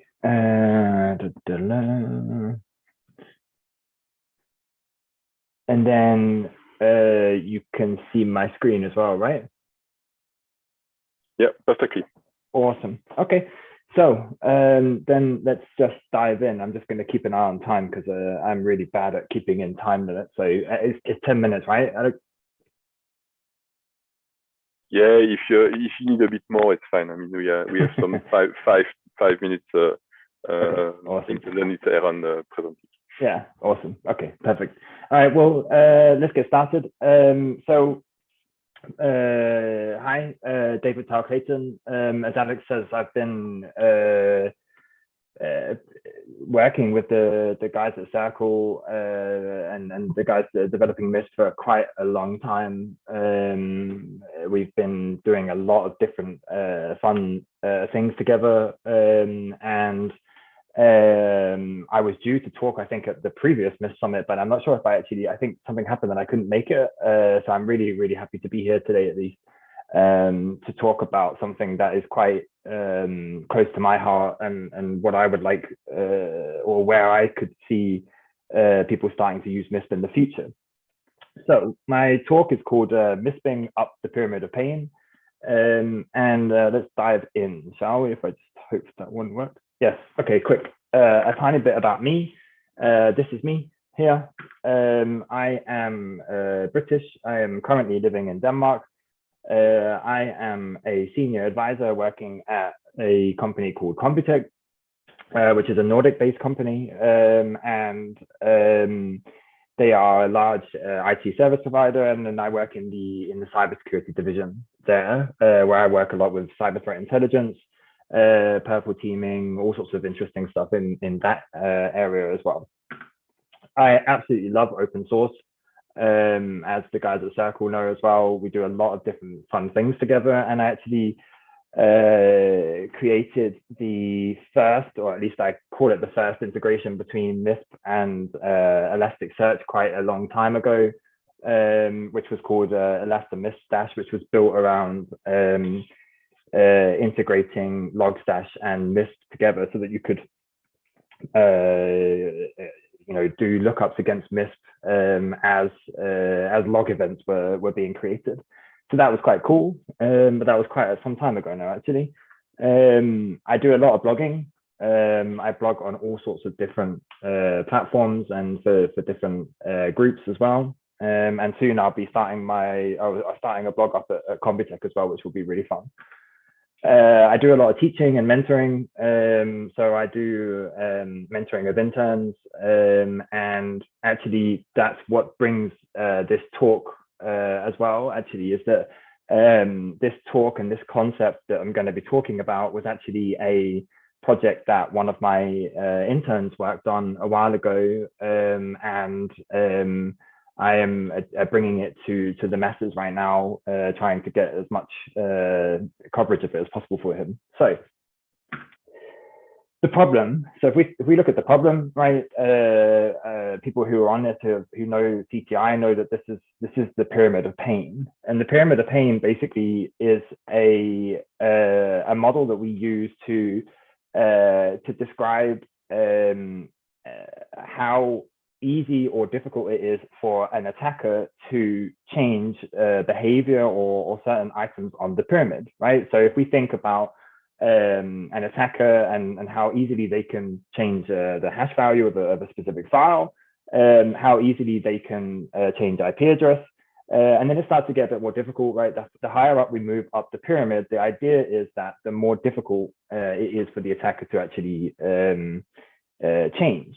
So the higher up we get, when we get into tools or we get into TTPs, right, we're actually talking about attacker behavior, and that becomes far more difficult for the attacker to actually change. Now, there has been quite a shift in the industry in the last few years in terms of actually moving higher and higher up the pyramid, right? We used to talk a lot about, whoa, threat data feeds, these are awesome.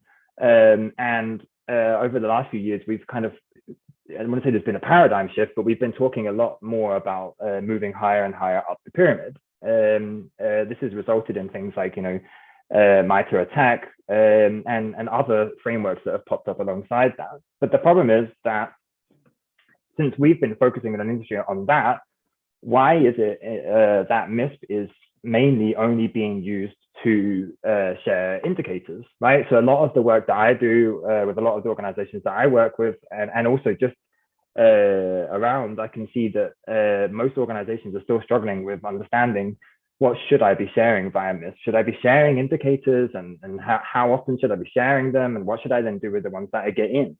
And so with this focus in the industry on shifting up the pyramid, why are we not also looking at what we're sharing via MISP and addressing that as well? And so I'm not just going to focus on the problem, we're going to look at actually how could we actually propose a solution to solve this, right? But first, we're going to look a little tiny bit deeper at the problem, right? So if we actually look at the bottom of the pyramid and bring it into focus a little bit more, attackers change infrastructure quite quickly. Now, depending on the type of attacker, obviously depends on the speed at which they do this. But we know that attackers tend to change hash values, IP addresses relatively fast. And the guys at Circle have actually done some really nice data science around this, and they're probably putting their head into their hands right now, looking at this oversimplified graph that I've produced here. But my point in showing this is basically that indicators, they decay, and the guys at Circle, they've done some awesome data science around looking at how indicators decay over time. Now, I haven't put in their graphs. If you really want some pain, you should definitely go into this and start reading about it. It's really, really interesting. But in terms of actually simplifying it for this talk, what we can basically see is that over time, the value of an indicator that's at the bottom of the pyramid steadily decreases until 0 after a specific period of time. And this is problematic, right? So if we can think that we are maybe in a threat sharing community, right, where there is multiple MISPs being used across different organizations, right? So if we look at a traditional sharing model where we have a central cert team who's maybe sharing indicators or intelligence through MISP to different organizations, what we have is the cert operates as a clearinghouse, right? So they kind of vet the threat intelligence, and they are distributing indicators around inside this model. And this is great, right? But if we actually bring in the issue of the decaying indicator again, and of course, there's also a benefit of this model, and we'll come into this in a bit. But if we bring in this issue of this decaying indicator problem and look at the speed of which this type of thing happens inside organizations. So let's say there's an attack inside a sector, right? So there's a cyber attack inside a sector. The CERT receives that intelligence. They actually publish it in their MISP. The next thing, it arrives in some of the constituents, right? So they actually receive this indicator or these indicators. And then they kind of usually, at least in my experience, have this kind of decision-making process, right? Now, there is some that automate this and do specific things with it, but maybe this intelligence is something that actually does need a question raised and asking, okay, how should we actually use this indicator? What should we actually do with it? And the point is that actually during this process, as this is actually going, the attacker has potentially changed infrastructure. And so let's say that there's a manual process involved somewhere in here where there's a SOC operator who actually receives this indicator and then starts doing some hunting, maybe wants to go and look and see, okay, has this indicator actually been seen inside our organization? So at this point, the attacker has actually changed infrastructure. That indicator is basically decayed. It doesn't have value anymore. So he goes in and says, you know what, we haven't actually seen this. Don't worry, everything's okay, all is good. And then they get ransomed. And the point here is that that decay that happened on the indicator, we could have maybe accounted for it if we were looking slightly higher up the pyramid, right? If we were actually looking for behaviors rather than focusing specifically on IP addresses, maybe that thing that we were sharing earlier on could have actually helped that organization. And even though the attacker changed infrastructure, maybe we could have specifically focused on their behavior instead. And so before everyone jumps to joy and thinks, okay, there's a solution to solve this, there's also another thing that we actually have to look at, right? So of course we need to evolve a bit, we need to mature in how we're actually looking at doing this sharing. But we can also look at sharing indicators based on, or detections based on the top of the pyramid. But there's still a problem in that, right? So everyone's sitting there thinking we've solved it. There's another problem. And that is, if we go back to a model where maybe there's someone like a CERT team at the top here, and they are sharing with organization A at the bottom, where you can see that, okay, they're using Elasticsearch. Organization B is using Splunk. So already then we have an issue, right? Does that mean that that CERT team at the top, do they have to share detections? If we get into this mode where we're sharing detections, do they have to share detections in each language? Meaning that, do they have to account for every single language that's possible that their constituents are actually using? And that can be incredibly problematic, right? Because of course, every organization has their own SIEM tool, and every organization will more than likely go through multiple SIEM tools in their lifespan, meaning that that CERT team is going to have quite a big headache if they're trying to share detections in each individual language. Now, there is a saving grace or some salvation here, and that is the Sigma language. And this has been seen quite a while back, that there was this need for this central or common language to describe detections in the industry, because of course people want to be able to share detections. Of course people want to be able to do this. Maybe they want to be able to just ship this via email. They want to be able to update one of their friends in another organization and say, hey, this detection that we've got here is really, really valuable. So let's start sharing that. But oh wait, hang on a second. We use Elastic, use Splunk. Okay, well, we're going to need to translate into something central first. And so this awesome language Sigma actually exists, and Sigma is really good for this purpose. And there's also quite a number of great tools out there that can be used to translate. So there's an awesome tool called uncoder.io, which I use a lot when I'm converting from Sigma into Elastic, because we do a lot of stuff with playing around with Elastic. And you can translate into tons of different languages. This Uncoder app has got lots of different ways that you can do it. But the point here is that this gives us a good opportunity inside MISP to be able to start actually sharing detections rather than indicators. And what happened was, I had this student, as I said earlier, I do a lot of mentoring, and I have interns coming in quite often.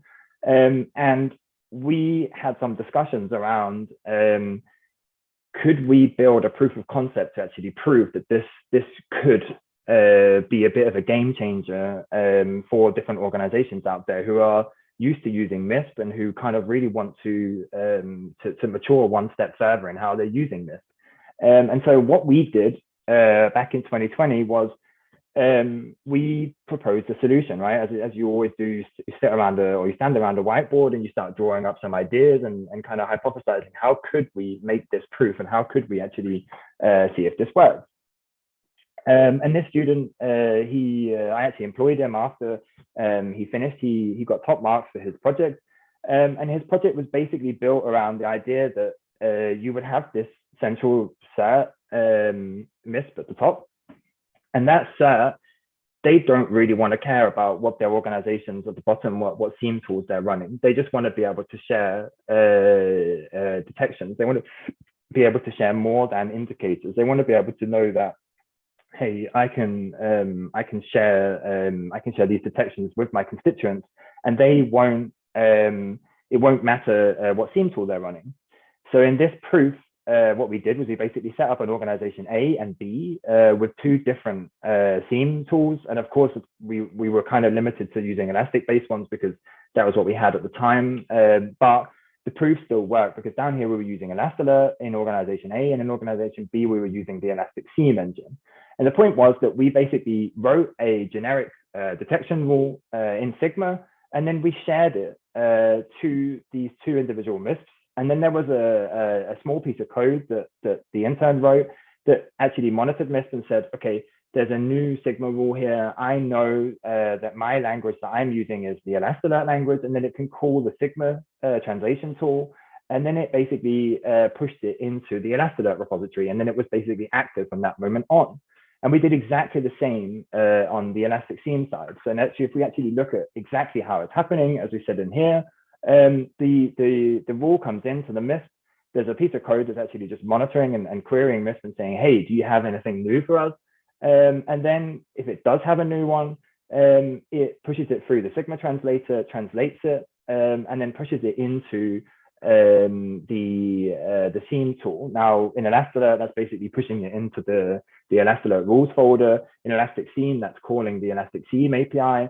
There are loads and loads of ways that this can actually happen. The ones that we tested were, of course, based on Elastic, but the proof worked, and we were incredibly excited about it because this kind of proof that this idea that we can move up the pyramid is actually right. And so we have played a lot with this, and we've come up with some other future ways that this can also be used. So if you can think about this from, and I'm on my last slide in a second because I know I haven't got very long. If you can think about this as in terms of like the future perspective, right? So a cert team could begin to actually run automated detections inside their constituents, right? So if you think about being a large scale, I don't know, in Denmark, we have our Center for Cybersecurity. Maybe they want to be able to run detections out in their critical infrastructure partners. They want to be able to say, hey, I want to send detections out to all the different organizations that I'm part of. And I want to do it at 2 a.m. in the morning because I've got this latest intel that something's going on. I want to be able to run these rules out there. That can be done using this setup. So instead of being just indicator based, we can actually be far more behavioral focused. And we can do this by, again, like I said, moving higher up the pyramid of pain. And we can also do this. We tried this out not just as a detection, doing it with detections, but you can also tweak this a tiny bit to basically start doing threat hunting inside organizations by actually doing this as well, right? So if you change that detection methodology that you had, and maybe you want that behavior to be a bit wider scope, then maybe you can start actually doing threat hunts inside the organizations on the other end as well. And so that was my very quick 10-minute talk. I hope that, well, that was about 15, but I hope that was interesting. It's a topic that's really close to my heart, and actually we're probably, I think, hopefully soon working with Andras on some data science around looking at the TTP decay rate. So how do the TTPs decay compared to indicator decay rate? So we can really start to drive home this this idea that we have to move higher up the pyramid if we're going to have any chance out there. So that was my talk. I hope that was okay, Alex. Wonderful, great. Thanks a lot, David. I mean, it's always interesting to see and refreshing to see how you use different technology and combine them together to make something better.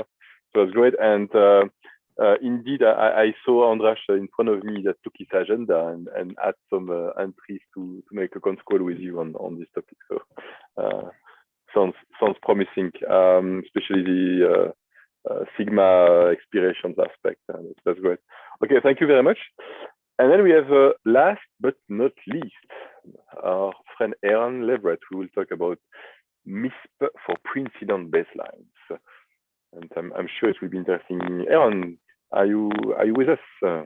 I am. Ah, and wonderful. I'd say good to see you, but you're not on video. Good to see you, man. Great, Maestro. So I'm sharing my screen. Hopefully people can see it. Perfect. Yeah, okay, cool.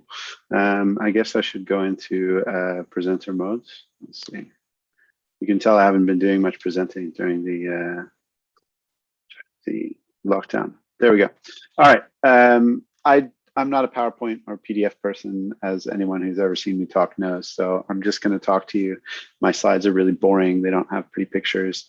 And what I'm going to do is, say long-term MISP user, first-time caller. Okay, maybe not even first-time caller, but I'm going to flip the way that you use MISP on its head a little bit, in the sense that I'm starting to use it before an incident occurs. So I don't just worry about recording incidents. I try and think about what I'm going to record before I even have to, before I have an incident. So what could we do with some of our constituent data, especially if we still want to keep some of it anonymous from some of our users, and some of it, some of them we might be happy for them to see some extra details. And we can talk a little bit about that as we go through the presentation. But the basic idea is that I have recently become a CTO at a cyber insurance startup. So I'm doing cyber risk in the traditional sense. I know it makes everyone nervous and want to go to sleep, but bear with me. What I'm going to tell you is the pain that I have, right? So the world that I live in. So we get new clients who are our insureds, and we need to assess them a little bit quickly, in my opinion. I get 90 seconds to assess the security of the client before I decide whether or not we're willing to underwrite them, and the price of that as well. So my advice is always scan the client. You have to scan the client. It's really important. And keep in mind, this is before incident, right? So let me give you some perspective on what that means. It's not just about vulnerabilities. So we'll start with the non-security things on the right-hand side. These things do contribute in smaller or greater ways to cyber risk. So the revenue of the company, obviously bigger companies can pay bigger ransoms. So goes the theory anyway. So that is a contributor to the risk, even if it's not necessarily a contributor to the frequency. Number of employees often has some correlation with the number of computers or networks or the size of the intranet in internal networks of these companies. The industry sector makes a difference too, as we all know. Universities, healthcare, not as easy, or let's say they're softer targets than some other targets in other industries. But when I'm looking at industry sector, I might be using any of 4 different standards. Every once in a while, I bump into a new standard that somebody else wants me to use, and I need to be able to convert between those industry sector standards and codes to do some integration of these different systems. Obviously, I'd like to know a URL or a domain name. Location is a bonus. You might think it never matters to an incident, but it does. I can assure you that if you're managing a couple thousand insureds across the US, being in one state jurisdiction or another in terms of breach laws and privacy laws can have a huge impact on the cost of an incident. And then we also are very interested in trading names versus legal names. I'll give you an example. The name of the company I'm currently working at is Waratah Analytics, and I'm loving it. I'm there with 2 other people. But the legal name is Waratah Analytics, and our website is waratah.io. So our trading name and our legal name and our URL all might be different, and I need to stitch those up. In particular, one of the things I might be interested in is whether or not this company that we're about to insure has a history of fraud, in which case they might have changed their trading name or legal name many times. So I know this is not standard MISP stuff, so I just kind of put it on the right-hand side to get your mind into the game that I have to play and the pain that I live with. So we'll switch back to talking more about the security stuff. So in under 90 seconds, I want to know the number of the subdomains of this theoretical client that I might be willing to insure. Obviously, I want to know vulnerabilities in those subdomains. As we all know, some vulnerabilities can be scanned for, have a network signature or presence. Some can't, and therefore I might have to infer those vulnerabilities that can't be scanned for from other data. A really important one that many people don't think about is that I want to know if there's the presence of malware before I ever insure the customer. So most people think vulnerabilities. They don't necessarily think, hey, this C2 beacon or this rat beacons out, and maybe that is a sign that I wouldn't want to insure this customer because they've got a prior infection. Malicious website, another important thing for me. If there's any malicious code embedded in the website, that's something I want to know before I insure this customer. I would probably reject them based on that. I can also give them some feedback. Maybe they can go out, clean it up. That's some of the little bit of good that I get to do in my life, which is nice. I'd also like to know in some sense if this is a spoofed website or a copy of somebody else's website. Certificate providers, whether that's for the email server or the HTTPS on the server itself, especially if it's for like some sort of customer portal as opposed to just a domain that shares information. Patch frequency is another thing I'd like to know or infer, and I have a number of different vendors who provide me with those things. And of course, any of the insecure protocols, right? So there might not be a vulnerability in Telnet, but I still don't want to see your Telnet internet facing. FTP, RDP, some of these things give me concerns and make me nervous in terms of the risk of bringing this customer onto our portfolio of insurance. So all of that has to be accomplished in under 90 seconds. We don't necessarily do all those things live, right? Some of those things we might gather some historic data from somebody's database. And we're always looking for new providers who do any of these things. So if you're interested in some of these things and you've got a better scanner for one particular type of malware, let me know. I'm interested in that, and I can make use of it in ways that other security providers might not be as interested. So these are the things we are also importing into MISP to some degree. Some of these things I leave out, or I just use a link to an external resource rather than necessarily recording it in MISP. But you'll notice that if I leave out the URL sometimes the employees, the industry sector, and the revenue, then most of the rest of this, the trading name, legal name, that stuff on the right is kind of giving away who the client is. But many of the other things on the left, we can make sort of true, false, or quantify in some way, and then we don't have to name who the customer is when we're storing this. And that means I can hide a few of those fields in my sharing groups within MISP, and then I've got anonymized data for other people to study in various ways. So essentially at this point, we would swipe left or right on a client, right? We would give them a no, or we would give them a yes, and the yes would often involve a price. And if they're not happy paying the price, the premium for that insurance product, then they go away. And then if they are, then we've got a match. And then when we have a match, things change inside my MISP server a little bit. Some of the other things I want to know are whether or not you have a security at example.com. So do you have an incident response team is a really useful thing for me to know, or at least a contact point. And many of you who've worked in certs for years know that that's a bit of a challenge sometimes, finding the contact point when you reach out to them. The advantage here is I'm in a sort of contractual relationship rather than being like a national cert that has to find the security at. So I can ask for some of these things at some part in the process. Now, I might not want to do that when I initially bring the client on board, but I can do it later on, a month after they've come on board, or 2 months, or whatever. But what that means is that I've got a sense of who the incident response companies I'm going to hire to do this work for me will contact when they need to. Of course, I want to know things about the third-party hosting, like are you Google Cloud, are you AWS, are you Azure? Not even just hosting, but also like, do you use one of the major DNS providers? Are you using Akamai or Cloudflare, or do you use Google DNS? Because obviously, if there was some interruption with some of those things, I would see that ripple across all of my customers or constituents, if you like, at once. I'm a big fan of CPE 23 strings. Yes, they're a mess. Yes, it's a nightmare parsing some of this stuff. They're not always accurate or up to date, but you'd be surprised at how I can use them to look at risks across many of my customers simultaneously. Other things I care about are history of previous incidents, obviously the presence in leaks of the domain. I use some of the AL tooling for some of that stuff as well. And we also hire people that provide those services to us. We'd love to know if you've got any GDPR fines in the past. And then of course I need a policy number. So that's a magic number to identify this customer in various ways. I also would like to know the limits. So did this insured? Are they insured up to 1 million? Are they insured up to 500,000, 25 million? It depends. And then of course I want to know whether the policy is live or expired.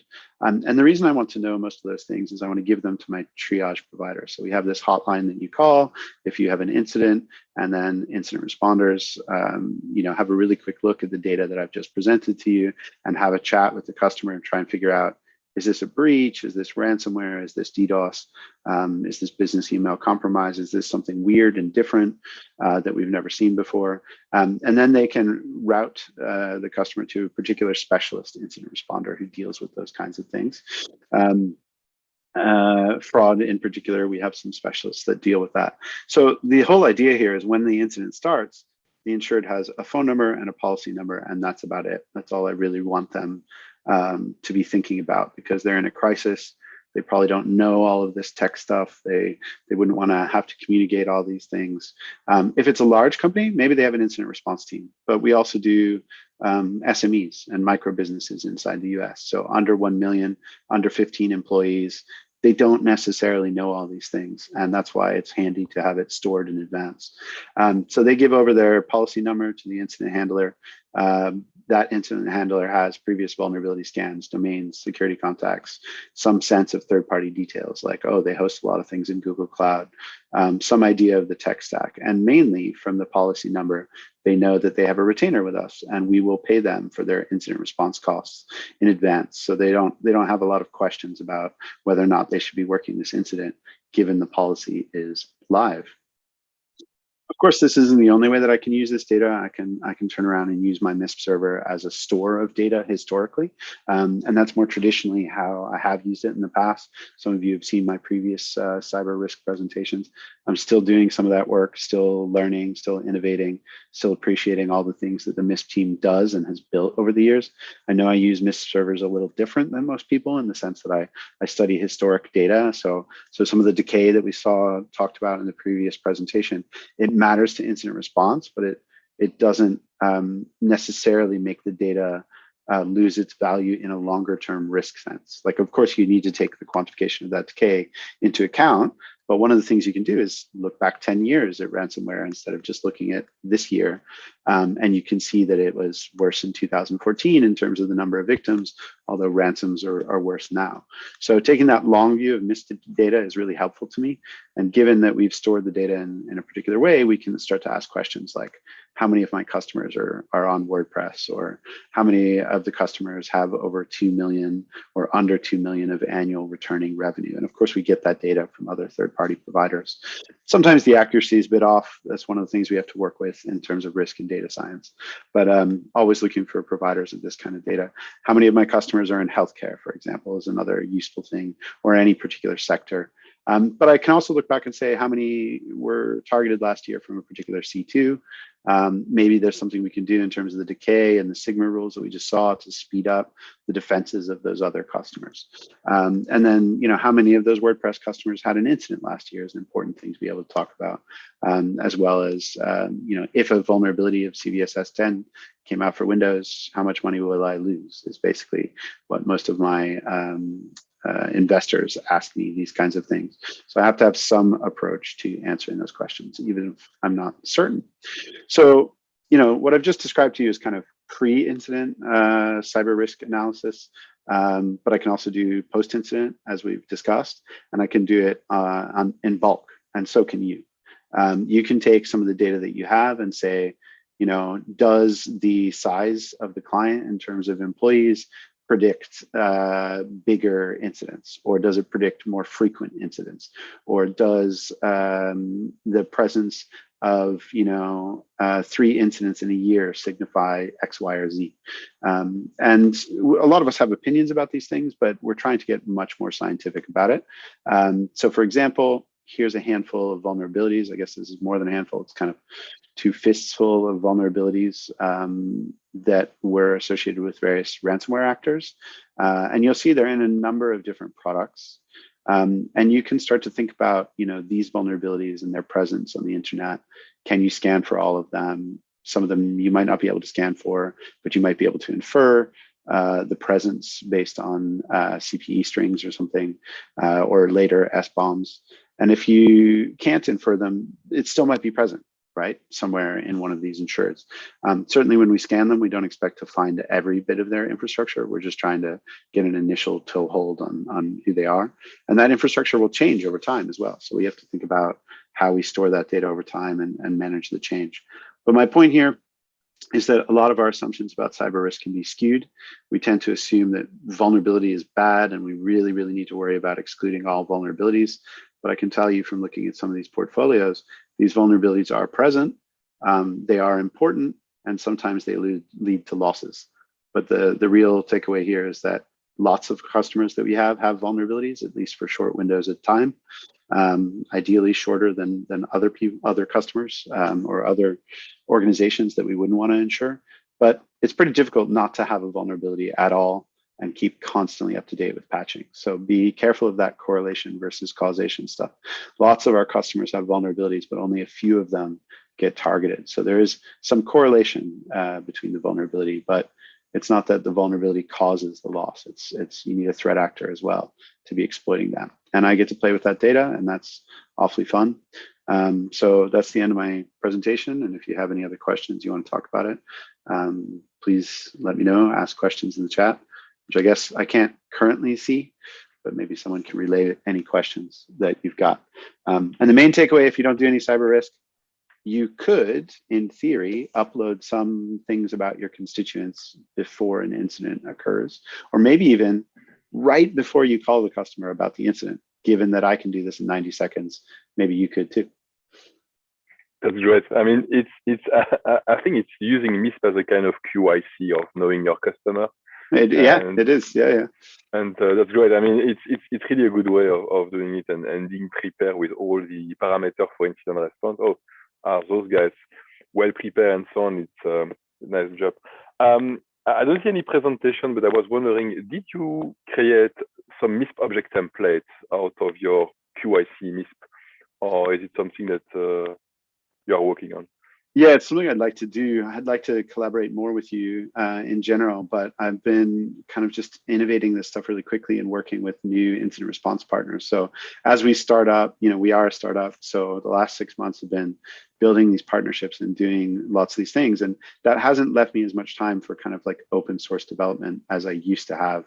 Maybe that's partly just moving up the career ladder as well.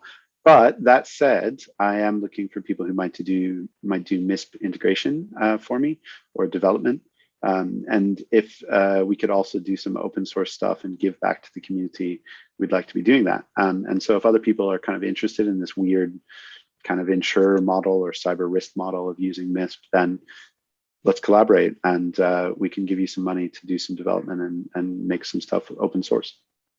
Awesome. I mean, that's a nice job. And I think what you did and all your publication regarding ransomware and so on, giving some metrics and being able to measure the reality behind everything that the media are talking about is really great. And so that's great. Maybe in the next months we can work together on creating even object template on this aspect. Anyway, thank you very much. It's great to have you on board. So that's basically the end of the MISP Summit. So our first virtual summit and our first YouTube broadcast. So thank you for everyone supporting us. Thanks to all the speakers that gave some time to do the presentations. That's really cool. Thanks a lot to everyone, our supporter and so on. And I hope that we can see each other physically next year. So take care. Bye bye.